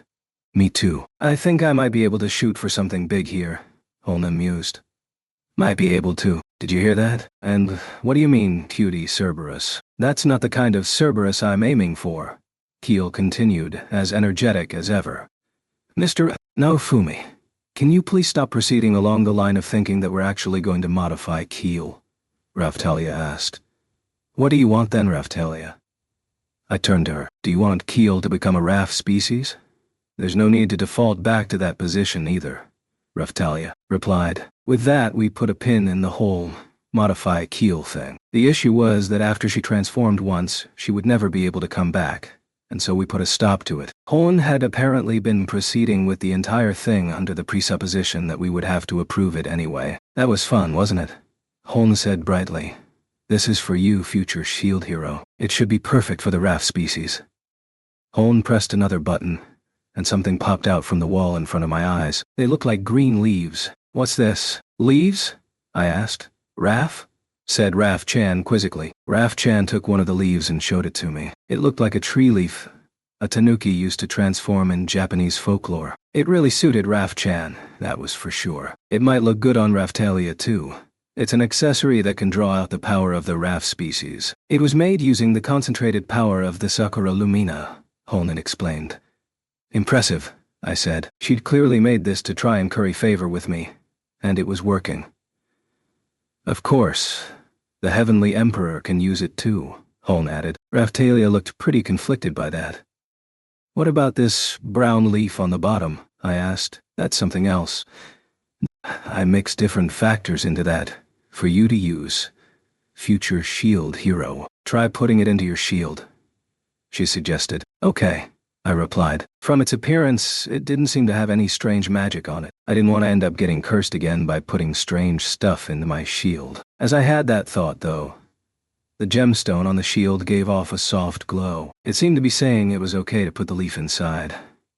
I proceeded to do so. Conditions for Shield of the Beast King 2 unlocked. Conditions for Shield of the Beast King the 3rd unlocked. Conditions for Sakura Stone of Destiny, Shield of the Beast King unlocked. Conditions for Dragon King Shield 0 unlocked. Shield of the Beast King 2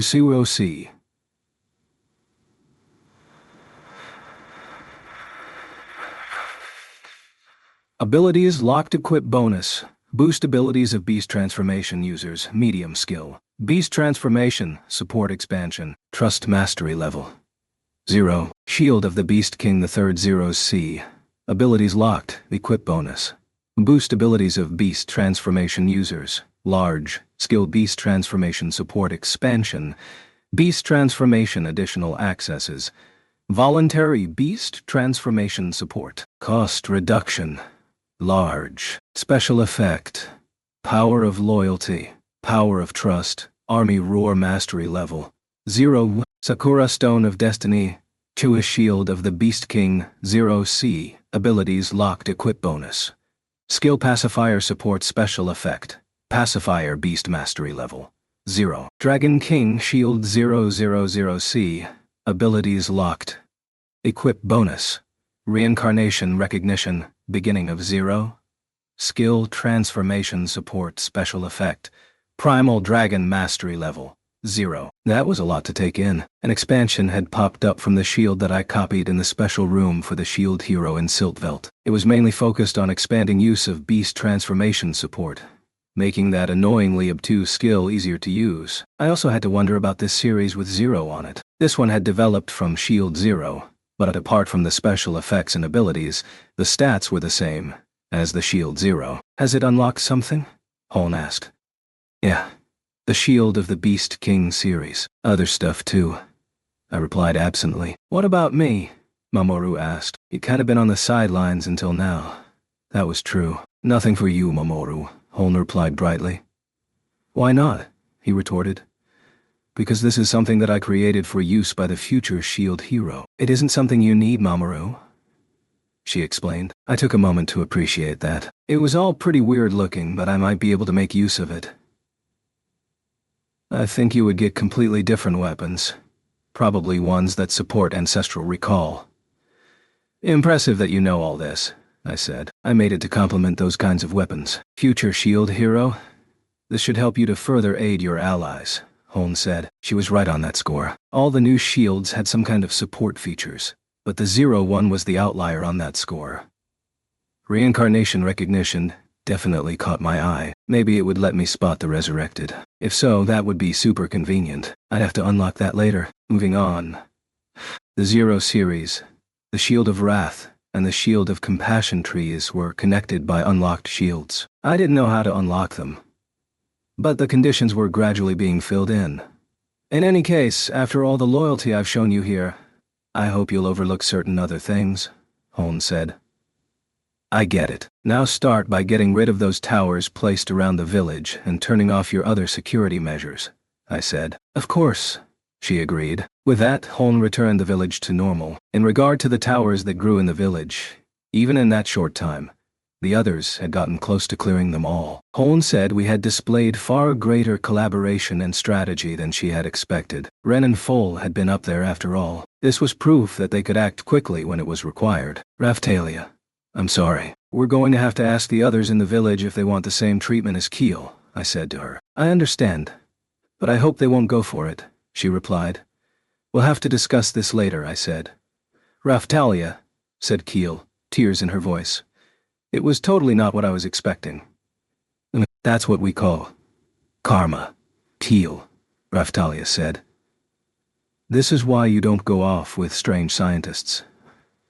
Raph-chan agreed. Dafu, said Dafu-chan. So great! I wish I could become exactly like Raph-chan, Ruft said enviously. I ignored his casual comment and turned to Mamoru instead. It looks like we avoided all-out war, I said, but you need to have words with her. I really am sorry about all this, Mamoru replied. He'd been doing little but apologizing for a while now. Chan was acting like a cat, licking her hands like paws to clean her face, looking unperturbed. That was a true cat reaction. Ears, whiskers, and tail. You need to think hard on this too, Holn, Mamoru said pointedly. This isn't going to be enough to curb my little old curiosity, she replied. She was incorrigible. If you get too carried away, my heavenly emperor might throw caution about future generations to the wind and try to off you, I warned her. That does seem like a possibility, Holn admitted with a nod, perhaps having sensed the same terrible intent to destroy emanating from Raphtalia.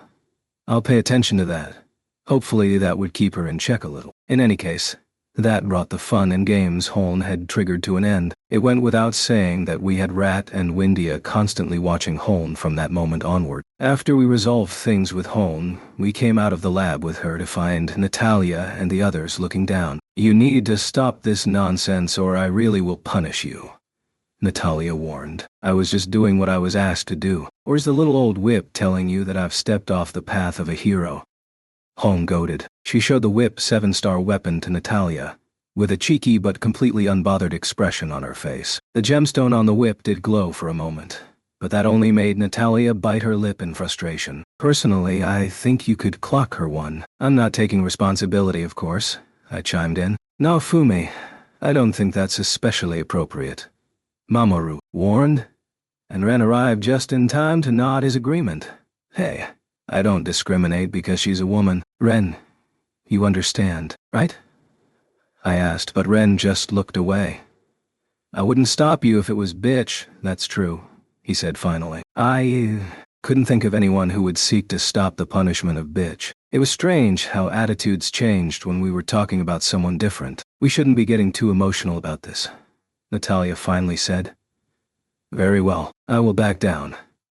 I hadn't expected Natalia to give up, and I wondered what had brought on this change of heart. She seemed to be looking at me pretty intently. "That said, I think the whip spirit should take the punishment this time." With that, Natalia swung her hammer toward the whip that Holn was holding. "Huh?"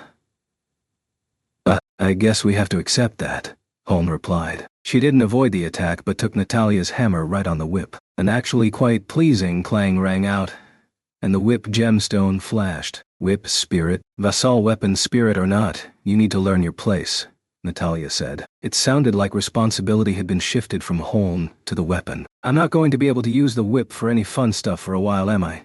Holn muttered. Maybe the punishment had been some kind of restriction of functions. It sounded like fair measures anyway. It was better than just letting them have their way. She was still surely quite capable even without the power of the weapon. "You can even punish spirits," I noted. She could render a vassal weapon completely inoperable. I'd kind of done the same thing when I stripped the 7-star weapons from tact. Maybe this wasn't a form of punishment that was only available to a pacifier. I had to wonder if it had any effect on the temperament of the spirit inside the weapon. "Even the spirits can sometimes step off the path," Natalia said.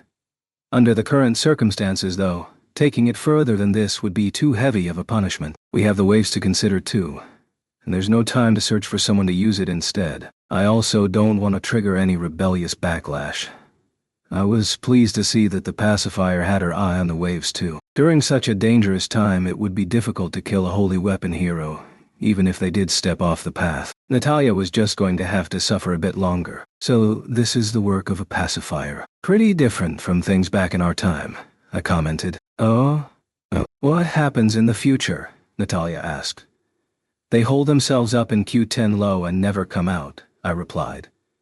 "Before you came, Naofumi," Ruft said, "there was a period when the Q10 low dragon hourglass kept on shining really brightly. But Makina said it was nothing.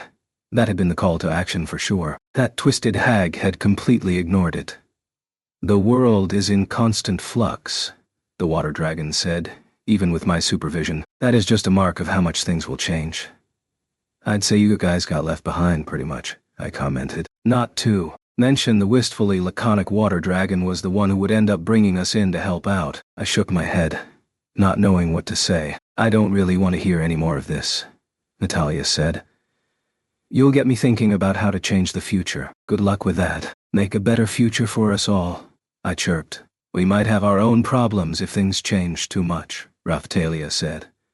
"We could do with working out how that is all operating," I said. One possibility was that our coming to this time was already something that had happened to shape the future that we knew. That said, the waves were a phenomenon that involved the fusing of worlds, as caused by the one who assumed the name of God. And yet now, with the involvement of enemies from another world, admittedly, we had been kicked back into the past, and so, that really confused the issue. A single line of the past, present, and future was now being mixed with other lines. If there was a future beyond our own time, figuring out the waves might explain it. If the waves defeated us, the world was wiped out. After all, Sine had already experienced that. It was a fact that the time we had come from was either the leading edge of this world, or at least a key point in its history. It proved that worlds fusing together was the route this timeline should take. But the only way to know that was to jump further into the future. I wondered how I would feel if heroes from further in the future came back to our time. Like we had shown up in Mamoru's time. I decided I wouldn't like it. I didn't even know what kind of structure this world had. Anyway, the little information I had gathered so far was all I knew. Working all of this out would be hard, without another chat with Atla and Ost. Maybe I could ask the demon dragon personality that appeared when I cast magic. I tested my connection with it, and it seemed to be there. Of course, it was just a simulated personality, so it might not be able to think about unexpected things. Maybe waves were happening in all times, at the same time, in the past, present, and future, all at once. That might be possible too, but I also wasn't going to get an easy answer. Natalia began speaking again. In any case, this was quite a stimulating welcome. I've got a lot of notes I'd like to share with you, but I think I understand the situation. As a pacifier, I don't want to get too involved, but very well. I'll be praying for your return to the future as quickly as possible, she said, making a clear statement to all of us. She likely thought a little less of us after all of this, but at least she wasn't choosing to take us out with the trash. I can't promise I will stand by this if you start to use the holy weapons or vassal weapons viciously. That is to say, using the spirit implements for evil, she warned. I've got you, I replied. So what next? I actually didn't have any idea what Natalia did. I've already warned the Babo hero. The nation he is affiliated with seems to have cooled down. For now, that's all the big stuff I've handled. Now I can just clean up any outliers in readiness for the coming battle, she said. Of course, she also had her eye on things like Piensa and their desire for global warfare. There have been rumors about the shield hero bringing in heroes from other worlds. But now I know the truth. No one would ever guess that you're actually from the future. About that, when I asked you about ways to get us home, you said you didn't have any idea. Is that true? You really don't know? I asked. Why not ask that evil alchemist? Natalia suggested. I'm working on it, the evil one replied. I just haven't found any clues yet. Very well. I'll send an envoy home and see if the previous Heavenly Emperor has any ideas, Natalia said. She was going to ask someone smart, back in Q10 Lo. I just had to pray that would provide some answers. I haven't seen that talkative winged girl yet today, now that I think about it, Natalia added. You mean me? Ryan put her hand up, accompanied by Sign. I wasn't even sure how long she had been there. It was so hard to keep track of who was around at any given moment, and for once, she had been keeping her mouth shut. There you are, but I don't need you. How long are you planning on spending here? Why don't you go off and defend your own world? Natalia asked. Don't have to, Ryan replied cheekily. My friends there know what I'm doing, and they are fine with it. She was so easygoing. I presumed it was the same principle as Raftalia's katana. Anyway, if things at home got bad, her weapon would take her back. How are things going here? It looks like we've missed all the fun. There was no fun here at all, I promise you. What a joke, Natalia said. She seemed to get along with Ryan about as well as Raftalia did.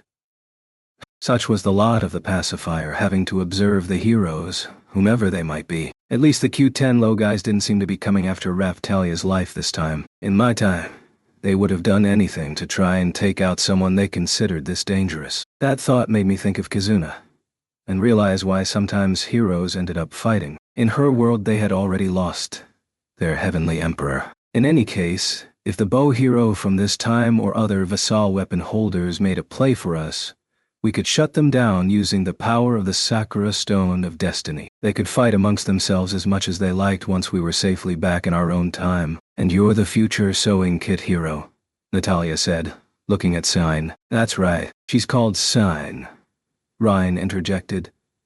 She's probably, like, related to me or something. She's super cute, huh? Ryan stroked Sign in a very familiar manner. You really don't change, do you? That's exactly how you treated your own sister, Natalia said. Oh yes, I can't tell heads or tails of things these days, Ryan replied. Sign looked pretty disgruntled by the whole thing. Maybe it was because Ryan treated her in the same way her own sister did. As the banter continued, I noticed Keel a little distance away, talking to the rest of the villagers. Keel, how was it? Foal asked. How was it? It sucked. Bubba almost turned me into a raft species, Keel replied. That sounds truly awful, Foal sympathized. But if we ask Holn, she'll give us stronger enhancements than the shield hero, right? Another villager said. Didn't she just say she couldn't do anything for a while? Keel asked. That's a shame, the villager replied. Hold on. She's grinning. I think maybe she can still do that much, Keel yapped. I'd thought maybe they were chastising Keel, but it sounded more like they were just interested in what was going on. These guys were a hardy bunch. Oh, what should I do? Emiya pondered. What kind of modification would you like? Keel asked. Yes, well, about that, Emiya said. They were already having exactly the conversation I had expected. They needed to think about the methods a little more. Raphtalia was already glaring over at them. Are you going to ask to become a little more human? For the shield hero? Keel asked. I wondered why they might think I'd want that. Emiya was already a therianthrope, so what would it mean to make her more human? Close to a demi-human, maybe. Why would you want that? Any fun reasons? Holn asked. Well, you see, Emiya replied. Holn was chatting with the slaves like she was one of the gang. That's no fun at all, Holn said after Emiya finished explaining. It would be more fun for me if we sent you back to Ancestral Recall. I shook my head at that too. She'd just finished being punished. There's something else. My investigations have revealed that each shield hero possesses certain characteristics, a common trait. They don't treat anyone differently based on their race. I wondered what she was talking about now. At this line from Holn, even others removed from the conversation looked over at Mamoru, Ren, Foal, and me too. Atla did take an instant liking to him, Foal said. I don't think I've ever seen Naofumi concerned about race. He always interacts with everyone earnestly, honestly, and with such care. Ren mused. I just wanted them to shut up. This wasn't helping things. People were only going to start believing this crap. I wasn't so noble. Do you know the story The Hero and the Beast? There's a version in which true love's kiss from a shield hero is the only thing that can turn a maiden back from being a monster. Very famous, Holmes said. The commonality is that the shield hero is someone who falls for what's inside, not the external appearance. I didn't know a thing about that. She was making the shield hero sound like the prince who suddenly showed up at the end of a fairy tale. This is a marked difference from the bow hero. There's no need to be concerned about race when dealing with the shield hero, Holn summarized. Holn. I'm not entirely sure that's what Emiya wanted to know, Keel said. Why not? Still, the future shield hero does seem to have a thing for the raft species. She might be better to modify herself in that direction, Holn mused. That might be a little too much for me, Emiya admitted apologetically. That was fine. That was what I wanted her to say. Whatever my daily attitude, I liked Emiya a lot. You make a good point. Just when I thought it was over, Natalia stepped in with a follow-up attack. I've seen records concerning the shield heroes from the past regarding the closest friend of the very first shield hero. The other heroes who were summoned immediately after him called that friend Lizard Man. Or so the records say, Natalia stated. I've also heard that the bloodline of the shield hero's partner shows up strongly in their children. I've heard the same kind of thing in Siltveld, Foal mused. I didn't need to hear any more of this, especially if Foal seemed to have heard it before too. I have to ask, why does all the talk about me recently seem to come back to sex? I muttered. I had stroked Raphtalia to avoid all this. I wished they could just take the hint. It was starting to look like I'd need to stroke Raphtalia like she was Rafchan in order to make this topic go away. Everyone, please. This isn't very fair on Mr. Naofumi and Mamoru. So maybe we should leave this topic alone. I think I would appreciate that too, Raphtalia said, stepping in and calling for an end to this line of discussion. I decided to back her up. I wanted to disperse it completely. Okay. Enough time wasting. Clean this mess up. I think this served to show how quickly we can act in an emergency situation. If something like this happens again, I want you all to work even harder to resolve it, I told them. They all offered various levels of agreement and then went their separate ways. Natalia, this is pretty much how things work around here. We're going to be stuck here a while longer, from the look of it. So I hope you'll help us out. I think I understand the general situation, Natalia replied. There's definitely an energy to the place. If you can offer powerful aid against the wave, I can overlook the smaller stuff. Really? I replied. I thought you would want us to keep out of things, considering we might change the future. A risk I'm willing to take. We need all hands on deck right now.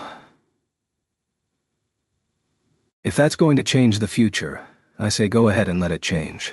If it means we can keep this world safe. Natalia responded. If we can use them to prevent the waves from going the way our enemies expect, we've no choice but to do so. The water dragon said, winding around Natalia and placing his head on her shoulder. He seemed to like the position. We just have to hold on until help arrives. It sounded like Mamoru and his allies were also waiting for someone to show up who would fight the one who assumed the name of God. I wondered if this mystery helper actually did, from our future perspective, come to this time. Information on that had been pretty vague in the future. Vittoria had seemed to recall fragments of something, though. Maybe they were going to show up. I will continue to observe you closely. Natalia finished. She was going to be in the village for a while. I quickly convinced her to teach Raphtalia and Ruft some new tricks. Melty also had an incredulous look on her face when she heard about everything that had happened, since she was completely removed from it all this time. Eclair, for her part, had a look on her face like she would rather have taken part than have been off-guarding Melty. But who cared about that? Chapter 8. The troubles of the shield hero. A semblance of everyday life returned to the village for a while. Raphtalia's healing and Raf Chan's illusion magic helped treat Keel's trauma, and the simulated fights with the Cerberus seemed to be having a positive effect too. We were putting together a comprehensive plan that included letting those who were still suffering consider Holmes' modification. Pienza was desperate to simply quell their own internal unrest, and it didn't seem likely they would make a big move anytime soon. Melty and the others were giving them the runaround, in the best possible way. With Natalia resident in Siltron now, it made it even harder for Pienza to send heroes into battle. We just had to pray they didn't make a stupid mistake. One evening, when we had finished our trading for the day and I was suggesting to Raphtalia that we return to the village, I noticed Xian, who was also along for the ride, looking at me like she wanted to say something. I gave Raphtalia a puzzled look for a moment. "What's up?" I asked Xian. There was no reply, and she just looked down. Maybe I needed to take this to Mamoru. "What's going on?" Keel said, coming over. She had helped bring in a lot of customers again today. "You're the shield hero from the future, right?" Xian finally asked. "Yeah," I replied. "The same as Mamoru, right?" Xian said, seeking further confirmation. "I mean, sure, I'm the shield hero. That's the same, at least," I told her. "And you've managed to fix Keel's trauma," Xian continued. I looked over at Keel. It seemed we were making progress in that direction. I wasn't sure exactly how much, but it seemed wise to give a definite answer here. Something was up with Xian. "Yeah," I confirmed. "Does that mean you can save Mamoru too?" Xian asked. "Save him?" I replied. Mamoru was the one saving Siltron, surely. Then I remembered something from the whole Hone security breach fiasco. When I asked him if he could deal with Hone, he had almost started to hyperventilate like Keel. I had suspected that there was something going on there, and now it seemed that Chen knew the truth, and was looking to do something about it. Mamoru took good care of these kids, and they were an energetic and helpful bunch. They had helped out a lot with the trading too. He had made a good relationship with them. "Why are you bringing this to me?" I asked. "Surely you'd be better off asking Holn or Rhine." "I don't think they can help." Looking at Foal made me think that only another shield hero could do something about this, she replied. There did seem to be something there with Foal, but he seemed to struggle a little with her, without even really knowing why himself. "I'm going back to the castle now. Once night falls, will you bring the charm that Holn gave you and come in secret to meet me?" Xian asked. It sounded like she wanted to show me something. She didn't normally talk this much and was very shy. Still, she seemed to quite like me. "Sure, I guess I can do that," I replied, still a little unsure where this was going. "Thank you, but don't bring too many people, especially not that person who looks like Raphtalia," Xian said. "You mean Natalia?" I asked. She nodded. I wondered why Natalia in particular would be undesirable. She did seem to have an Eclair-level streak of inflexibility, so maybe that was it. "You can bring Foal and Raphtalia too," Xian continued. "Raphtalia, Foal, and me." I wasn't sure how she was making her picks, but combat-wise, that wasn't a bad party. "Raph?" asked Raphchan. "Sure. If you're good at hiding, you can come," Chan replied, stroking Raf-chan as she moved over to her. Dafu, said Dafu-chan. It sounded like she had gotten permission to join us too. What about me? Keel asked hopefully. You always make a big noise, so definitely not. Don't bring any faloeals either, Chan said, crossing her arms in front of her to shut Keel down completely. The two of them still couldn't understand everything the other said, but they were reaching a mutual understanding. She was being pretty strict on who to bring, though. This wasn't a game type thing where party members were restricted, but there had to be some reason for this. I pondered. Bubba, what do you think? Keel asked. I don't know exactly what Shan wants to tell us, so this isn't an easy choice. Considering our relationship with Mamoru and Ciltron, though, we can't really afford to turn her down, I reasoned. The way Shan was acting, this seemed like a pretty serious issue. It felt like we would be letting something big slip past if we just ignored it. If it was going to be a problem, we needed to get the jump on it now. Okay. I finally agreed. We'll see you later. Good. Watch out for sentries and security devices.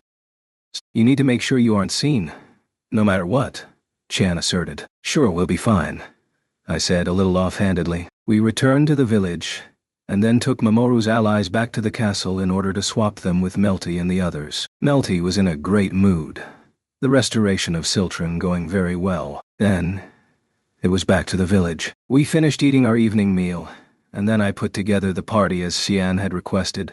Raphtalia, Foal, the Raf-chans, and me, and sneaked in past the Ciltron castle gate. Raphtalia and the two cuties had concealment magic, and with our levels and physical training, it was no problem to just climb the walls. We dropped down on the other side and reached our intended destination, the castle garden, to find Shan waiting for us. Here we are, I said, keeping my voice low. Chan's ears pricked up, and she looked over in our direction. Hold on. Don't reveal yourselves, she said, pointing toward the castle wall just as Raphtalia was about to end her concealment magic. There were a number of birds circling around in a fixed loop above the castle walls. Birds at night were definitely out of place. Those must be familiars, Raphtalia said. Castle security was using familiars too then. If they spot anyone, they make a loud noise. That's how they are set up, Chan said. Okay, what do you want us to do then? I asked. Keep noise down to the absolute minimum. I have a pretty good idea where you are, Chan replied. If she could sense us even through Raphtalia's brand of concealment, that meant she had to be super sensitive. You're there, right, Foal? Chan said. That's right, he replied haltingly. Chan couldn't see him but still reached out and took his hand, then started off. Foal didn't seem that happy with the arrangement, but we followed along behind her. Foal really did seem to have a problem with Xian. He had looked after Atla for so long that he shouldn't have any issues with taking care of kids. I wondered what his deal was. We proceeded through the Ciltron castle as I mulled over these thoughts. It was pretty quiet, all things considered. Back in the village, the nightly ruckus would only just be getting started. Some people would be getting training in after dinner, or taking a bath, or chatting with friends about the AA. I'd thought Mamoru would be doing the same with his friends at this time of day. I looked around again. This place was just too quiet. Thinking about our arrival, I realized the same could be said of the Ciltron castle town. There had been some activity, but it hadn't looked like the people had been enjoying themselves. Just resting, waiting for something. An odd feeling. Even for a small nation, which easily got swept up in conflicts, there seemed to be too much tension in the air. It was almost like they were putting on a show just for us. Lively when we were around, but quiet when they thought no one was looking. We continued through the castle. Wait a moment here. You absolutely must not make a noise beyond this point, Xian warned us. She released Foal's hand, and then pressed a part of the wall that until a moment ago had just looked like a dead end. With a rumbling, stairs appeared, leading downward. This was becoming a bit of a pattern recently, especially if this was also the work of Hone. She'd made modifications to the castle too. Then what looked like a monster, it could have been Chick in a slightly more developed form, poked its head out the stairway and looked at Xian with a chirp. Fija, great work on the lookout, Xian said. The monster called Fija raised one wing in reply. I had all sorts of questions but had been told not to make a noise. The Chick thing was chirping enough, that was for sure. I know. We're coming, Chan said. Hurried along by this Fijian creature, Xian started down the stairway, beckoning for us to follow her. We proceeded cautiously behind her. Fijian pressed the wall again and the entrance closed up behind us, and then she returned to her post and started preening her wings. Chan said goodbye to Fijian, and we started down the passageway. I was still intrigued by the bird. I hadn't seen anything like that here before. Raphtalia seemed to be having similar thoughts, and was also having to hold her questions in. Xian, however, was pressing forward, seemingly intent on not letting us waste time with chatter. A moment later, it felt like we had passed through a membrane of some kind. I looked around the vicinity to see Xian turn back and make a leaf shape with her fingers. She was indicating the accessory that Holm gave us. Maybe it was some kind of key to get through all this security. The passageway itself was much like the hidden base Holm had created for herself in our village, with a sequence of corridors and rooms. She seemed to have spent a lot of time on this one, because we passed numerous doors along the way. But Chan just ignored them and carried on. One of them looked like a prison cell, with a grate to look through. I peered inside and saw someone who looked like a therianthrope sleeping, snoring loudly. That only made this all the more confusing. I couldn't even tell what kind of therianthrope it was. It looked like a sheep, but then had fangs and muscles that were more like a wolf. Some kind of human chimera, perhaps. It was a strange thing to see here, though. We were still in Siltron, after all. We continued quietly forward, and then Chan stopped. Walk exactly where I do, she told us, as though muttering to herself, and then she started out. I put the raft chans on a float shield and followed, after Xian, putting each foot carefully after the other. Raphtalia and Foal then had to follow behind, but this was all going to be too much hassle. I decided to cover the ground with an airstrike shield and make it easier for them to proceed. I triggered one for them and they continued along behind me. There was another door with a gate, so I checked that one too. This time there was a monster that looked a bit like an eagle suspended in one of those cultivation tanks. It was red, a burning, fiery red. Next, you need to crouch down, Xian said, pointing ahead. I didn't see anything of notice at first, but then spotted delicate wires suspended in the air. They might have had cutting effects, but that was meaningless against me. I could just push through them if I wanted to. If they were connected to some kind of alarm, however, we were finished. The security in here was no laughing matter. We made it through the traps arrayed against us and continued onward. Eventually, a kid appeared, who looked to be on watch. She looked kind of familiar too. She had a bit of a spaced-out vibe about her, a pale blue color, and a rucksack on her back. Good evening, Fitoria, Chan said, raising her hand in greeting. Hearing that name made me do a double take. She did look a bit like a younger version of the Fitoria that we knew. It was almost enough to make me make a noise, but I held it in. Fitoria might have sensed something coming from us, because she tilted her head in puzzlement and reached out toward me. I managed to avoid her hand. What are you doing? Chan asked, watching as Fitoria chopped at the air and looked around intently. It's like there's something here, Fitoria replied. Like what? An invisible man? Just get back to your post, Xian said, lightly.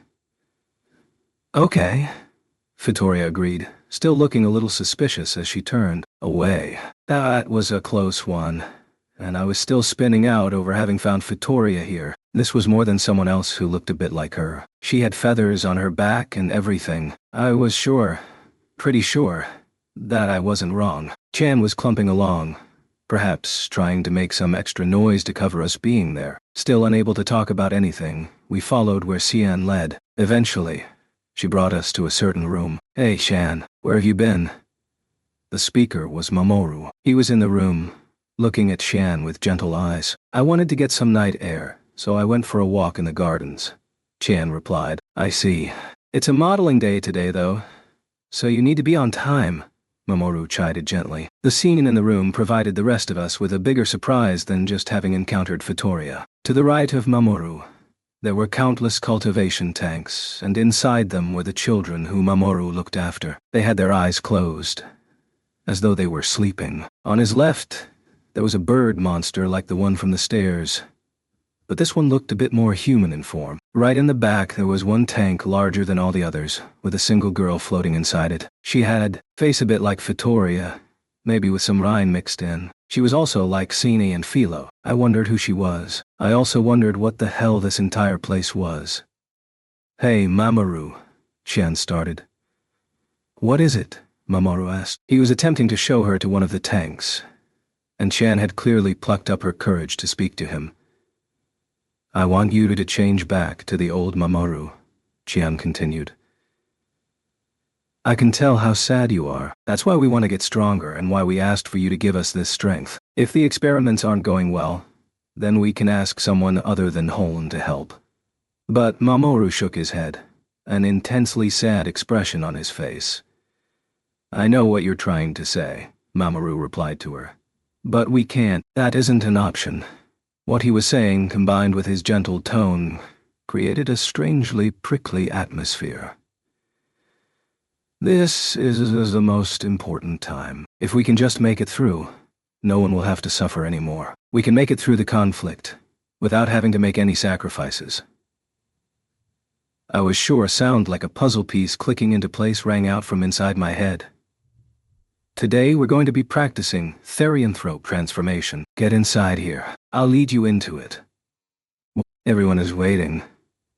But Chan shook her head.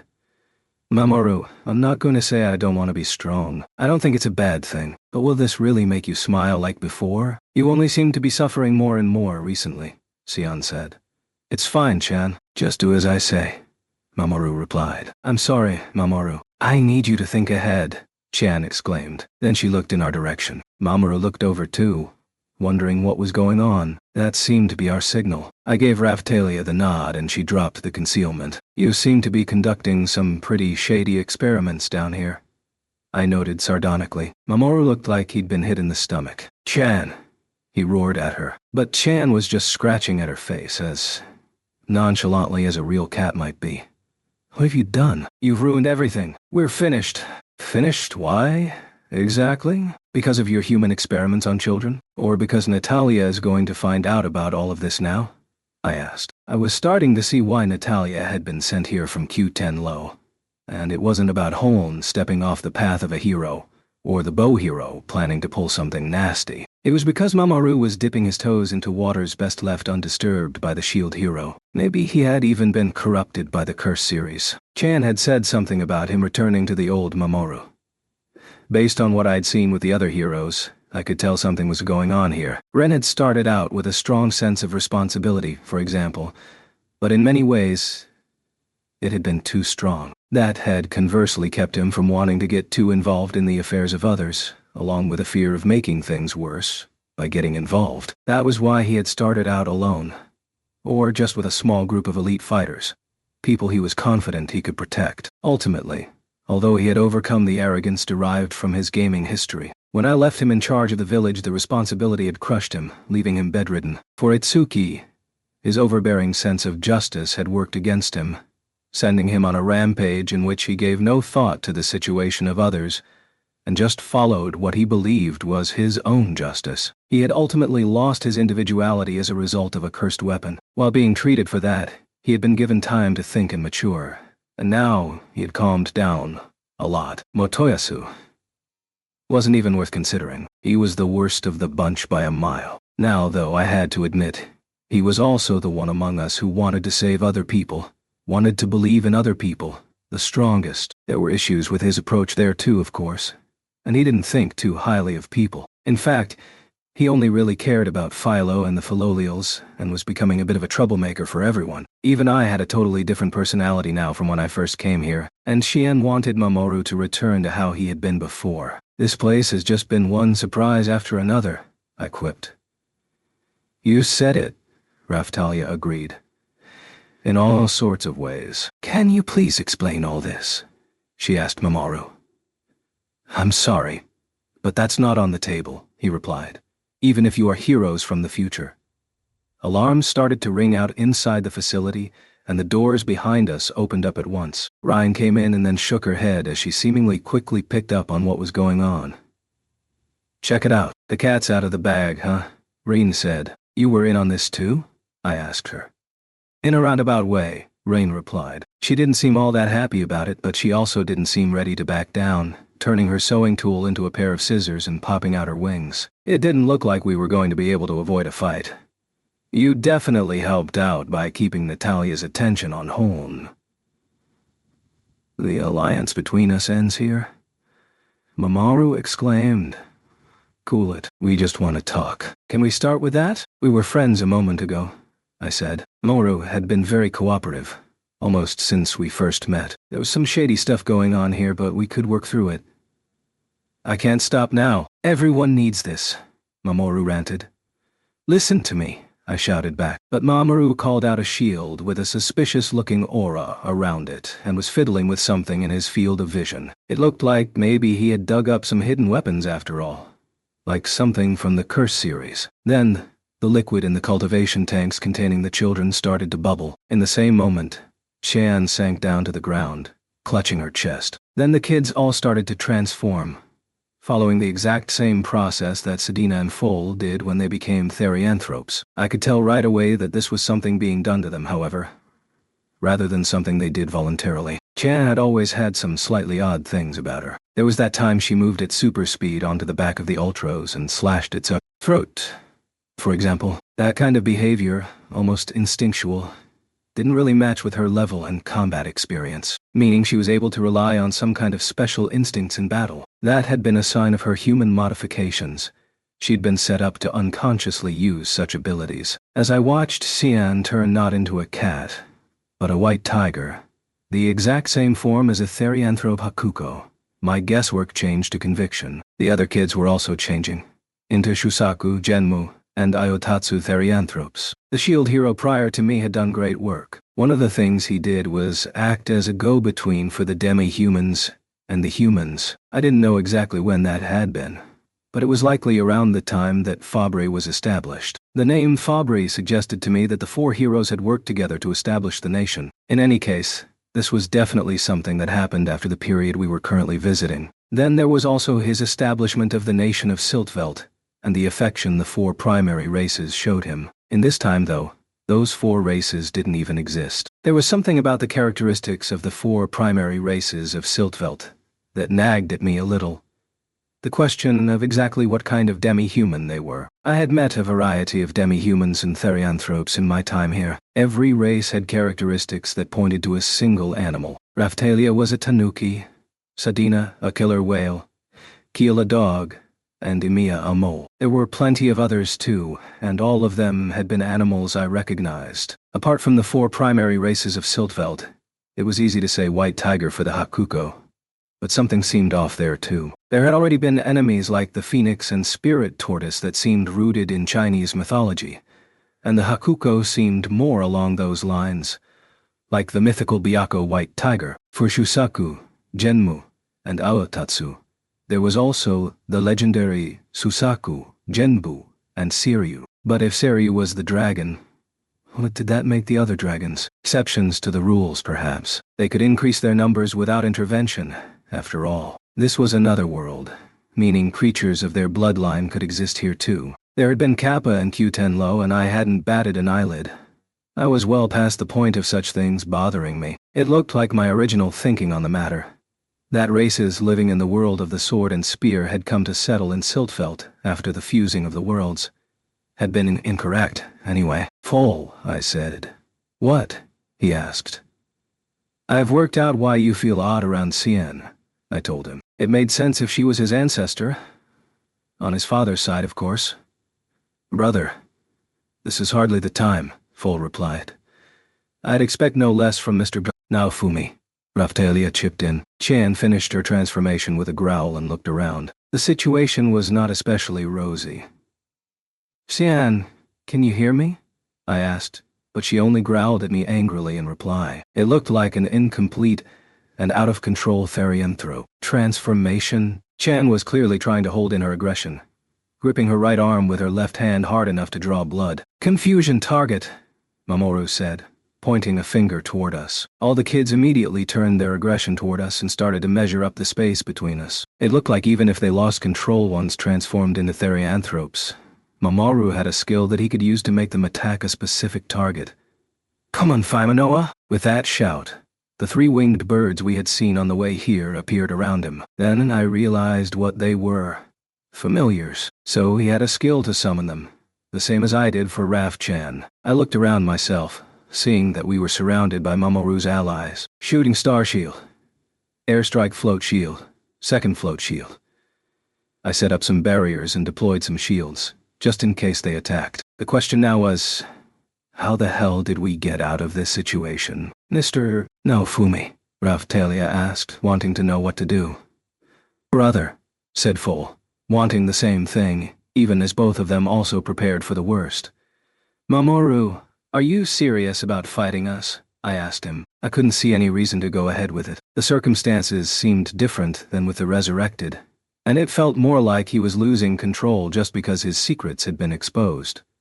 Dafu, said Dafu-chan, up on my shoulder and making aggressive gestures toward Mamoru. Raf-chan was also up on Raphtalia's shoulder, warning off would-be attackers as well. Of course, Mamoru replied. You've seen all of this now.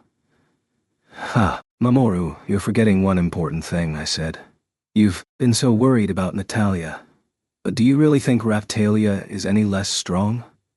Certain things might have been lost along the way, but Raphtalia was still the Heavenly Emperor in the future. Not to mention, he had to know we had a Sakura Stone of Destiny. Picking up perfectly on what I was doing, Raphtalia and Full both changed their weapons to the Sakura Stone of Destiny katana and gauntlets, respectively. These anti-hero weapons hadn't been available in Kazuna's world, but it seemed going back in time wasn't enough to stop them. With this, we could win even if it came down to just shooting skills at each other, meaning experience would be the deciding factor. We could stop their weapon modifiers from working, but the issue was pure stat increases, like those offered by the whip power-up method that couldn't be nullified until we had the Sakura Stone of Destiny barrier in place. Mamoru was obviously worried about us getting to that point. You won't make your pacifier barrier, Mamoru said, lifting his shield and deploying something strangely colored from it. It seemed he had countermeasures in place. We can still fight you with the proper preparation. They already had some measures to combat the Sakura Stone of Destiny. Of course they did, or things wouldn't have gotten to this point. We'd only come along because Xian had asked, but we ended up being exposed to some pretty crazy secrets. No more. Xian managed to force down her violent urges and force out a few words to Mamoru. It's fine, Shan. I'm not going to punish you for something like this. You were only thinking of me. It's fine, Mamoru said. But there was something like pity in his eyes when he looked at her. She wasn't reaching him at all. Or maybe she was. Maybe that was why he felt so full of betrayal. We were facing the Therianthrope kids, who looked ready to pounce at any moment, Mamoru's familiars, and the girl who looked like Vittoria. Behind us, blocking our escape, was Reen. It didn't look like we could use portals down here, so even escape would mean smashing our way out. Brother, Full said again. Full, I know you don't want to do this. I don't want to either. But I can't see a way out without a bit of fighting, I told him. But he started, and then Mamoru raised his hand and gave the order. Go! We were going to have to fight. Chapter 9. Confusion target. Raphtalia, I said, signaling her with my eyes. I know, she replied amid the growls of the children. We needed to knock them out without getting too fatal. Raphtalia swung her katana at the first of the incoming Therianthropes. I'm sorry about this. It might hurt a little. She slashed out with her blade at incredible speed, heading directly for the lead attackers, but the Shusaku-like kids skillfully dodged her attempts to hit them. Then they descended upon Raphtalia in a flurry of violence. Airstrike shield, I shouted, blocking the attacks coming for Raphtalia. No way. Raphtalia was still processing them, dodging her attack. Deed-wise, Raphtalia definitely looked like she had moved faster, and yet they had managed to dodge her attack. I wondered if this was due to enhanced physical abilities over reliance on status, something built into the enhanced Therianthropes, perhaps. They moved like Sadina and Atla do, Raphtalia said. Yeah, they do that exact same thing, I replied. Sadina spent a lot of time honing her skills, but it was still impressive when she dodged attacks in her bulky killer whale Therianthrope form. But it didn't look as beautiful as when Sadina does it or Atla did it, Raphtalia added. The Shusaku can sense wind and fire instinctually, sister. Foal shouted. That actually made sense. They were sensitive to the movements of the air and so detected the changes in air pressure caused by Raphtalia's sword and dodged accordingly. That was superhuman for sure. They really shouldn't be pulling stuff like that. Over here! Don't forget about me! Scissor shock, Ryan shouted, coming at my shooting star shield with one of Mamoru's chirping familiars. A loud noise rang out. Ryan then dropped back. The epitome of hit-and-run tactics. She unleashed a flurry of feathers from her spread wings that also hammered into my barriers. Those wings seemed pretty useful. I'd been hoping Zion would pick them up before something like this happened. Foal was having a hard time of it too. A look of pain on his face as he fought the incoming kids. He didn't seem to be putting his back into it though, as the kids he did send flying quickly recovered and came back at him. Airstrike shield, second shield, Drit shield. Mamoru launched his own succession of skills at Foal, who had stepped out of the protective range of shooting star shield. Shields appeared at Foal's arms, back and legs, trying to box him in. Hey, are you forgetting I'm the shield hero too? Second shield, Drit shield, I said. I moved in my float shields to give Foal some protection, watching out for interference from something like chain shield. With a grunt, Foal leapt to the side, trying to get away from the enemy shields. In the same moment, Mamoru started to cast some magic. Spirits! World! The shield hero makes his plea.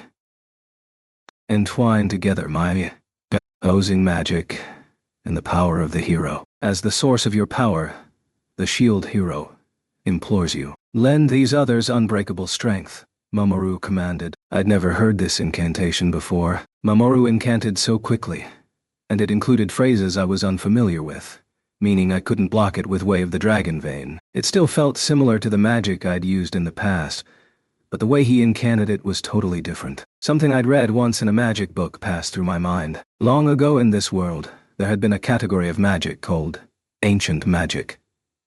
It was one of those tropes in which a powerful technique had been lost to history rather than passed down. My turn, said the demon dragon's voice in my head.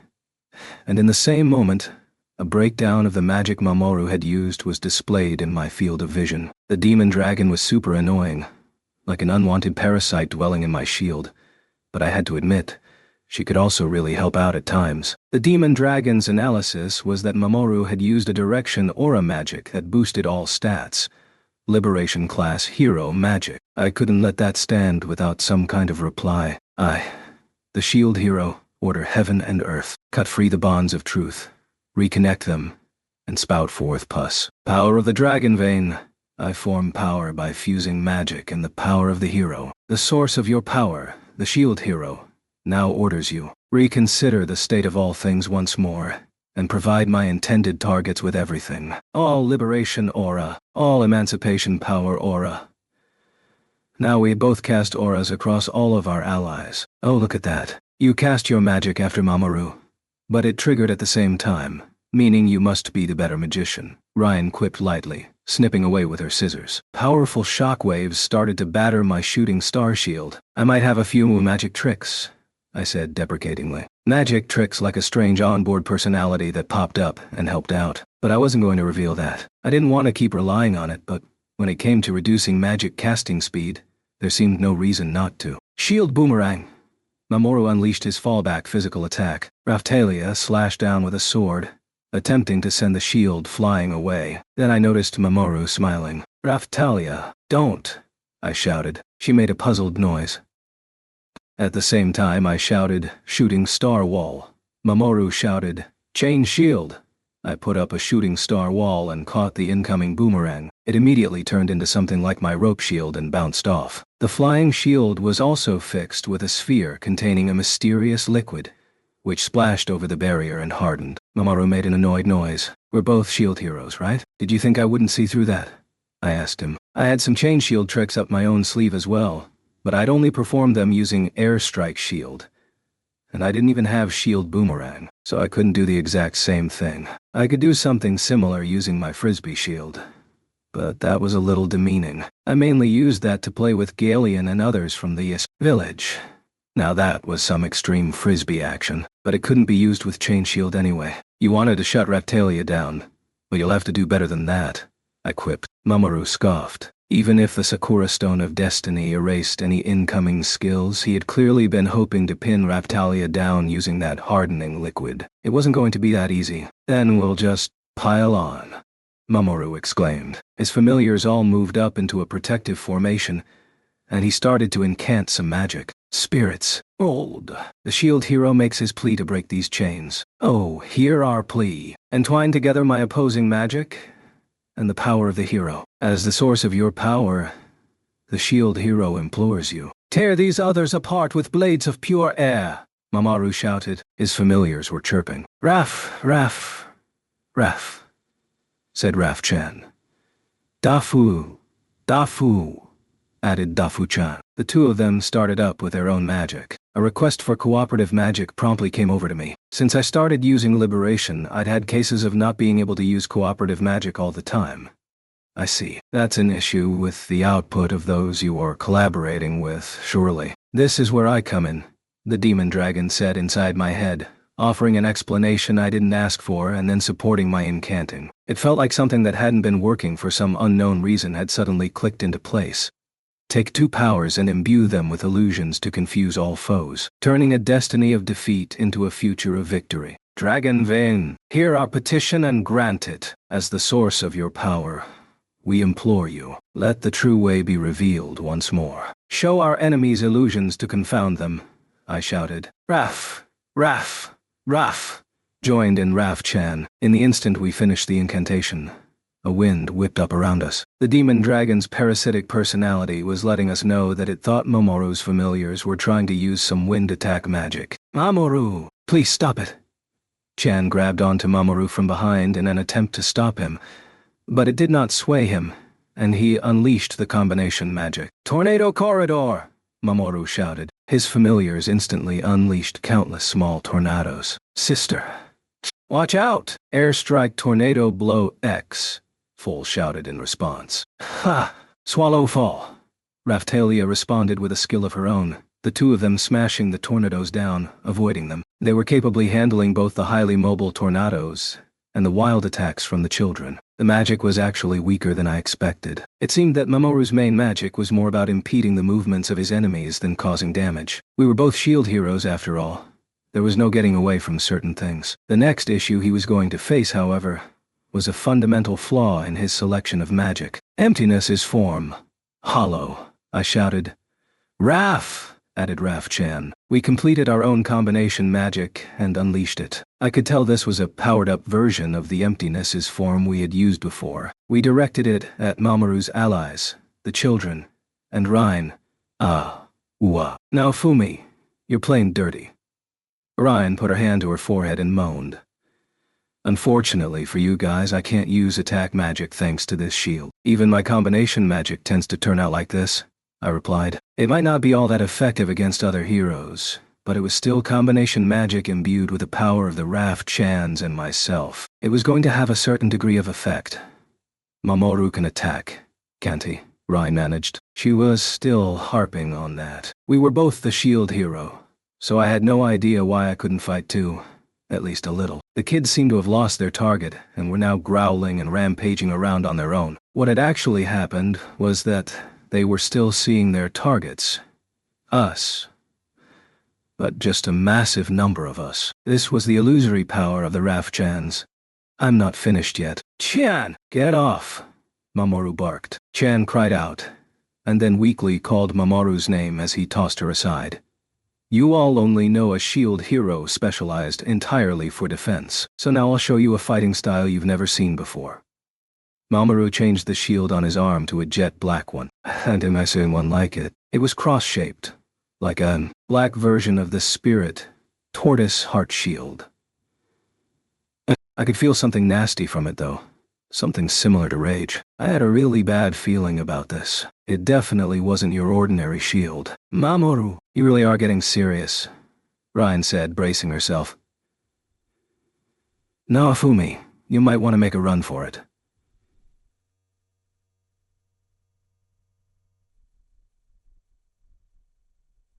She didn't seem able to move herself, perhaps still caught up in the illusions. She didn't know which ones were the real US and was basing her actions on what Mamoru was doing.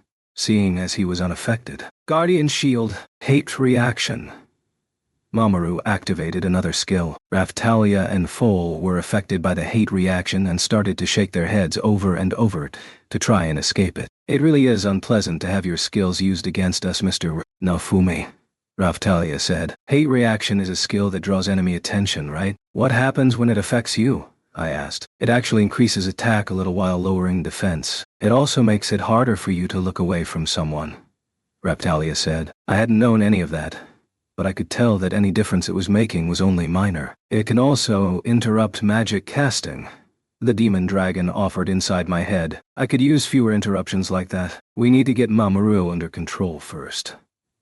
Raphtalia, Foal! I shouted. They responded affirmatively and leapt forward, beginning to attack Mamoru with each of their weapons. They were using life force and wielding weapons made from the Sakura Stone of Destiny, so it was likely to do more than just sting a little. They'd keep it to just knocking him out, I was sure. Spirit Blade, Soul Slice. That was Raphtalia's offering. Airstrike Stun Blow V, added Foal. Mamoru took Raphtalia's katana on an unbreakable shield and then grabbed Foal's arm and tossed him away. I blinked, unsure what had just happened. I'm not done yet. Sorry, but I'm not giving up this chance. After image, Palm Vi, Foal shouted as he recovered at once, going into his own Therianthrope form and charging forward. He had formed semi-transparent clones who fought alongside him. They seemed to offer physical attacks. The two additional ghost Foals matched Foal's movements and struck with follow-ups at Mamoru. That was a pretty convenient-looking attack. I hadn't expected much from him recently, but maybe I had to rethink that. Mamoru defended against all the attacks, but with heavy impact noises. He was letting his life force flow out from his feet. Those techniques were the same as the ones we used. My turn. 8 Trigrams Blade of Destiny combination. Formation 1. Formation 2. Formation 3.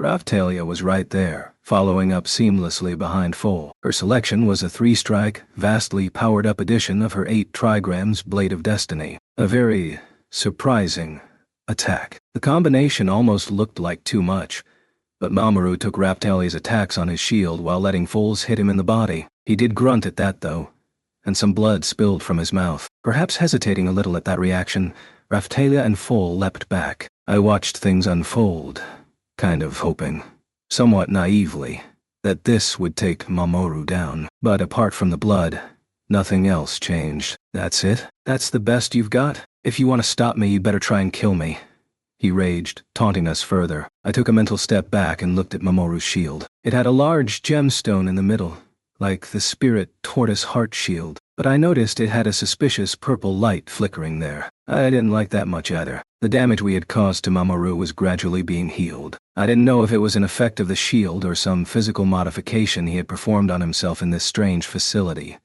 but it was definitely going to be a pain to fight it. We'd started fighting, but I'd also made a promise to Cien. We couldn't afford to kill Mamoru. I'd been hoping to just knock him out, but when I thought about the enemies we had fought in the past, it was going to be hard to hold back. He wasn't someone we could incapacitate by taking his weapon away, like we had with Tact. And while the Sakura Stone of Destiny weapons could nullify his attacks to a certain extent, they couldn't actually cut through his shield. We might be able to nullify his power boost, but Mamoru didn't seem that picky about magic in that regard, so it would create an opening for him to exploit. If you can't do better than this, we're finished here. Confusion target, Mamoru shouted, unleashing his skill to command the rampaging children again, perhaps finally losing patience with us completely. But rather than attack us, the growling kids started attacking him. The confused kids were still suffering from the illusions we had unleashed on them, seeing copies of us all around them, and so he'd ordered them to attack himself, their ally. They crowded all over him, but he withstood all of their attacks. They might have lost all reason, or they might have understood what they were doing, because the kids had tears streaming down their faces as they attacked Mamoru. I looked on with my allies, each of us aghast at what was unfolding here. What's he even thinking? Raphtalia asked. I was analyzing his actions too, and it was starting to dawn on me. This was something that perhaps only the SHIELD hero could understand. Even if you are the SHIELD hero from the future, there's no way you know about this shield. With all your sarcasm, You underestimate the weight of being shield hero. You will never reach these heights. Now face its power, Mamoru ranted. The light around the crystal in Mamoru's shield was sparkling brightly now.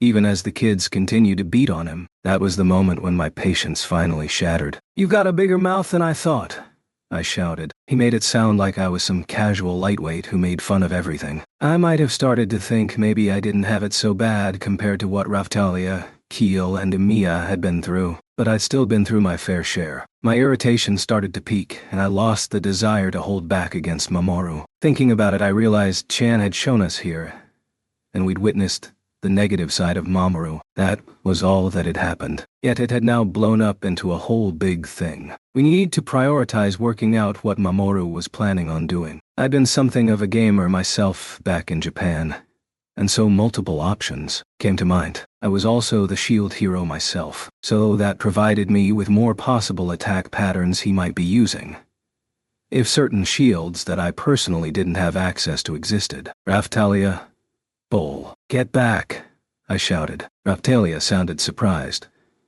"Brother, we should press the attack," Foal said. "Piling onto him won't work now. Just drop back," I told them. When I gave that order, Mamoru unleashed an evil aura with a raging shout. The aura sent the kids tumbling away from him and also canceled their targeting commands. As the kids started to chase around all the illusions we had created for them again, Mamoru dashed forward to defend Rin. Then he pointed his eerily glittering shield in our direction. It looked like one of my hunches had been right.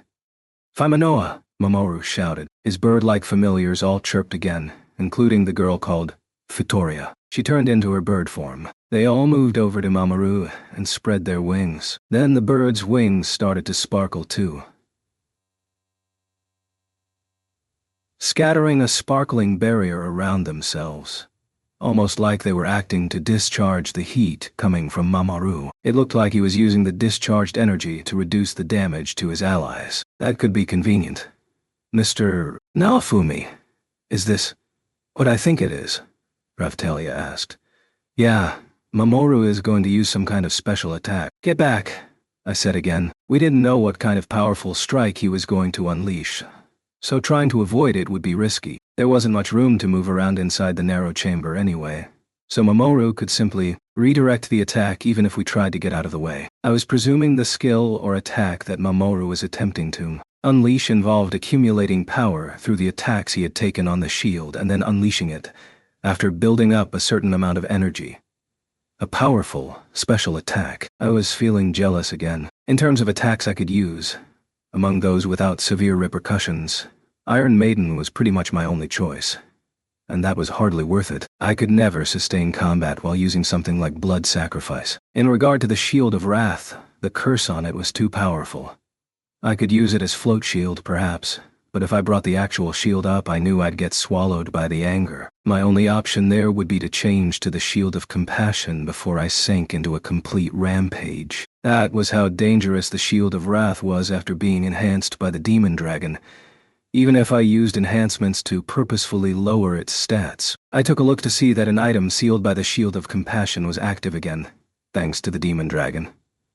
Or maybe the Shield of Compassion itself. I'd failed to overcome my wrath completely, meaning I'd been unable to completely unlock the power of compassion. That might make sense. The Shield of Wrath had the powerful counter effect called Dark Curse Burning, but that could only be triggered by being attacked. My jealousy surged again. We were both the same shield hero, and yet he had access to all sorts of attack shields. "Sorry, but I'm not joining your pity party," I shouted.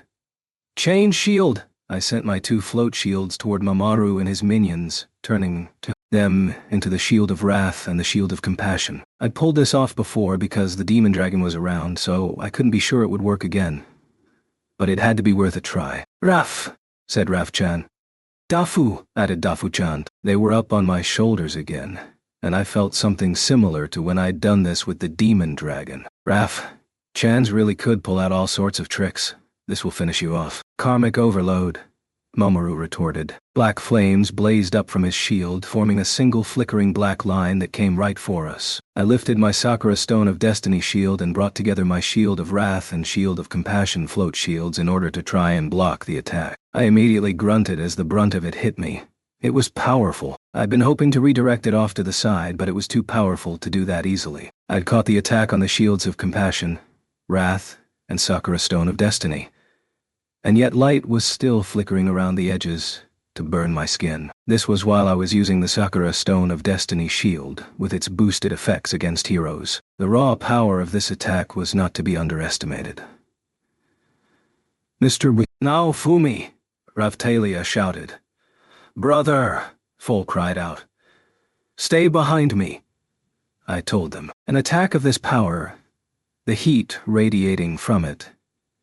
It reminded me of a moment from the past, the moment when the Phoenix self-destructed, the moment I stepped forward to protect everyone, and then when Atla had stepped in just when I realized I wasn't going to be enough. I let out a roar through clenched teeth, begging the Shield of Wrath and Shield of Compassion to be enough. I couldn't suffer such a defeat, such a trampling again. I would defend those behind me, no matter what. I was stronger than I was back then, and I'd sworn to protect everyone. I'd overcome whatever trials I had to face in order to achieve that. If what the demon dragon had said was true, that failing to overcome my wrath was holding back my strength, then I'd overcome that too. The two emotions seemed at complete odds with each other. To forgive someone, while being angry with them, and to bring wrath upon an enemy who had to be defeated, with no room for compassion. Yet if they would let me protect everyone, that was what I would use. I continued my roar, and the Shield of Wrath and Shield of Compassion started to spin around together. Black and white, as they spun, they drew closer to the design of the Sakura Stone of Destiny shield and its yin-yang stylings. I used the resulting shield to take the full brunt of the attack. Still shouting, I saw my Shield of Wrath and Shield of Compassion float shields were finally able to shred Mamoru's attack to pieces. What? What? Impossible! How were you able to block that? Mamoru seethed. The black light he emitted finally dissipated away. Hey, predecessor, I growled, breathing hard as the smoke cleared. You better not underestimate me. What do you mean? The weight of the shield hero. Pathetic. If you think you've got it hard, then you've no idea how hard things can get. He was worse than Ren. If he was going to go on about how hard it was to be a hero, he wasn't going to make it very far into the future. He had no idea of the volume of shit I'd been forced to wade through. I had lost track of it myself. There were more stars in the sky than moments of pain I had suffered. But carried the pain of the shield hero for Raphtalia, for Atla, for everyone. I didn't need to take out my own cursed weapon, take part in some pity party. Mamoru, when you say it's the end, what do you mean? What's the problem here? You need to stop judging other people so quickly. Just take a look around. Come on, I raged. Right behind him there was Chan, desperately trying to control her therianthrope transformation. And then around him there were the rampaging kids and Rhine. There were loads of other people in this underground facility too. Mamoru still looked stunned that I'd withstood his special attack. If he didn't start to show some decorum, I'd order Raphtalia to attack the precious-looking tank stored in the back. What kind of hero are you? I asked. Bow. Sword? Spear? Is this the best way for you to fight? Mamoru gave a moan. We were both shield heroes, and there was a difference in the way we fought. But I still couldn't believe this situation was the best for Mamoru. If it was, then I'd overestimated him considerably. If that did turn out to be the case, I'd have to report him to Natalia. Okay, we're all played out, Rhine said. She seemed to have recovered from the illusion's effects and sat down on the spot with her hands up. Rhine, don't give up, Mamoru said. Mamoru, can't you see? Naofumi is taking care not to destroy those things precious to you, Rhine replied. She pointed down at the cultivation tank at the back. Please, Mamoru. Please. No more fighting. Cian managed, still collapsed on the ground but reaching toward him nonetheless. But... Mamoru stammered, but he also dropped his fighting stance and changed his shield. It looked like the fighting was over, at least for now. Brother believed in you, and he still wants to, Foal said. Mamoru didn't reply. Please, tell us what's going on. We'll do whatever we can to help. Foal looked over at the floating shield of compassion as he spoke. If Atla's brother was willing to go so far, I guess I could negotiate a little, in the name of the shield of compassion. Let's get some details then, I said. How have you changed? What's been eating you so badly? Don't waste what Shan tried to do here, I told him. Mr. Naofumi, don't be like that. Raftalia chided me. Brother, can't you be a little gentler?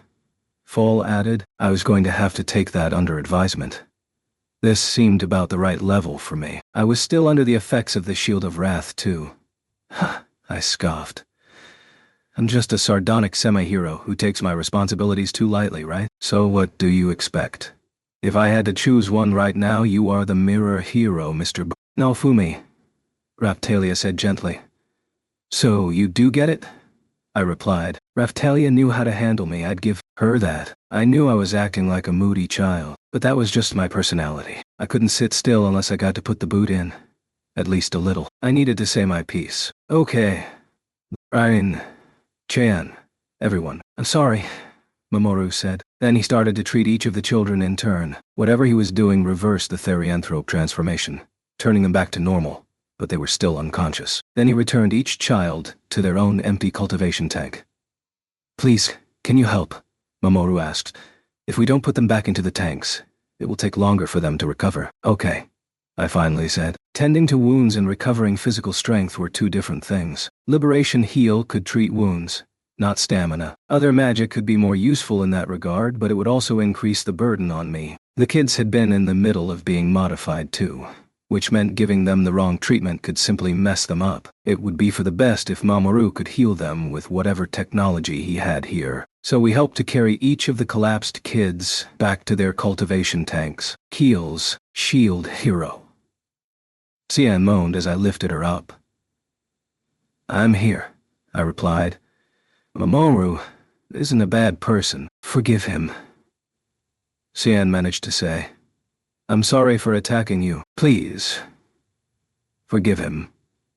We're the ones at fault, said another kid. Each one of them, barely conscious, was saying the same kind of thing. It hit me hard. The kids were clearly the victims here, but all of them were still trying to protect Mamoru. That not only told me how likable Mamoru was, or had been at one point, but also how the kids still trusted him, even after this outburst. It almost reminded me of the women Kyo and Tact had kept around, but there was a fundamental difference. Those bitches had given orders. These kids pleaded and begged. Tact's women had ordered us to stop beating him. These kids were asking us, begging us, not to punish Mamoru. We had to approach this from a place of discussion. That was what Chan had wanted too.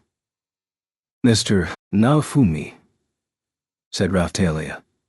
Brother, said Fol. The two of them were also helping take care of the kids while looking at me with concern on their faces. Raf, said Raf-chan. Dafu, said Dafu-chan. The two cuties seemed to understand the gravity of the situation as well, with troubled looks. Mamoru. Xian turned back from her therianthrope form and looked over at Mamoru. Chan, we need to treat you too, Mamoru said, but Chan shook her head. I'm fine. No need. Xian had used her powerful mental capacity to prevent herself from going on a rampage. All the other kids had lost it completely, but not her. That was proof enough of her incredible mental fortitude. One last thing, then.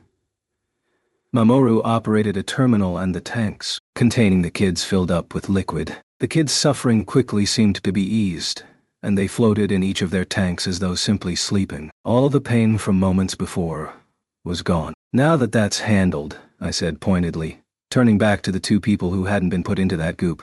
Let's hear it, Mamoru. Ryan, you finally finished asking questions? I turned around at the voice to see Hon coming in, like it was the most natural thing ever. Oh, don't worry about little old me. I have no intention of fighting you. She raised both hands to prove her point. Why aren't I surprised to see you here? You knew about all this? I asked. She'd given me that leaf accessory because she'd expected this to happen. You bet. That's why I caused the ruckus in your village, of course. That was all about the trauma Mamoru carries around with him too. That's also why I gave you that leaf accessory. Considering how similar this had all been to that time, I'd thought they were related. I expected this confrontation, so I wanted to train you for it. Now, future shield hero, listen to what Mamoru has to say. I shook my head. She was a master manipulator. Mamoru furrowed his brow at Hon's attitude, but took a deep breath and started to speak. Why have we strayed so far from the path? He muttered before starting to share what were clearly painful memories. The beginning was when Falolia died, Falolia? I asked. Yeah, he replied. That name gave me pause too. It was only one letter off Falolio. Maybe it was the name of the one floating in the tank at the back of the room. Maybe they'd taken a page from Rat's playbook. Mamoru's familiars, now turned into small birds, gathered on his shoulders, chirping. Mamoru stroked them gently with obvious tender care. I didn't make the introductions yet. Did I? These are my familiars, Phimanoa, Figia, and Fitoria. Falolia is the one who named them. They are familiars derived from her, Mamoru explained. Raf, said Raf-chan. Dafu, said Dafu-chan. Although they don't have the same level of awareness, they might be like those familiars you love so much, Naofumi, Mamoru said. Raf-chan climbed down from my shoulder and went over to greet Phimanoa and the others. That made sense, just like I'd made Raf-chan as a familiar from Raftalia's hair. Mamoru had created these familiars from one of his allies. Mamoru was still stroking his familiars, smiling, but with a sad look on his face. I see, Raftalia said, accepting that situation. Falolia was quite something, Mamoru continued. She was summoned here as the Claw Hero from the same world that Rein comes from. It was the story of the dead user of the Claw Assault weapon, and how Mamoru had lost someone impossible to replace. After Mamoru was summoned here as the Shield Hero, he started his activities in Siltron, and then met with Falolia, who had also been summoned here to be the Claw Hero. Falolia had at first been bewildered at being summoned to another world, but she adapted quickly and had soon become Mamoru's right hand in fighting. Fighting for such a small and weak nation as Siltron, Mamoru had lacked other allies. He had made it through those trying times by combining his strength with that of the girl called Falolia. I met up with Mamoru when I came looking for my missing sister, Rein said. It was pretty crazy for me too. My precious little sis suddenly vanished, and when I worked out where she'd been taken to, she was the Claw Hero in a completely different world. Falolia was also the connection that brought Rein and Mamoru together. Falolia had been summoned here from another world to be the Claw Hero. The world she had come from was Rein's world, and Falolia's sister was Rein. Kind of a complex relationship. It was similar to the situation Shieldina was in, perhaps. It seemed likely that she hadn't originally been summoned because she'd been in Q10 Low, and once she left, she had been summoned to Kazuna's world as the Ofuda hero. We fought for Falolia's attention for a while, didn't we, Rein? Mamoru reminisced. That takes me back, Rein replied. We didn't really get off on the right foot. Both of them seemed to be enjoying this trip down memory lane. It was an interesting development for sure. They hadn't looked like a happy couple, exactly. Now I knew why Rein was hanging around in this world. To take her sister home. Maybe she was even going back and forth, popping in to see her sister sometimes. Back then, things were hard. But we all truly believed that by working together, we could overcome anything. Mamoru continued. The change had come when they fought Suzaku, one of the guardian beasts. The battle took place close to the Siltron Castle town itself. We were desperate to hold our enemy back, but it wasn't going well for us. And Suzaku was about to attack some of our allies who couldn't get away in time. Mamoru had stepped up to defend the people of Siltron, but had been unable to stop the raging attack from Suzaku, and those people were about to be killed. That was when Falolia stepped forward and defended everyone. Rein said. It was our fault, Chan said. We wanted to support Mamoru, so we'd sneaked out and hid to watch the battle. It sounded like this girl called Falolia had used her body to shield Xian and the other kids from the rage of Suzaku. Falolia knocked us aside as hard as she could toward Mamoru, and then right in front of our eyes. Xian could barely finish, eventually managing to say that Falolia had been hit by the blazing fire from Suzaku, and simply turned to ash. After that, Mamoru said, his voice shaking with memories he didn't want to relive. Somehow, we managed to defeat Suzaku. He paused. I was in love with her. She and I managed to win Rein over, and after the battle with Suzaku, We were planning to hold a wedding. Just a little longer I would have got to see my sister on her wedding day, Ryan said. Happiness found on the battlefield had then turned to despair. It reminded me so much of Atla it made my head ache for a moment. Sadness wasn't going to end the battle though. It wasn't going to end the waves. Mamoru continued. I couldn't allow there to be another Falolia. I couldn't afford to remain so weak. That's why I started seeking further strength. It sounded like he was pretty aware that he'd stepped off the path, but also that he never wanted to lose anyone again, no matter what it took. I had similar feelings after losing Atla and the others. No matter what it took, no matter what would rain down on me, I didn't care. In order to not lose anyone again, to defend everyone, to stop anyone else from dying, I needed strength. Holn started teaching me all sorts of things, and I started using alchemy to modify everyone. That's right. Holn stepped in. I've been teaching him various things. All of this would have been hard for Mamoru to do alone, but I wondered if that meant he was doing it all himself, just within the range Holn taught to him, or if Holn was just helping to cover Mamoru's mistakes. So you've been modifying the Siltran people so that they can survive any possible battle? I asked. That's right, Mamoru eventually admitted. I didn't want to lose anyone else. I wanted them to be able to face any possible danger. His voice was trembling. We feel responsible too. So we asked Mamoru to do this. We wanted to do whatever we could to help him. Wanted to cheer him up, however we could, Qian added. That explains why you've been modifying Xian, I said.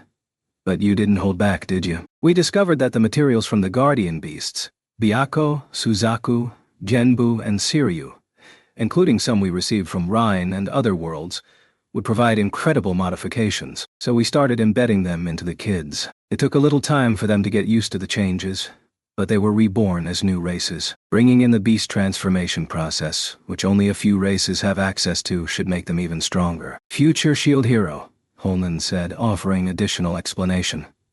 When I saw Keel's factors, I understood what was going on. You have all sorts of races in the future with access to therianthrope transformations, correct? I think most of them are probably the result of the work Mamoru and little old me did back here. Which means everyone in this world who can turn into a therianthrope have the factors that you and Mamoru introduced, and those factors will then be passed down to their children, creating all the therianthropes in the future?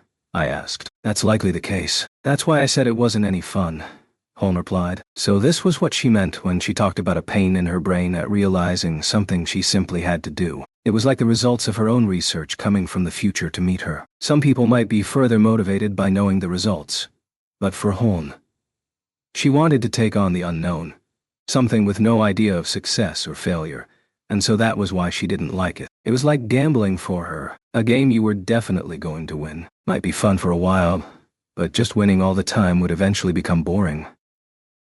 For someone who lived for the pleasure of winning or losing, that would be very dull. There are other things too, but we can't afford to pack too much in. Let's keep the discussion moving, Holm suggested. What about that then?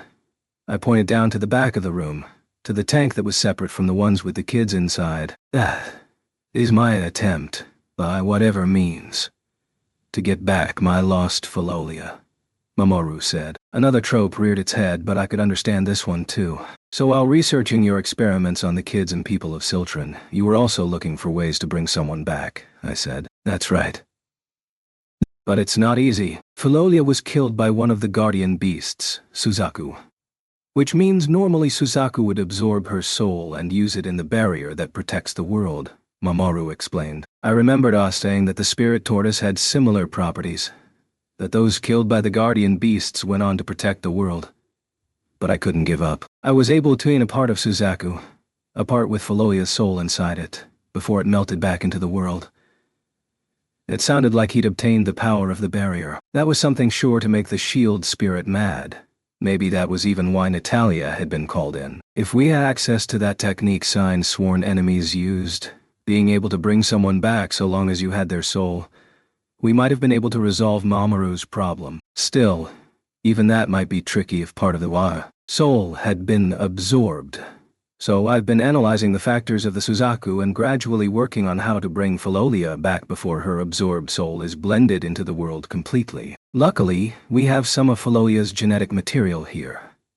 In the form of Faimanoa and the others, Mamoru continued. I couldn't help but click my tongue in annoyance and frustration. Brother, Foal said. This was all making me feel awful. It was like this was some shared fate of the shield hero. Some horrible rite of passage we all had to go through. Losing a precious companion to a guardian beast, it was like the world was mocking us. It's so similar. It seems like some sick joke, I said. A horrible coincidence. History repeating. None of us needed that.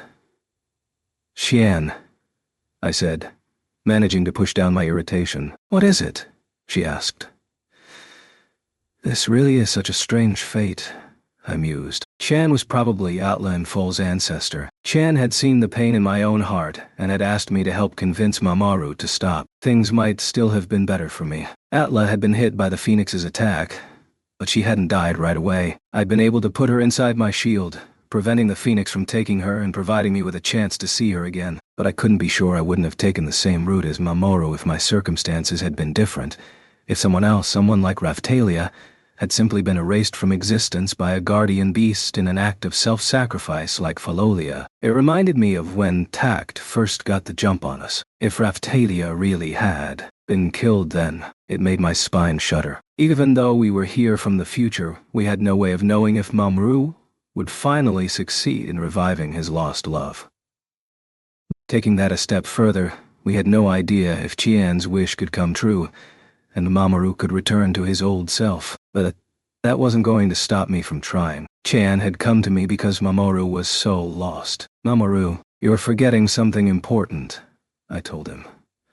What's the power-up method for the shield holy weapon? Trust, right? The people of Siltron believe in you. That's why they're offering up their bodies and seeking further strength. What's going to happen if you repay that by showing hesitation and concern? The shield hero got stronger by believing in people and having them believe in him, by taking on the expectations of others and fighting alongside them. I thought it was kind of corny myself, but I wasn't going to hide behind that now. I decided to defeat everyone who wanted to harm me or my friends and to protect the world. I might not be the demon dragon, but I was still willing to aim powerful rage at my enemies. Chan began to speak. Falolia said it was strange that Mamoru was always on the front lines, that her own world was suffering under the waves, and so we couldn't leave it just to the heroes. But we were weak, so all we could do was run from the fighting, Chen said. That was why she had sought this new strength. Siltron was a small nation that had always been picked on. It raised up Mamoru as their hero and decided to fight alongside him. But even after we raised our levels and abilities, we still couldn't hope to hold our own against the fighters the Bao hero and Pienza raised. Really? I asked. Back in our time, it wasn't just limited to the villagers. Pretty much anyone could become strong with some training, no matter how much you raise someone's level. Ultimately, they're innate. Nature is going to come shining through. Do you know what I'm talking about, future shield hero? Holn asked. I thought for a moment. I decided it was best to refer to Sedina as an example here, as she had the most honed combat instincts of my allies. In terms of performance in battle, she was at least 5 times stronger than anyone at the same level. If she fought with Raphtalia at the same level, I was sure Sedina would win. No question. Raphtalia and Sedina had trained together before we came to this world, and Sedina had hardly broken a sweat, fending off a powerful flurry of attacks from Raphtalia. The old Hengen Muso lady had said that apart from using Hengen Muso style to control life force, she had nothing to teach Sedina, and this was against Raphtalia, one chosen as the Katana Vassal weapon holder and excellent in battle. Kiel and Emiya simply wouldn't stand a chance against her under any circumstances I could imagine. No matter how hard they worked to reach that same level, there would always be a gap between them. In the case of Siltron, we were looking at herbivore-type citizens with almost no combat sensibilities. My villagers were making gains because I was raising them from the ground up, but I couldn't vouch for what would happen if they fought people enhanced in the same way Mamoru was doing. Even if we use my whip power-up method, it's difficult to catch up with those who have already been enhanced over a long period of time. Even worse, such enhancements are hardly passed down at all, and will completely vanish after maybe 3 generations, Holn added. So the first generation was enhanced by the hero and obtained powerful strength. The second generation was trained and raised by the first, reaching a reasonable level of strength. But by the third generation, we reached a point where they didn't even know the struggles of the first. Wealth, only lasts 3 generations, they say. But who wouldn't want an age of peace to last longer? I could see why Mamoru had been modifying everyone to make them stronger, including his desire for peace in his actions. Mamoru, I've been keeping this quiet, but let me fill you in. Getting my answers from the future is really, really boring. But I can tell you that they are going to stabilize very soon. They don't need permanent supervision anymore, Holmes said. I see, Mamoru finally replied. It sounded like it wasn't going to be long before the 4 primary races of Siltveld showed their faces to the world. Mamoru, what would your precious Falolia say if she could see you now? Shouldn't you be trying to be the kind of person who would make her proud? I asked him. That's rich, coming from you, Mr. Naofumi. Look what you've done to poor Ruft, Raftalia said. Sister, please, read the room, Foal interjected. It was true, though. I probably wasn't making Raftalia especially proud of me. That said, I do think Mr. Naofumi has what it takes to lead us all as the shield hero. Look at the way he searched for Keel, Raftalia continued. He can be a little too forward-focused, Foal said. Cautioning him is hard work. I looked over at the cultivation tanks and the kids floating inside them. They all looked like they were peacefully sleeping. Ethically speaking, I think you don't really have a leg to stand on, I said. But in light of the future, this is the only possible choice. If you have to eat poison, why not eat the whole plate? The people of Siltran had asked this of Mamoru, seeking to create the foundations for a lasting era of peace. They had already made the choice to be more than collateral to be protected. I was impressed. The hangers-on around the resurrected tended to not do much for themselves from what I'd seen of them. A bunch of irresponsible losers. They also used the power and authority given to them by the resurrected to try and make things always go their way, which was why there was no reasoning with them. Kizuna had struggled with them in her world too. At least in Mamoru's situation, the people of his nation were willing to sacrifice something of themselves. Hey, Mamoru, we're going to keep doing our best. You're not going to suffer like that again. I promise. So even if you can't smile like you used to, Pembia, you can lean on us a little more than you do now. Chien said. Mamoru looked down. She made a good point. Mamoru might have thought he was trusting them, believing in them, but really he wasn't. Maybe I can't be as strong as Falolia was, but until she comes back to us, I'll do everything I can to help you. I want to be your fangs, Mamoru. I wasn't sure what that would mean to Mamoru. Raftalia had said she wanted to be my sword, and Atla had said she wanted to be my shield. Chan, meanwhile, wanted to be Mamoru's fangs. At least until this Falolia girl was resurrected. Everyone, I don't know what to say. Mamoru fell to his knees, sobbing, and then Chan hugged him and started to cry herself. Chapter 10. Falolia. Mamoru cried for a brief while, and then composed himself and looked at me. His face looked more confident than before. Mamoru, your choice could be considered arrogant and selfish. Even if the person you love is restored, you may find you can't accept them as the same person, I warned him. I know, he said with a nod, looking at the girl floating in the tank in the back. From my perspective, she felt like an artificial life form that had just been created to mimic the original. Maybe it was because of the Suzaku mixed in with her, but she had wings on her back. At a glance, she looked like nothing more than a sleeping Faloial in human form. Even so, from the Suzaku fragment we obtained, there's a part that is Faloia's soul inside that, being that is returning to the world, Mamoru explained. There was the slightest hope then. I was happy for him. It also made me think, however, that I might have been wrong to listen to Atla's last wish, that it might have been better to take Mamoru's route and try to bring her back, even if it meant creating artificial life. One of my allies, Anante Jimna, is helping us to salvage Falolia's soul. You might not be able to accept it, but I want to bring her back, no matter what, Mamoru said. What did you just say?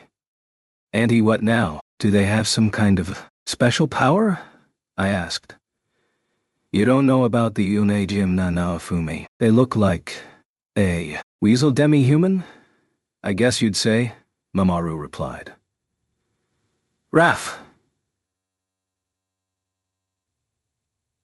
said Raf Shan. I recalled them now. When we first came to Siltran Castle, Raphtalia had seen a demi-human with weasel-like ears. They're a little old race with powerful souls. With enough training, they can do therianthrope transformation and ancestral recall. They have a special power to observe souls and keep them in this world for a while even after the host body dies. They are a race said to have been allied with the shield hero since ancient times, Holn explained. So with one of them helping out, you can salvage her soul? I asked. The soul is likely heavily merged already, due to the Suzaku. But there's still a chance if we can cut it out before the merging is complete. That's about all I can say on the matter, however, Holn said. It sounded like there was still a chance then, but I was still pretty sure he wasn't going to be thrilled with the results. Okay, maybe I can say some more, Holn continued. The Yune Jimna are said to really be able to bring their power to bear after they have died, when they are still lingering in this world. If we can separate Filolia's soul from the Suzaku, you never know. But it's just a chance, not a sure thing. It sounded like Mamoru was going to have to call his anti-friend in order to salvage Filolia's soul from the Suzaku. And even then, it might not work. Filolia wouldn't want to come back at the cost of someone else's life, Mamoru said. That's why. If he didn't sacrifice the life of his ally, he couldn't even conduct the experiment to see if his dead girlfriend could come back. But if he did that, and it worked, his returned girlfriend would never forgive him. He was already doing some pretty shady stuff to his allies, but this would cross the line. Even for him. Raph, said Raph-chan, giving an exasperated sigh. She toddled over to the cultivation tank in the back, placed her tail on the terminal, and suddenly her tail fluffed up. That looked like magic, but I wasn't sure why she would be using it here. An LCD screen turned on from the terminal, displaying what looked like paint spreading slowly through water. Let me take a look at that, Holn said. Her face transformed from being completely unbothered to serious and intent. She stared at the screen that Raph-chan was operating. Mamoru, future shield hero, come take a look, Holn said, beckoning us over. I stood behind Raph-chan and looked into the screen for myself. Raph, said Raph-chan. She continued to delicately use her tail, causing more and more geometric polka dot images to be created. At a glance, it looked like Raph-chan was just messing around, but Holn's eyes were wide in surprise. Do you know what this is? She asked. Based on what you were just talking about, Filolia's soul blended into the energy of the Suzaku, I guessed. I think that's probably right, Holn replied. The extraction of the soul hadn't started yet, but from what Raph-chan was showing us, it would be incredibly difficult to achieve. The shape of the soul was constantly changing in real time. Raph-chan was working overtime to keep it displayed. Future shield hero. Just what is this creature? All this time I've been thinking of it as nothing more than a familiar created from the elements of the future Heavenly Emperor, Holn said. Yeah, good question. She started out as a Shikigami that was created in order to search for Raphtalia in a world different to this one. I guess she can see souls. I bet Glass could do this too, I replied. Another friend of yours, future shield hero? Holn asked. Yeah, she's the companion to one of the 4 holy heroes in a different world from this one, and the user of the Fan Vassal weapon. She's a spectral, also known as a spirit, a race created from a soul, I explained. Wow, that sounds like something I'd like to see, Holn exclaimed. Have you ever met one of her kind, Ryan? I asked. As the holder of the sewing kit Vassal weapon, I guessed she had probably traveled through a number of other worlds before finally reuniting with her sister. Sorry, I can't say I've ever had the pleasure, Reen replied. It sounds like Seem did stop by, but very well, I said. She was moving around by crossing the waves after all. It wasn't like she had much control. As for Glass, just because we knew her didn't mean we could ask her to do this for us. It would be a massive responsibility, and a hero from a completely different world like her had no obligation to cooperate. But considering the personalities of Mamoru and the others here, I thought they could probably become friends. So Raph-chan is something created from technology coming from a completely different world. In which case, this might all make sense. Holn looked over at Mamoru. If this creature can accurately divine the location of the soul, this might be worth a try. We had Holn for backup too. Things were sounding more hopeful. There's still an issue though. We'll only have one chance. If we fail and the soul gets more merged, the salvage will be even harder. I bet it will. Also, and I hate to suggest this is what Raf-chan is doing, but there's a chance she's just doodling away there, I said. Raf, said Raf-chan, a little defensively, looking at me with a frown. I know, Raf-chan, I assured her. You're doing your very best, but you have to consider what Mamoru might think this looks like. After all, we didn't even know why Dafu-chan had turned out like a Raf species. After the invasion of Q10-Lo, I did see Raf-chan playing with what looked like a ball of fluff, and that vanished around the time Dafu-chan appeared. Maybe that ball had been the residual memories of the past Heavenly Emperor. If so, that meant Raf-chan had been able to bring them back to life. That really increased the mystery surrounding her.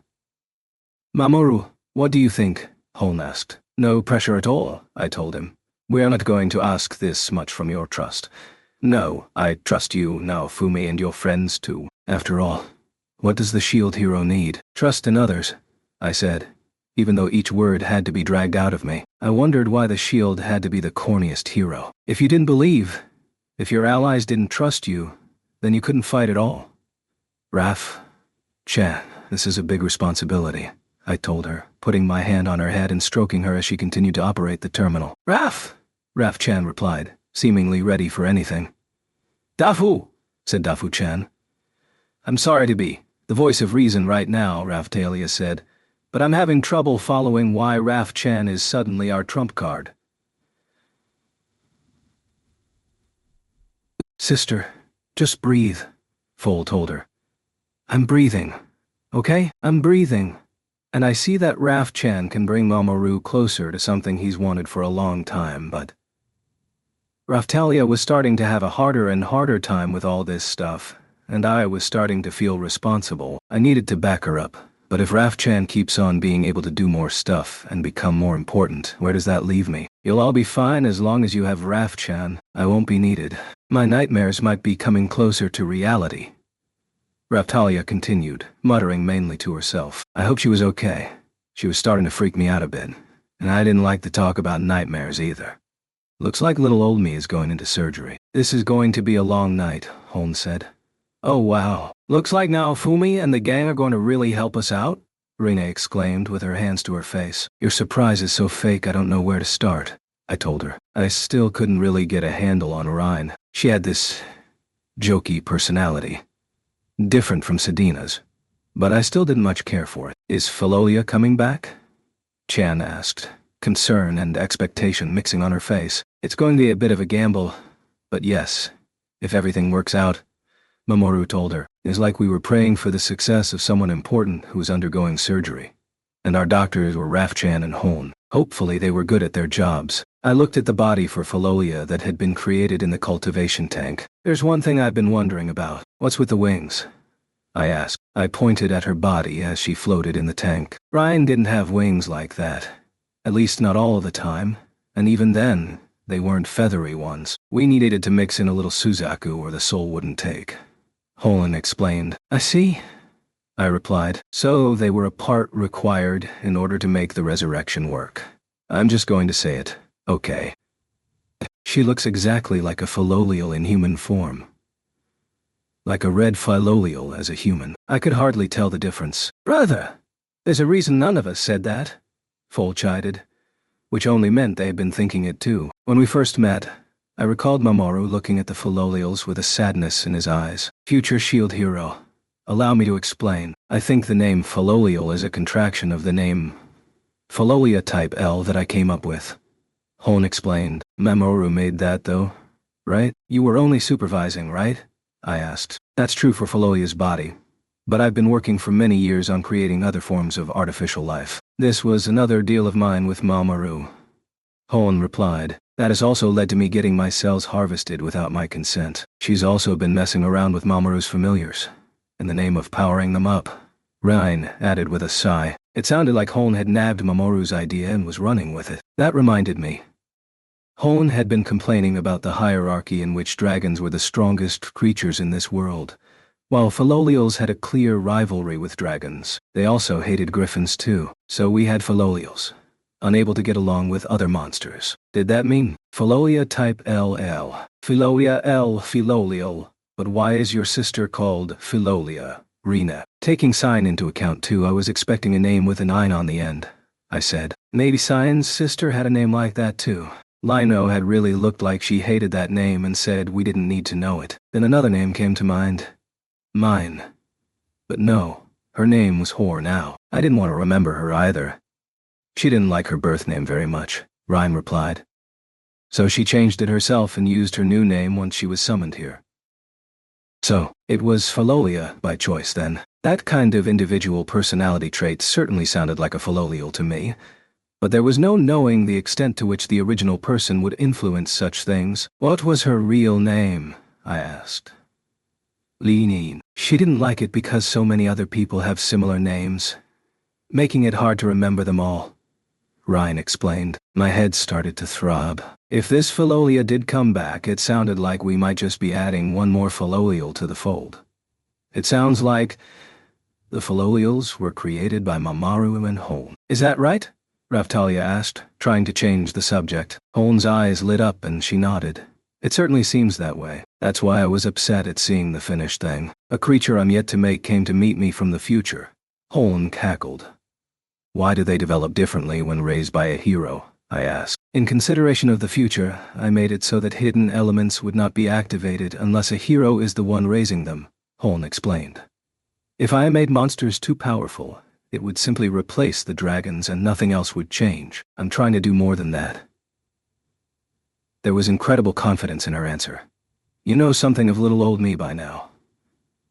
I've put the same kind of thing into all sorts of monsters, so I'm sure you've seen it before. Take the balloons, for example. That was right. When I raised a balloon, it had evolved into an ad balloon. It had almost been ready to evolve again, and then it had turned into a raft species. Why are you so obsessed with balloons? I asked her. I didn't like them because they reminded me of when I first became a hero. I'm going to make a king balloon one day, you'll see, Hone replied. Hey, don't we have the option to shut her down and stop her making the Philolial completely? I asked. Mr. Naofumi, that would be going too far. Philo would vanish too, Raftalia said. So how about we take back some of Raf-chan's genes with us and turn all the Philolials into Raf species, I suggested. That might be fun, Hone said. We can call them the Rafield species due to their connection with the shield hero. Raf species have to be better than Philolials, I stated. No, Raftalia said firmly, shutting us down. I have to say, Mamoru chimed in timidly. And I might not be in a position to say this, you helping you with Philolia, but that would probably be going too far. How about setting things up so that we can return to the future and press a single button and all the Philolial genes will change to Raf genes? I suggested. That sounds fun too, Hone said. No, Raftalia repeated. Sister is really suffering over here, Foal reported. Mr. Naofumi, do you even understand what you're suggesting? Raftalia asked. You're the one who said that it would be dangerous to change the future. True, but let's be honest here. We've no idea what's going to change the future, I replied. The reason we didn't seem to have had much effect so far might be because we were so far in the past. There was a certain degree of latitude for history to autocorrect in the intervening years. You certainly do things at your own pace, future shield hero, Hone said. Not a bad thing. Hold on though. It sounds like a monster created from Philolia and me is going to take over this world. I'd recommend making something that originated here, to be honest, Ryan said. Ryan! That I will not allow. I'm sure Natalia would have something to say about that too, Raftalia said, looking ready to fight Ryan tooth and nail. Come on then. Let's fight for it, Ryan said. I'll stop you by whatever means possible, Raftalia replied. She was having a tough time.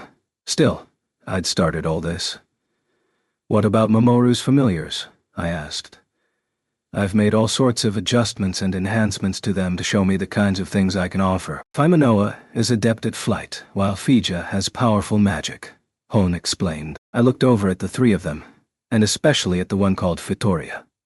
Fitoria has a fundamentally different composition from the other two, with a focus placed on carrying loads. She can carry the heaviest stuff around, no problem.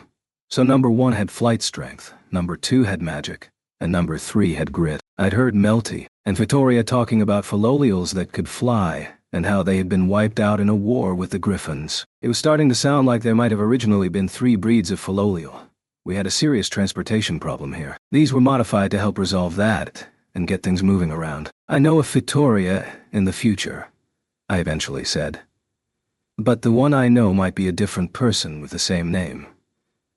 The familiar called Vittoria turned into her human form and looked over at me. She looked a lot younger than the Vittoria and Philo that I knew. Maybe around 7 years old. Wow, she's still alive that far into the future? Holmes said with excitement. We don't know for sure why she's lived for so long, but I can guess based on certain evidence that she took some kind of potion of eternal youth, I replied. Eternal youth? Life that doesn't age and break down is no fun. Something major must have happened for her to achieve that state while I was involved, Holmes said. So, she wasn't interested in eternal life. Strange, because that totally sounded like where her research was leading. Think how many things you could invent if you never died, I said, trying to tempt her. Don't you think our work shines because we have to make them within the limited time we have? You need a deadline or you'll never finish anything, Holmes replied. She sounded like a manga artist, talking about deadlines. It reminded me of something I'd heard back in Japan. It was the deadline that made the work complete. If you worked without a deadline, you would never finish. An issue millions of students faced each year with their homework for the summer holidays. Of course, there are lots more things I want to research, but I'm pretty sure they would lead me to somewhere truly terrible. That would make me no different from the arrogant ones who claim to be gods, Holmes said. I didn't really understand what she meant, but it seemed clear she wasn't interested in eternal life. Anyway, it's time to start the operation. Please keep out of our way. No problem. Mamoru, let's watch Raf-chan and Hon without getting in the way, okay? I suggested. Sure, Naofumi. Thanks for all this, Mamoru replied. After offering his gratitude to me, he stood watching Hon work, holding Qian's hand the entire time. The operation Raf-chan and Hon performed took the entire night. We returned to the village while they were working and let the others know that the incident hadn't been anything major. Sunny had realized she couldn't observe us anymore and started to track us manually. But she had been caught and detained by castle security. She didn't look all that happy about it, but I managed to summarize exactly what was going on. If I'd told her everything, she'd probably be first in line to get modified herself. If she was given the chance to become one of the primary races of Siltveld, like Foal, she'd surely jump at the chance. It might not be a bad thing, but if everyone ended up wanting to do it. Raftalia was giving me a look, telling me not to let that happen. We hadn't explained things to Natalia yet either. She was starting to look suspicious about everything, so we'd have to tell her sooner rather than later, whether it came from me or from Mamoru. Melty also seemed to have an idea that something had gone down. She had a look on her face asking me to explain everything as soon as possible. After that, Raftalia and I returned to Raf-chan in the castle and did what we could to help out. We left Hole back in the village. We had fallen asleep, exhausted, in a corner of Mamoru's lab. I remembered Mamoru heading out to put the kids to bed. Their healing and modifications were finished for the night. Hon had asked him to get something for her, and he wasn't back yet. Hon wasn't here either. I looked over at where Raf-chan was working at the terminal to extract Philolia's soul, and saw what looked like a translucent human being. The figure, a girl's figure as seen from behind, had a longer tail than Raftalia, small round animal ears, and brown medium-length hair. I blinked a few times and looked at Raf-chan. Raf, said Raf-chan, yawning. Then she turned, as though realizing the same thing that I had, but then there was no sign of the transparent girl behind her. I shook my head, wondering if I was seeing things. Hon, Mamoru, Qian, and Rhine came back into the room. We're close, are we not? Hon asked. Raf, said Raf-chan, lifting both paws in victory. Oh, future shield hero, you're awake, Hon said. I nodded. Raftalia, who had been sleeping at my side, was also awoken by the voices and looked around to see what was going on. Nice timing, you two. You wouldn't want to sleep through this, Hon said. We stood up and looked at the screen where Raf-chan was working. It was displaying the percentage of the extract that had been completed, like some loading screen from a game, along with 2 quivering fires that were slowly being moved apart. It said 80%. Reaching this point, we can use Suzaku's power to take this home, Hon said. Let's finish this thing off. Raf, said Raf Chan. Hon proceeded to use the terminal to transfer the soul that Raf Chan had spent the night separating into the homunculus body created for Falolia. Good. Soul suitability is clear. No chemical or magic abnormalities, and no signs of rejection, all within acceptable numbers. Loading the memories from the soul. All green. Holmes said. The soul eventually overlapped completely with the body and vanished inside it. In that same moment, a red light passed over the homunculus body, and the wings flashed a little. A moment later, a light appeared, from nowhere in particular, and started to swirl around the girl floating in the cultivation tank. Hey, that looks like... I started. Yeah, the spirit of the claw vassal weapon. It looks like it recognized the soul of its owner, Holmes said. That was a clear suggestion that this had worked. Now we need to keep her stable until the soul settles completely. The claw spirit is lending us its strength, so we are close now. Finally, Mamoru breathed. Raf, said Raf-chan, coming back toward us and looking totally exhausted. Great work, Raf-chan, I congratulated her. I have to say, thank you, Raftalia managed. Raf, said Raf-chan in reply. I picked her up and started to stroke. She really was something else. When will we know for sure? Mamoru asked. She should be out and about in maybe 3 days. That's my estimation, Hon said. That would be amazing, Mamoru replied. Wow, you really did just show up and solve this one, huh? Naofumi, you guys are amazing, Ryan enthused. This was all thanks to Raf-chan, really, I replied. Naofumi, Raf-chan, and Raftalia. Thank you all so much. Mamoru bowed his head deeply as he thanked us. We don't know the results yet. Thank us once this is finished, I told him. No, please, I have to say this. I can't hold it in, Mamoru said. Even after stepping off the path, he was still a stickler for good manners. I could see where he was coming from, though. This had been a bit of a gamble, all things considered. But it looked like they had extracted the soul at a far higher rate than they were expecting. Mamoru, if this sounds harsh, it's only because I'm the shield hero too. You aren't the only one who has suffered. Having allies who support you, and fearing for their lives, that's just normal. If you can't overcome that fear, you'll lose more allies in the future. You need to crush that trauma completely, I told him. Atla's death still burned brightly in my own mind. I wanted to see her, but I couldn't. And yet she was with me, inside the shield, at all times. I knew I had her support, and I had to protect everyone. Yes, I won't lose anyone again, Mamoru said. Maybe he hadn't overcome that trauma yet. Not completely. But I still nodded at his words. I'll do whatever it takes to protect Ciltron. That's never going to change, Mamoru swore, with more conviction in his voice than before. He was like a combination of Ren and me. I was starting to get an understanding of him. It sounded like the trauma Xian had asked us to save Mamoru from was on its way toward improvement. I looked over at Xian to see her timidly bowing her head to us too. Thank you, she said simply. It was a little awkward, but for Xian, it was the very best she could do. Yeah. Good luck with all that, I said. The worlds were going to fuse. We already knew that, meaning they were ultimately going to be defeated, but word of the shield hero Mamoru Shirono would still be passed down by future generations, as a god in Sildvelt, and as a demon king in Melremark. It didn't quite resolve my worries about changing the future, but it seemed best for the world if that was where things finally settled once more. Thanks. Please, let us help you work even harder to find a way to get you back to the future. It's our turn to help you now, Mamoru said. That would be most welcome, I replied. First things first, then, Mamoru started, and then shifted his gaze to the side. It looked like something was up. Damn it. Why now? Mamoru cursed, showing up as we just pulled an all-nighter. Nasty, Hon said. I was just in a good mood too, Ryan added. They all sounded pissed off about something, sighing and clicking their tongues. What's up? I asked. It almost sounds like... You don't see this? Mamoru asked. What? See what? I replied. I checked everything over, but I couldn't see anything out of place. The forecast for the next wave was updated. There's a wave incoming in just 1 hour, Mamoru explained.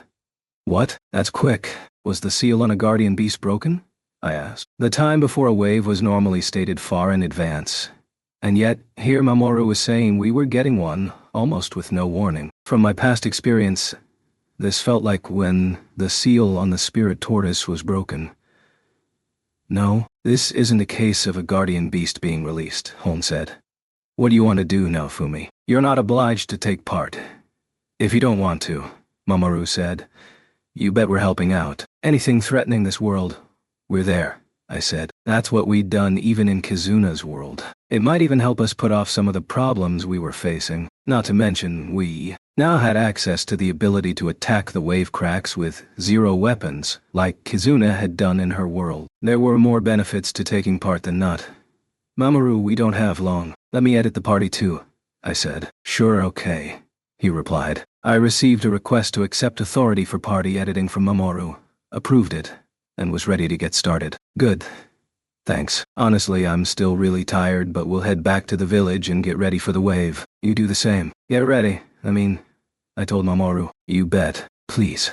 Prepare the best you possibly can. These waves aren't something that's easy to resolve, Mamoru said. I know, but I haven't felt all that threatened by a single wave for a while now, I admitted. Bitch and the forces behind her were proving more of a threat recently. They were the reason we were here in the past, for one thing. Big words, Mamoru. We have to show them what we can do, Rein said. Yeah, we don't have a way to defeat them yet, Hon said. I hate having to sit around and wait for something to turn up and help out. We know the one who assumed the name of God was causing the waves after all. The same pain Hon was feeling also ached inside me. Mr. Naofumi, let's go, Raphtalia said. Okay, I replied. We'll see you at the wave, I told the others. Chan poked her head out from behind Mamoru, looking worried.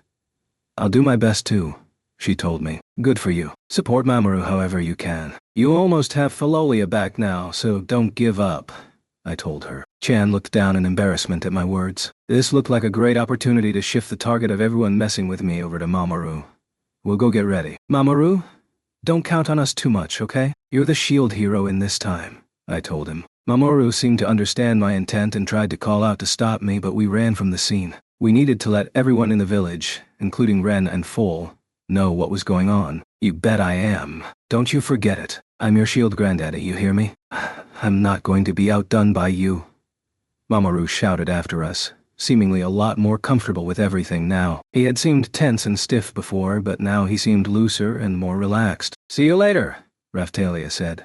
Raph, said Raph-chan. They both bowed and started after me. We took a portal back to the village as quickly as possible, and then we started to prepare for our next battle against a wave. Chapter 11.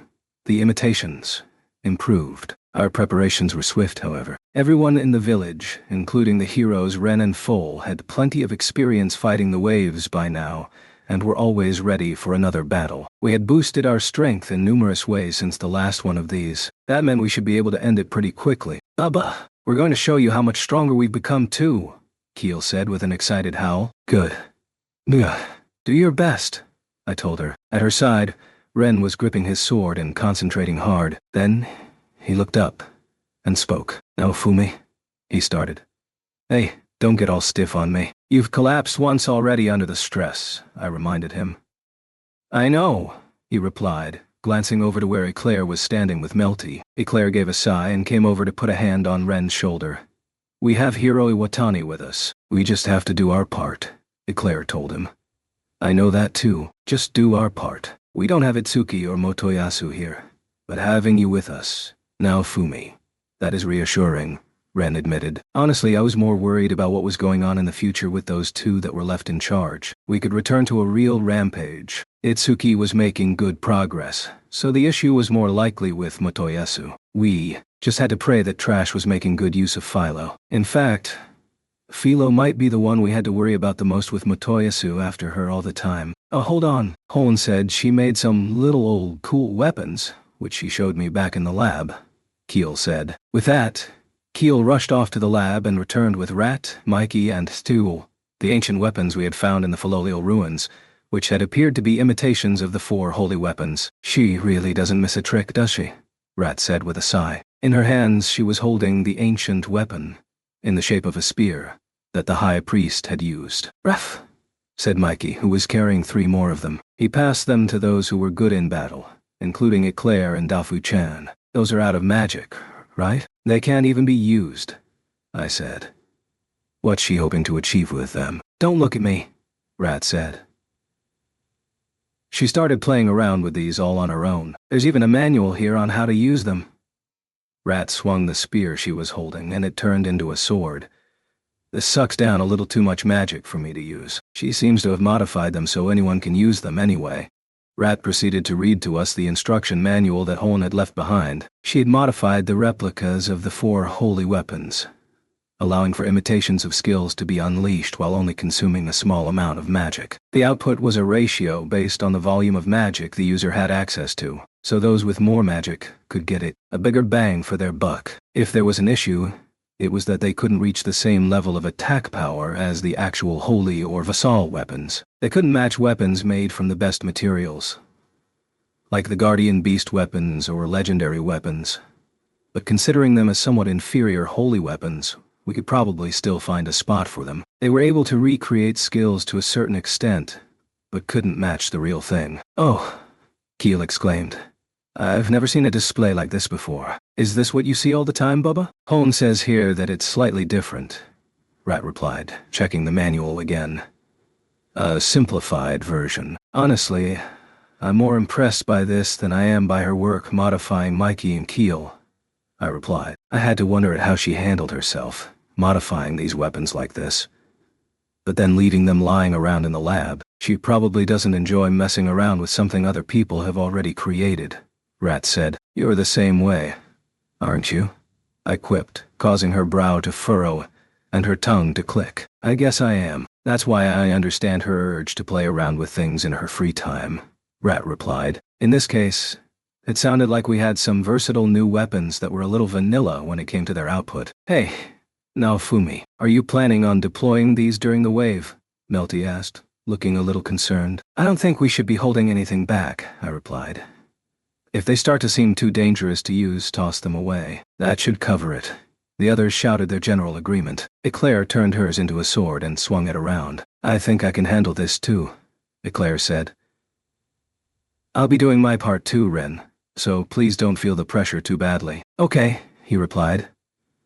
"But please be careful. I don't have an especially good impression of these weapons."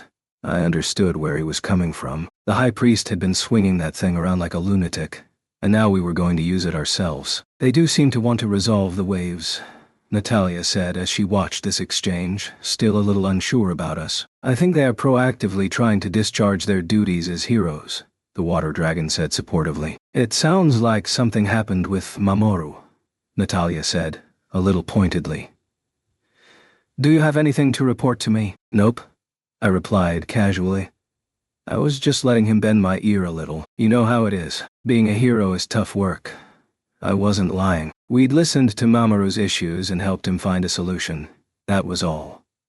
"You're a pacifier, Natalia, so maybe providing a little mental care for the holy weapon heroes would make your job easier in the long run," I offered. "A bold suggestion, future shield hero. But you are not wrong," the water dragon said, choosing to side with me in this. "Being a pacifier is about more than just killing miscreant heroes. You need to help lead the heroes along the correct path for the sake of the world." I almost felt sorry for Natalia. "Very well. I will learn whatever I can from him," she replied, with an annoyed look on her face and a sigh in her tone that matched closely with Raphtalia. Dafu, said Dafu-chan, seemingly fighting back. Maybe she had a problem with the water dragon. "What was that? You think I'm looking down on her, making these proclamations without doing anything myself?" the water dragon replied. "I am watching over her. That's what I'm doing." Dafu. Dafu-chan continued aggressively. She always seemed to be looking for a fight recently. I understood that she probably didn't like Hon or the water dragon very much, but I had to wonder again about her life. She was residual thoughts being held here in this world.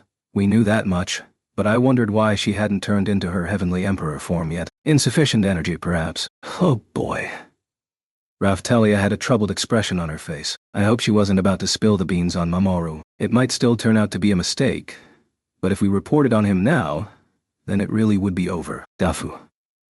Chan had to understand that too, so hopefully everyone just kept their mouths shut. Raftalia seemed to realize what I was thinking because she came out and whispered to me, "I know what you want to say, Mr. No, Fumi, and I'm not going to say anything, but this isn't ideal." She was worried about Natalia getting upset about being left out of the loop. She was serious about her mission, but also super intense. She might be a good pacifier, capable of keeping heroes in check, but with the waves going on, it was also tough for her to do that job. "How are you going to handle this wave, pacifier?" I asked her. "I'll help out. For the sake of this world. So long as none of the heroes go off on a rampage. My weapon should be able to help too," Natalia said. She was using a Sakura Stone of Destiny weapon, along with techniques derived from those stones, which would provide excellent effects against heroes from other worlds. "Okay then, let's all get over this wave together," I said. Looking at the time until the wave in my field of view, I saw that there were only a few minutes left. I formed up our party, like normal, and performed the final checks to prepare for the wave's arrival. "Brother," Foal said, coming over. "What's up?"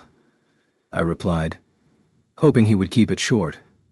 "A lot happened last night. I was there to see the beginnings of the Hakuko," he stated.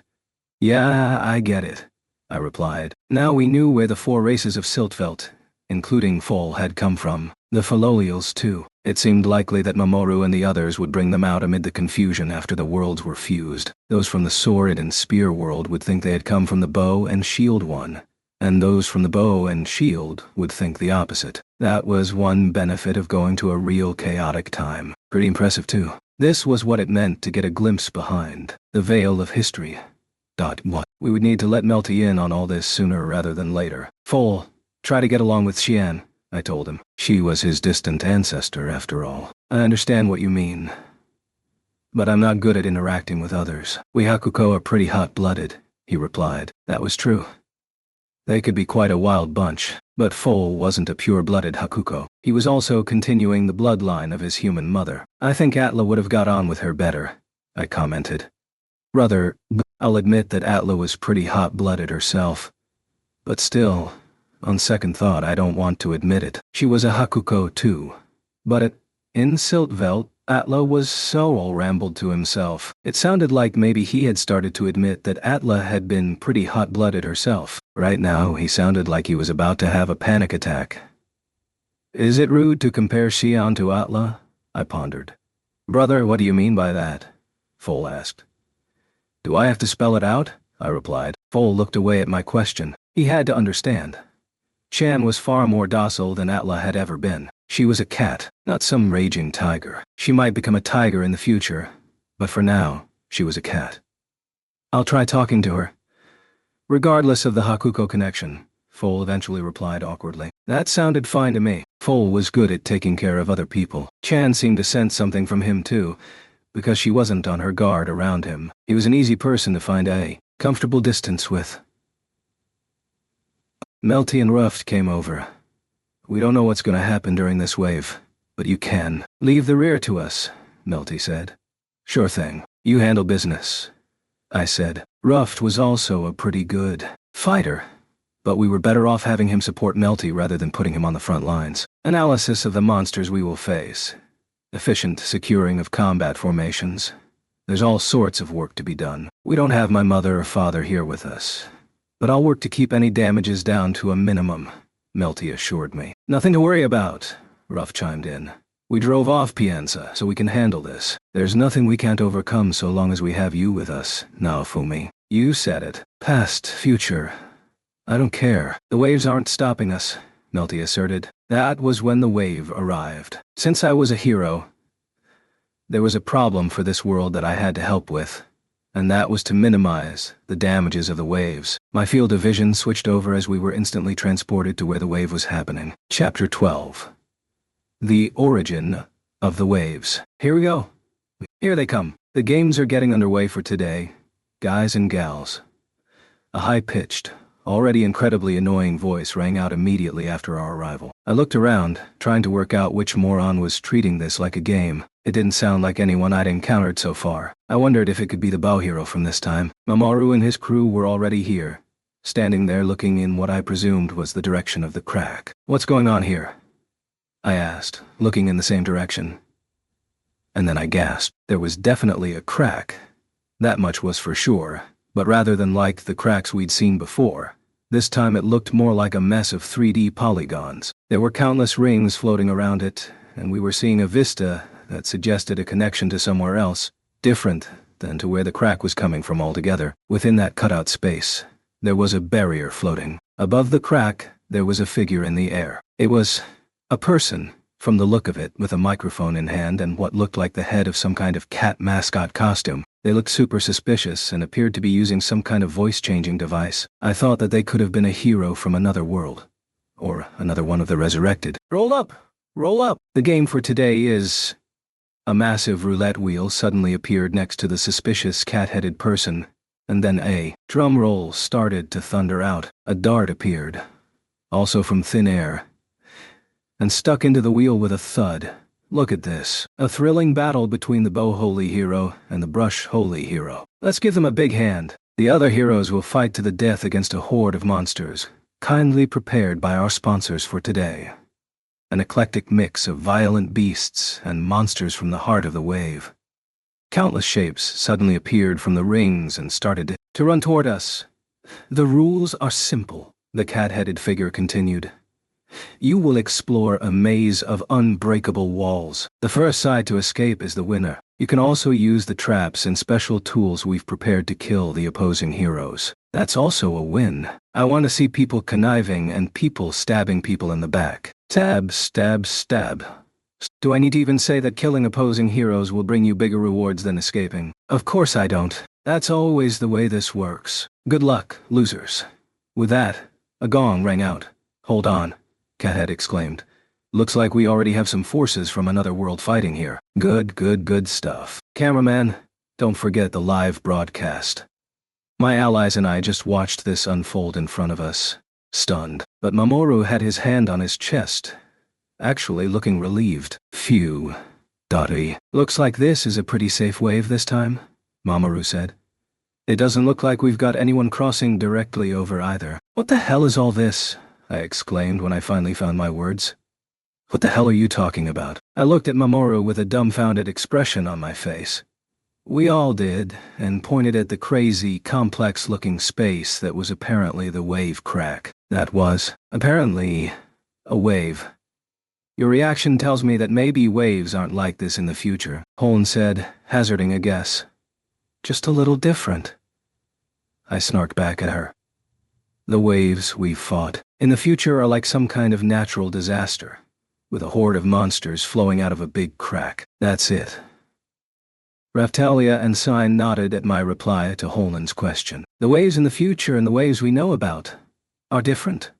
Mamoru pondered. "That's a little old mystery, to be sure," Holn said. "If we line up our knowledge on the subject, in both instances the monsters coming out of the cracks are controlled by the ones who assume the name of gods, seeking to overrun the world of men." I paused there for a moment. She said, "the ones, not the one." I had Phoenix flashbacks, remembering that horrible moment when that mural on the temple wall had revealed we actually had two firebirds to fight. The waves were called waves by the original heroes, far in the past, who defended against the first waves. That was interesting. I recalled hearing something like that in our time. The waves hadn't been named after a natural disaster, like tidal waves or anything like that. But rather the idea was to defeat wave after wave of oncoming enemies and enhance your own forces. In the beginning, the word wave was referring to something like tower defense against waves of attacks, if I remember correctly, Holn said. So that was where the word wave came from? I was aware of the genre of games called tower defense. They gave you a base to defend.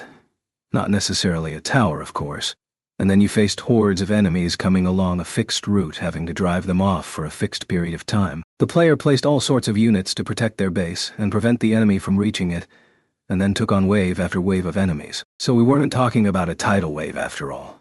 They get harder with each successful completion, and recently we've been forced to fight to the death against heroes from other worlds more and more often. They are more like death matches between worlds at this point, Mamoru explained. I pointed at Cathead, who stood over the crack and gave a running commentary.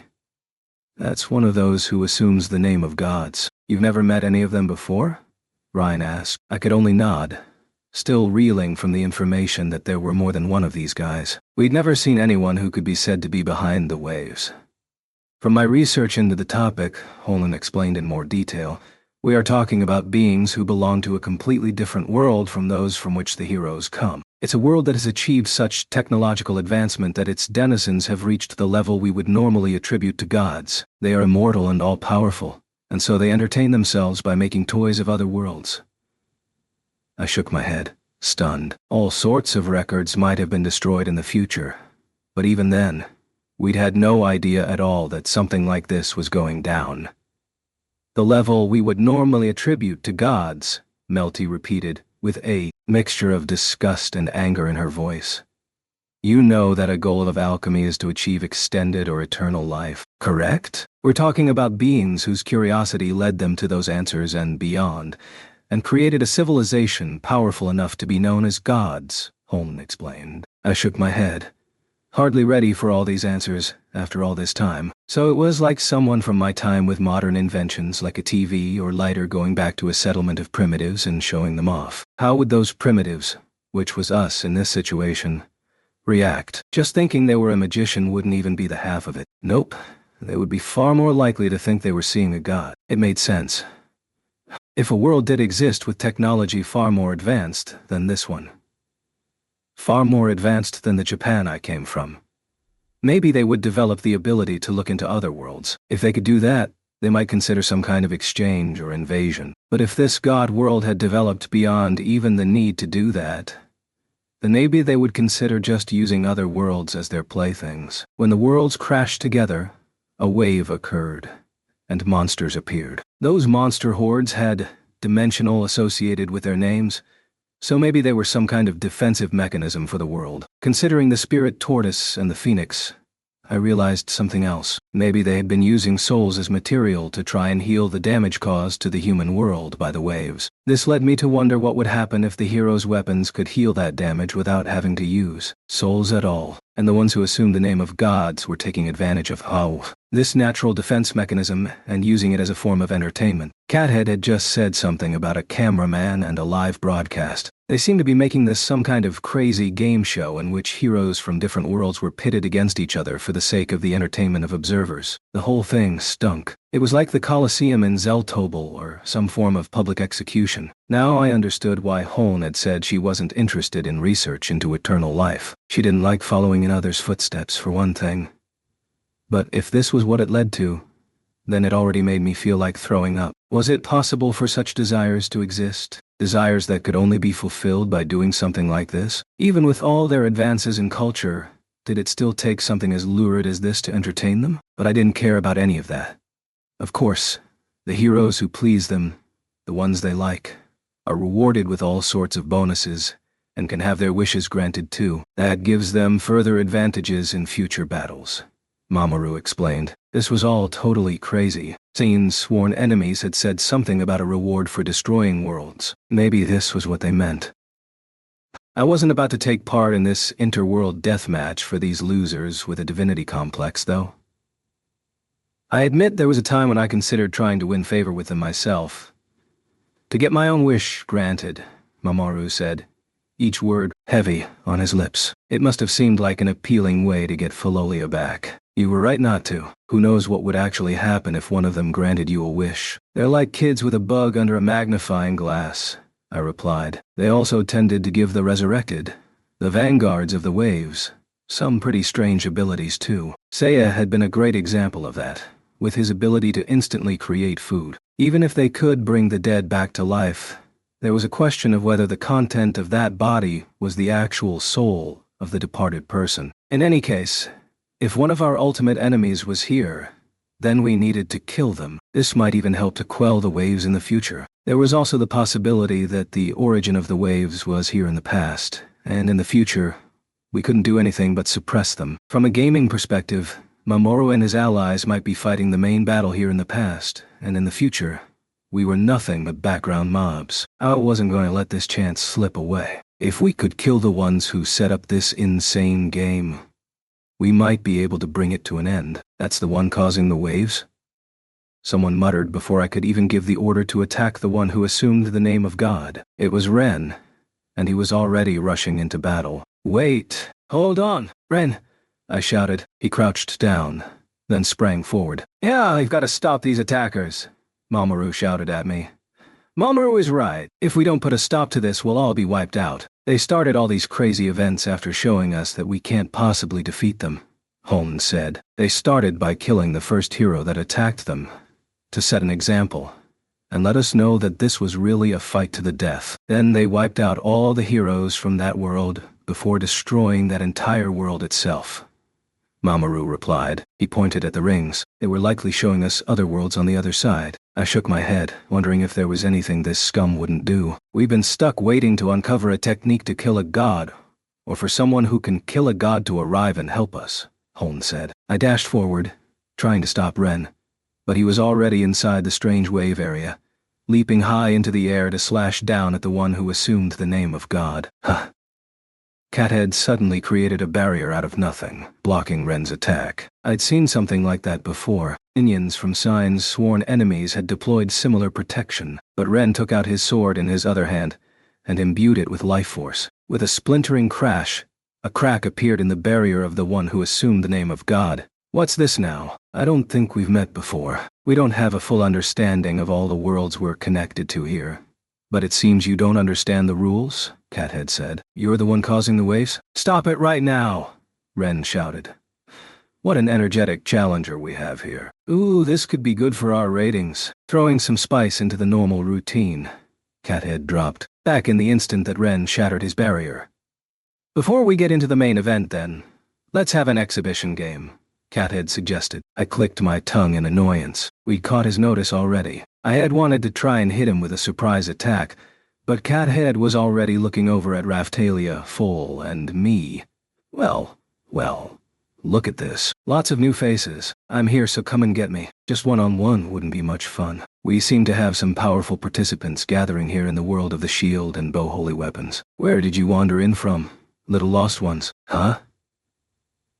I can't seem to track you yet. It sounded like this one who assumed the name of God didn't know where we'd come from. So much for the all-knowing part of divinity. I'd better thin you out a little, or things might not be stimulating enough, Cathead said. No, Fumi, said Mamoru and Melty together. But we had already been moved away. Raphtalia, Foal, and I were teleported instantly over in front of the one who assumed the name of God. Sign was left behind. She was swinging her scissors around wildly to try and get some attention. Her weapon was close to ceasing to function completely, so we didn't need her getting involved in this. I did think for a moment about why Scene might have been ignored, however. She'd likely be dismissed as being able to do little better than the holy weapon copies that Holm had created. Cathead had been able to tell the difference between Mamoru and me, but maybe Sign's weapon really was on its last legs. In any case, she could leave this to us. Where are we? I asked. No need to worry. This space is set up to match the shield and bow world that you were already in, Cathead replied. And only heroes will participate, I guess, I noted. Would anyone else have enough strength? Cathead mocked. It sounded like he didn't think much of our chances. I looked around to see those who were displayed in the rings were all watching what was going to happen to us, even as they fought. I signaled Mamoru as best as I could that he should concentrate on wiping out the monsters from the waves. Mamoru snapped back to himself, and the villagers rushed in to join the battle. That was the way. They just had to leave the battle with the one who assumed the name of God to us, and minimize the damage outside as much as possible. I see you are all heroes. We have the sword and the shield, but then the katana and fists.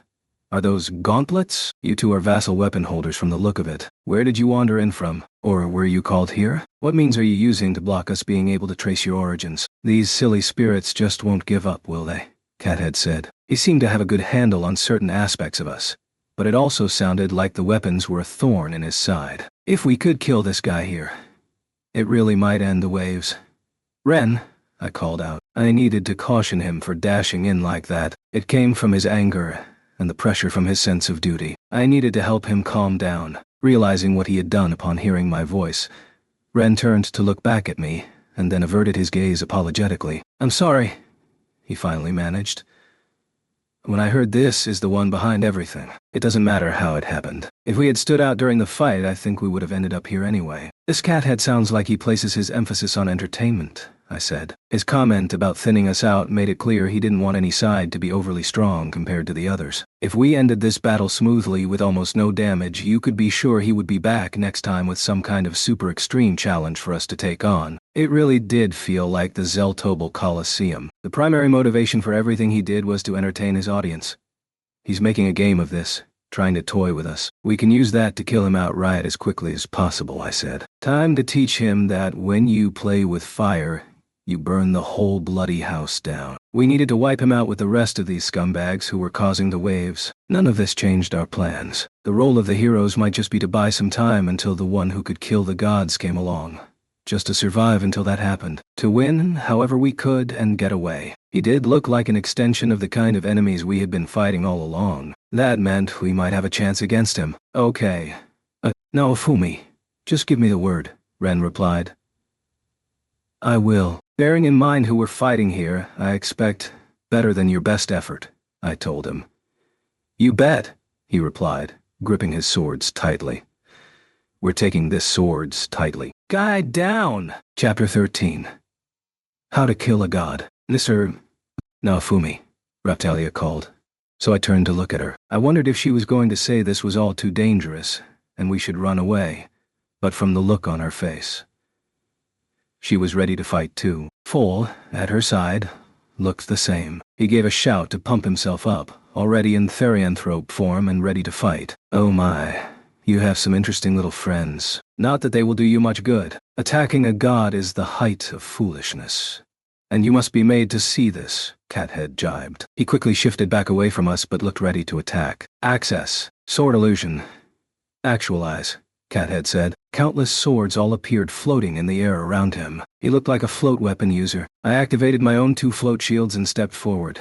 Ready to rumble? Let's get this exhibition match started, Cathead shouted. Before he had even finished, however, Ren and I were running forward. I'd completed my magic ahead of time too. My turn, said the demon dragon in my head. The way she could shorten magic casting for me was so convenient.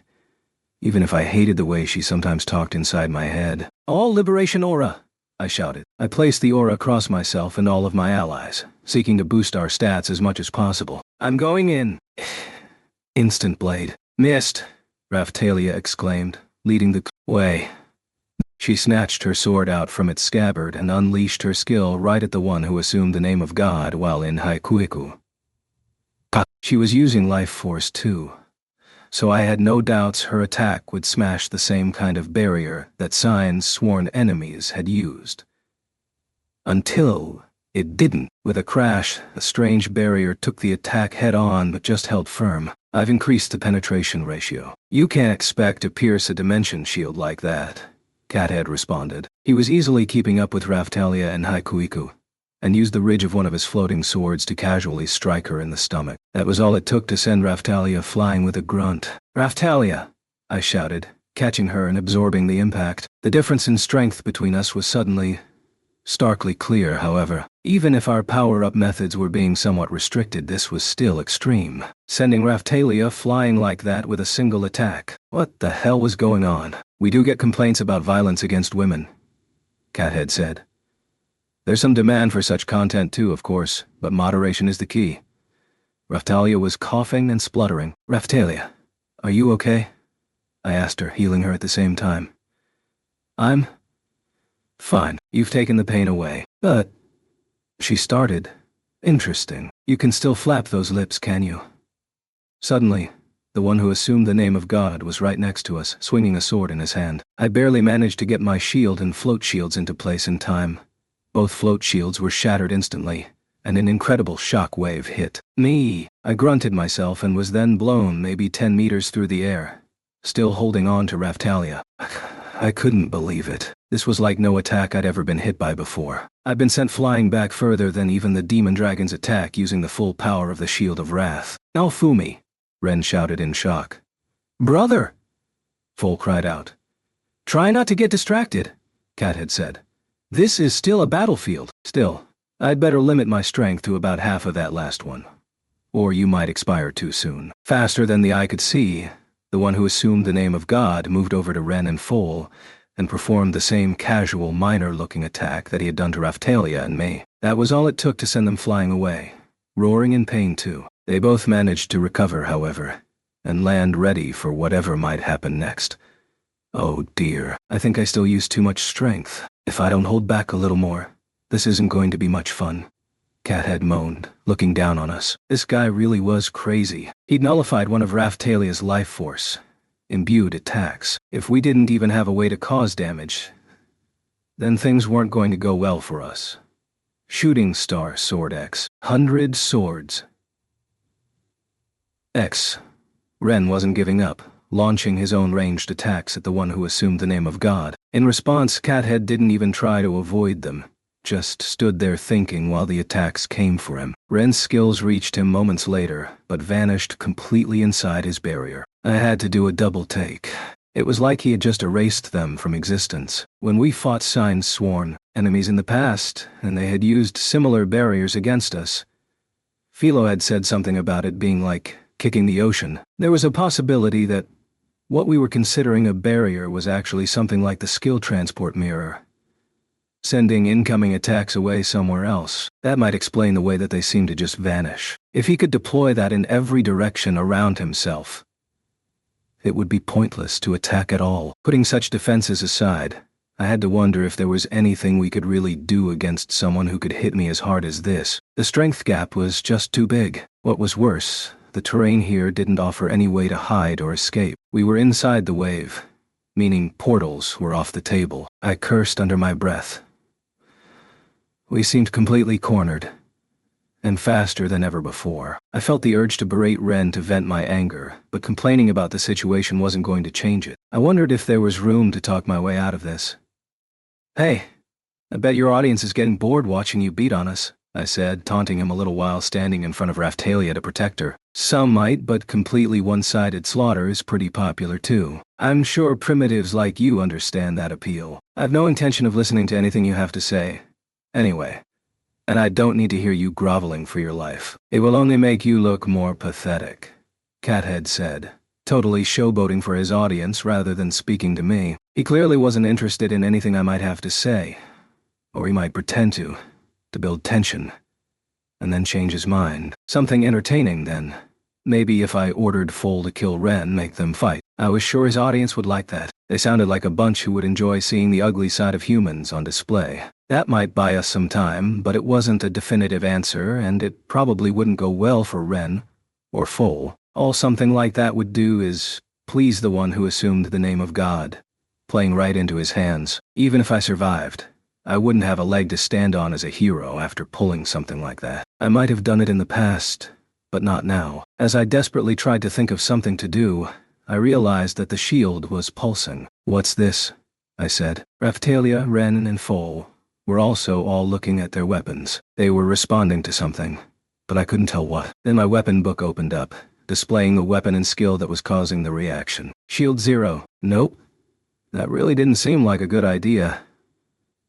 But there had to be a reason that name was popping up at this point in time.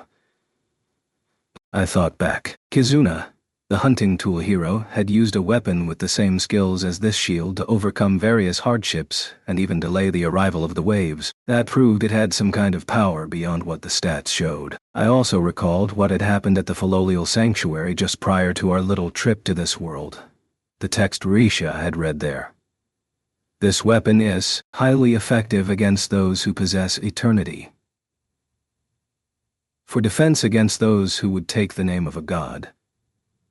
That sounded like it definitely had some technique for opposing the ones who assumed the name of gods. Considering the hand we had been dealt, I decided it had to be worth a try. In order to maximize whatever chance this was going to give us, we needed to launch a surprise attack. If he avoided us at the kind of speed he had shown us, it didn't matter if we had an attack that could defeat him.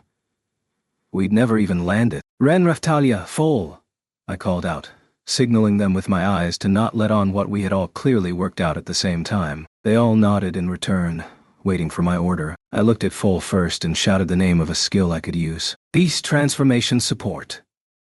At my shout, Full started transforming into his second stage. Then, I signaled Raftalia with my eyes to tell her to stick with Full. She nodded her understanding. You seem to have obtained some understanding of the strength gap between us, but I still need to put on a good show. We've had more people dropping out than expected recently, which is putting everyone on the defensive. That's not much fun to watch. Now, if you'll just play along. The one who assumed the name of God moved almost instantly over in front of me, swinging with his floating swords and thrusting with the sword at my chest. He was likely thinking that taking me out, the specialist at defense, would make the others easy pickings. A bold display of force. His attack provided an opening for me, however. There's nothing you can do, Cathead continued. You need to learn that all of this is pointless. I quickly lifted my shield and unleashed my own skills. Airstrike shield, second shield, chain shield, I shouted. Of course, every shield I deployed was a shield 0. It was do or die at this point. This shield 0 had no defense at all. It was basically garbage, but the hunting tool Zero Kizuna used had reflected the power of the cursed accessory and the power that had bound the spirits. My shield had to have similar abilities. My shields blocked all of the attacks from the one who assumed the name of God. He grunted in surprise as they did so. A moment later, a brilliant light illuminated from Shield 0, and power started to swell inside it. This was it. I celebrated silently. It seemed to be working. I just needed to hold on. I proceeded to also change the shield I was equipped with to Shield 0. This one was completely different from normal too, shining as though it had regained some kind of original power. What is this?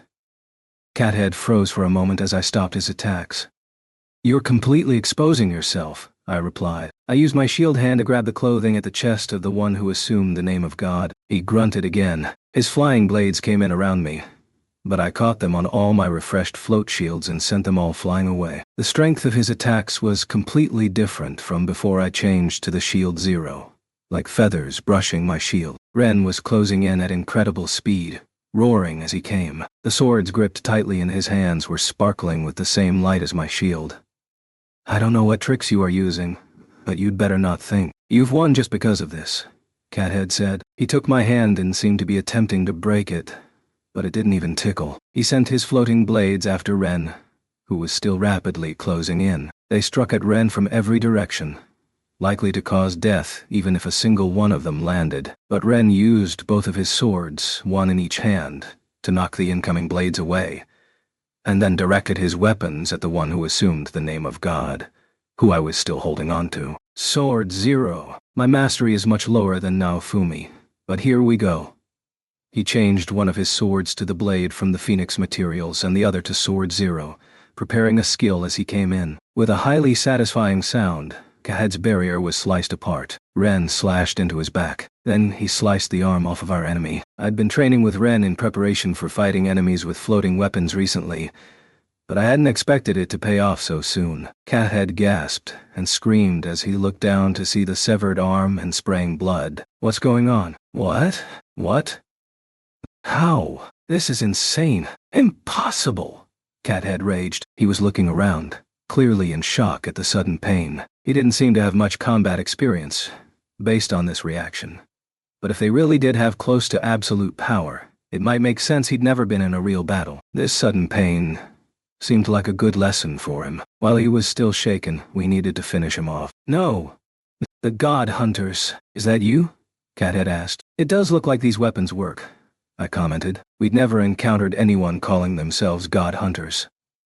I wondered if this was the thing from Vittoria's wall. The coloring, height, everything looked different.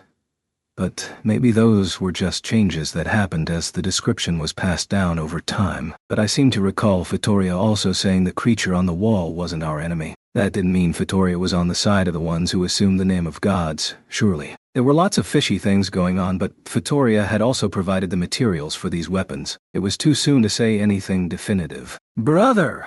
Foal shouted. Mr. Naofumi. Raftalia was still with him. Foal had finished his beast transformation and was glowing blue, rushing in with Raftalia on his back. "Do it! Give him everything you've got!" I shouted. I gathered all the strength I had and hurled the injured cathead toward them. Ren unleashed a follow-up attack as well, swinging his sword Zero powerfully. "If we end you, we end all of this. Phoenix!" Gale bladed. "X," Ren shouted, charging forward like a flaming bird. "We're ending this here. 8 trigrams Blade of Destiny thrust," Raftalia yelled, unleashing a special attack as Heavenly Emperor. "Shaking, quaking fist X," Foal roared, smashing his fists down with enough force to crack and split the ground beneath us. All of their training was paying off in the unleashing of these skills, and the power of the Zero weapons was surely compounding the effects. All their incoming attacks proceeded to smash into the completely defenseless one who assumed the name of God. He spluttered and cried out, barely legible, something about murderers, even as he was mangled by the meeting of the attacks. "That's right, we're doing this to kill you," I told him. We continued to encounter enemies who considered everything to be a game. I wondered for a moment if they were treating it like a game by sending in the resurrected. All this talk of an audience, I could imagine them enjoying these things like different shows or documentaries. "Eat this!" The massive fist of the beast-transformed foal came down in full force, combined with the Gauntlet Zero. The one who assumed the name of God made a final cry, and was then squished with a nasty wet sound. It was too soon to drop our guard, though. Not like we'd done with bitch. "We're not finished yet. Foal, Raftalia, Ren, we have to destroy the soul too," I shouted. They all shouted back in agreement, activating the Zero skill on weapons that were powerful against soul-type enemies, and then attacking again at full strength. All that remained after we were finished was a cracked crater punched into the translucent ground, and the pulped corpse of the one who assumed the name of God. "We got him," I said. He was dead. Dead as a doornail. Even as I muttered these words, the power faded from the Shield Zero. That seemed to confirm that it was only effective against specific enemies. Even so, I couldn't get over how easy this seemed to have been. We'd been in real danger for a moment there, but in the end, we'd won pretty easily. It also told us that we could defeat the ones who assumed the name of gods. That was good news. We'd also learned there was a whole bunch of them. This would be important information going forward. As I was thinking, the heroes who were fighting to quell the wave itself and their allies all realized what was going on. Shouts like, "They won!" along with many wordless roars all filled the air. Some of them were even howling. In the next moment, the ground vanished below us, and we all started to fall. "Brother, I can help us land. Let me handle this," Foal said. "Okay. Airstrike shield, second shield, Drit shield," I shouted, creating multiple shields to act as platforms for Foal. He remained in his beast transformation and moved between the platforms, collecting us up before landing back down on the ground. We could hear shouts of celebration coming from each of the floating rings, too. The wave crack was also clearly shrinking down on its own. We weren't going to have to do anything else. It was just closing. The mood was one of complete celebration. So much so that the fighting had basically stopped. "We can celebrate once the wave has safely ended," I shouted. That snapped the revelers back to themselves, and they returned to focusing on the battle to prevent more damage from the waves. The bow hero from this time and his party, who had been taking part in the event created by the one who assumed the name of God, also seemed to be prioritizing escape. With cracking sounds as the entire space gave way, the bow hero and all the others vanished. I guessed that meant they had escaped. "Mr. Naofumi, we did it," Raftalia celebrated. "I felt that one," Ren agreed. Both of them looked happy. We'd been in trouble for a moment, but we defeated him in the end. Epilogue. The fear of those who are eternal. "Brother, is that the end of our fight?" Foal asked. "I don't know. If this ends the waves, that would be perfect. But we still need to find a way to get back to our time," I said. Mamoru, Rhine, Keel and the others were dashing over and defeating monsters along the way. Keel and Eclair were wiping out the monsters that had emerged from the waves by simply swinging the modified ancient weapons that Holn had provided. They had certainly received quite the upgrade. They might not be able to match a hero, but putting sufficient magic into these weapons allowed them to really pull their weight. "Bubba, that was amazing. I wanted to help out too," Keel said. "Raf, Raf, said Raf-chan. Dafu, said Dafu-chan. That would be very dangerous, Natalia said, joining the Raf-chans in cautioning Keel. Indeed. Your eagerness is worthy of praise, but if you don't understand your own limits, then you'll simply be killed. The water dragon added. Their voices were pitched a little higher than normal, though. That just showed what a powerful enemy we had defeated, even from their perspective. He only allowed heroes to take part anyway, I told her. I'm amazed you defeated one who assumes the name of God, Natalia said. When you were all called up there, I prayed that maybe one of you would survive. He was pretty powerful, I admitted. We'd basically defeated him, using a sucker punch. If we had to fight him when he was prepared, at full strength, I wasn't sure we would win. You are amazing up there now, Fumi, Ruft said, riding up on the head of Rat's monster Mikey. We didn't get to do much this time. Raf, said Mikey. I think you did well for your first battle, Mikey, Rat said. Raf, said Mikey. I hadn't seen much, but Mikey had basically been a giant Raf species smashing through the enemy. Rat was also standing next to Ruft. I'm happy for him, but I also miss Galeon, Windia said, moving over toward Ren and holding the former caterpillar and Raf species. You'll see him again once we get back to the future, Ren assured her. Yeah, you did well today, Ren, Windia said. It was great, Ren said. We're going to take down the enemies in the future too, just like this. He looked pretty pleased with himself. I hoped we could keep this momentum going. You really know how to worry me now, Fumi, Melty said with a sigh. We didn't really have a choice this time, in case you didn't notice. However, we're always fighting on a knife edge, pretty much, I admitted. You said it. I need to fight. That way I can help out more in this kind of situation. Melty sighed. Why not use one of the weapons Holm just gave us? I suggested. Melty was pretty enhanced, so she'd attained considerable strength. She had plenty of innate magic, too. She'd be well matched with a weapon that could turn that magic into strength. I know, but I just don't like the look of them, even if Vittoria gave them to us. Melty admitted. I understand that, but we can't really be picky, can we?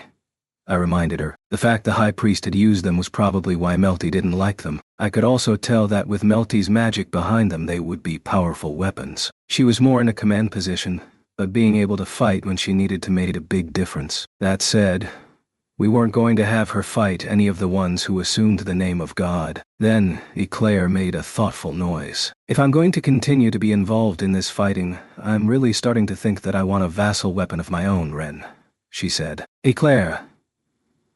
Ren replied a little awkwardly.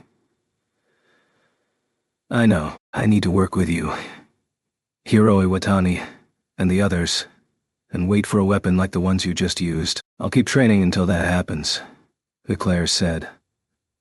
That's right, let's make some weapons, all together. Weapons that can kill gods, Ren replied. Everyone was in pretty high spirits, and conviction had definitely been renewed. Wow, world peace, baby, Ryan said. They were making it sound like we had completely won. If it meant the end of the waves, of course, I would be fine with that. If we'd changed the future and ended the waves there, too, so be it. Maybe that was all pipe dream, though. I can't believe this. A pipe dream that was short-lived. This is bad. This is really, really bad. The voice was coming from behind me, and it sounded a lot like the voice of the one who assumed the name of God that we already killed. I turned to look and saw someone similar to the dead one, but with a dog mascot head. It looked at the crushed body and muttered to himself. You scum. Primeval pawn scum. How dare you do this? Murderers. There was another one of them here. This could be a problem, huh? You call yourselves gods, don't you? You haven't heard the stories about heroes who kill gods? That's like half the job of a hero, I taunted him, gauging the situation. Watch your mouth, primate, Doghead raged. Even as we talked, Ren, Raftalia, Fol, and Sine all changed to their zero weapons and deployed their skills. That was when I noticed Doghead looked like he was about to crap himself. You aren't going to come for us? If you don't, we're coming for you, I warned him. He made a frightened gasp. From that noise, and from the look in his eyes, I could tell what he was afraid of. The one we just killed had talked about not being able to work out where we had come from. It was clicking into place now. They were scared of us having the ability to kill them, which meant it wouldn't hurt to threaten them some more. Oh, and don't think taking care of us will end this. Do you know what we have behind us? I asked. I deployed the Shield Zero and really amped up the pressure. Pond. Scum. Getting full of yourselves, just because you found a way to kill a god, Doghead said. You're free to think whatever you want. But you still understand the position you're in, right? I replied, pressing the point and pointing directly at him. You're next, not just you alone. All of you. You're all going to take responsibility for this crazy bullshit you've been putting us through. That was my declaration, not just to the new one who assumed the name of God, but everyone who had to be watching. This humiliation, Doghead retorted. I won't forget this. You'll suffer the true wrath of the gods now. I could tell from his voice he was pushing down his anger and his fear. What's happening among your audience now? I taunted. Are they crying out that they don't want to die? Crying out to be saved? The new one who assumed the name of God seemed to have realized he was at a disadvantage, because he deployed what looked like a cape and simply vanished, right along with the body of his dead friend. It had to be some kind of instant transmission skill, like a portal. Then the crack vanished too, and the rings with the other worlds vanished, and everything returned to silence. Looks like we drove them off, I said. You were talking a big game back there, Hone commented. That's how I roll, I replied. Pretty much what I'd expect from you, Naofumi, Mamoru said. Your personality and the things you can actually do don't really match up, do they? Ryan said. Those two seemed to understand us now. There was no need to play along with this shitty game they were running on us. You guys agree with me, right? I asked. Raftalia, Ren, Foal, Sign, and everyone else from the village nodded. You can't surprise me anymore, Ruft replied. You were using the limited information we have to lead them to the worst possible conclusions, weren't you? Raftalia said. They did sound pretty scared of these god hunters, that's for sure. I spotted that too, I said sardonically. If they have something they're so afraid of, they shouldn't be pulling stuff like this. It was like the mafia sitting around worrying about the police. They were scared of being punished but desired stimulation. A terrible combination. In any case, we had dealt with them for now. They had been pretty strong. But if our weapons had been fully upgraded, I wasn't so sure. They had felt like a challenging extra boss beyond the normal end of a game. Something tough, but possible to defeat. Right now, our weapons weren't quite at the right level. That was a surprise. What were those weapons you heroes from the future were using? Holn asked. I kept an eye out for the ones who assumed the name of gods coming back. The Zero series. We obtained them from what looked like some kind of medicine of eternal life found in some ancient ruins. They are normally just trash, unable to do anything. But if you use them to attack a wave crack, it can delay the arrival of the next wave. They can also resist the binding of the holy weapons, I explained. The quelling of irregular power. I've theorized about the existence of such a thing, Holmes said. I'm sure you have. That's why when I saw the one who assumes the name of God using that illegitimate power, I thought it was worth trying them out. I said, your past. In the future. Maybe the God Hunters came to that time and left that power for future generations, Holmes said. Maybe, I replied. Once we got home, we were going to be having words with Vittoria. No matter how that turns out, it's a fact that we took out one of those causing the waves. That means our counterattack has truly started. Everyone nodded in agreement. Okay, let's gather together even more tightly and take the fight to these sons of bitches who assumed the name of God. That was met with a roar of general approval, and so ended our first killing of a god. We still didn't have a way to get back to our own time, but we'd likely resolved the issues with the waves here in this time period. At least the ones behind them were afraid for their lives now. I hoped the frequency of the waves would decrease. We finished up the last of the wave monsters and then returned to the village and the castle.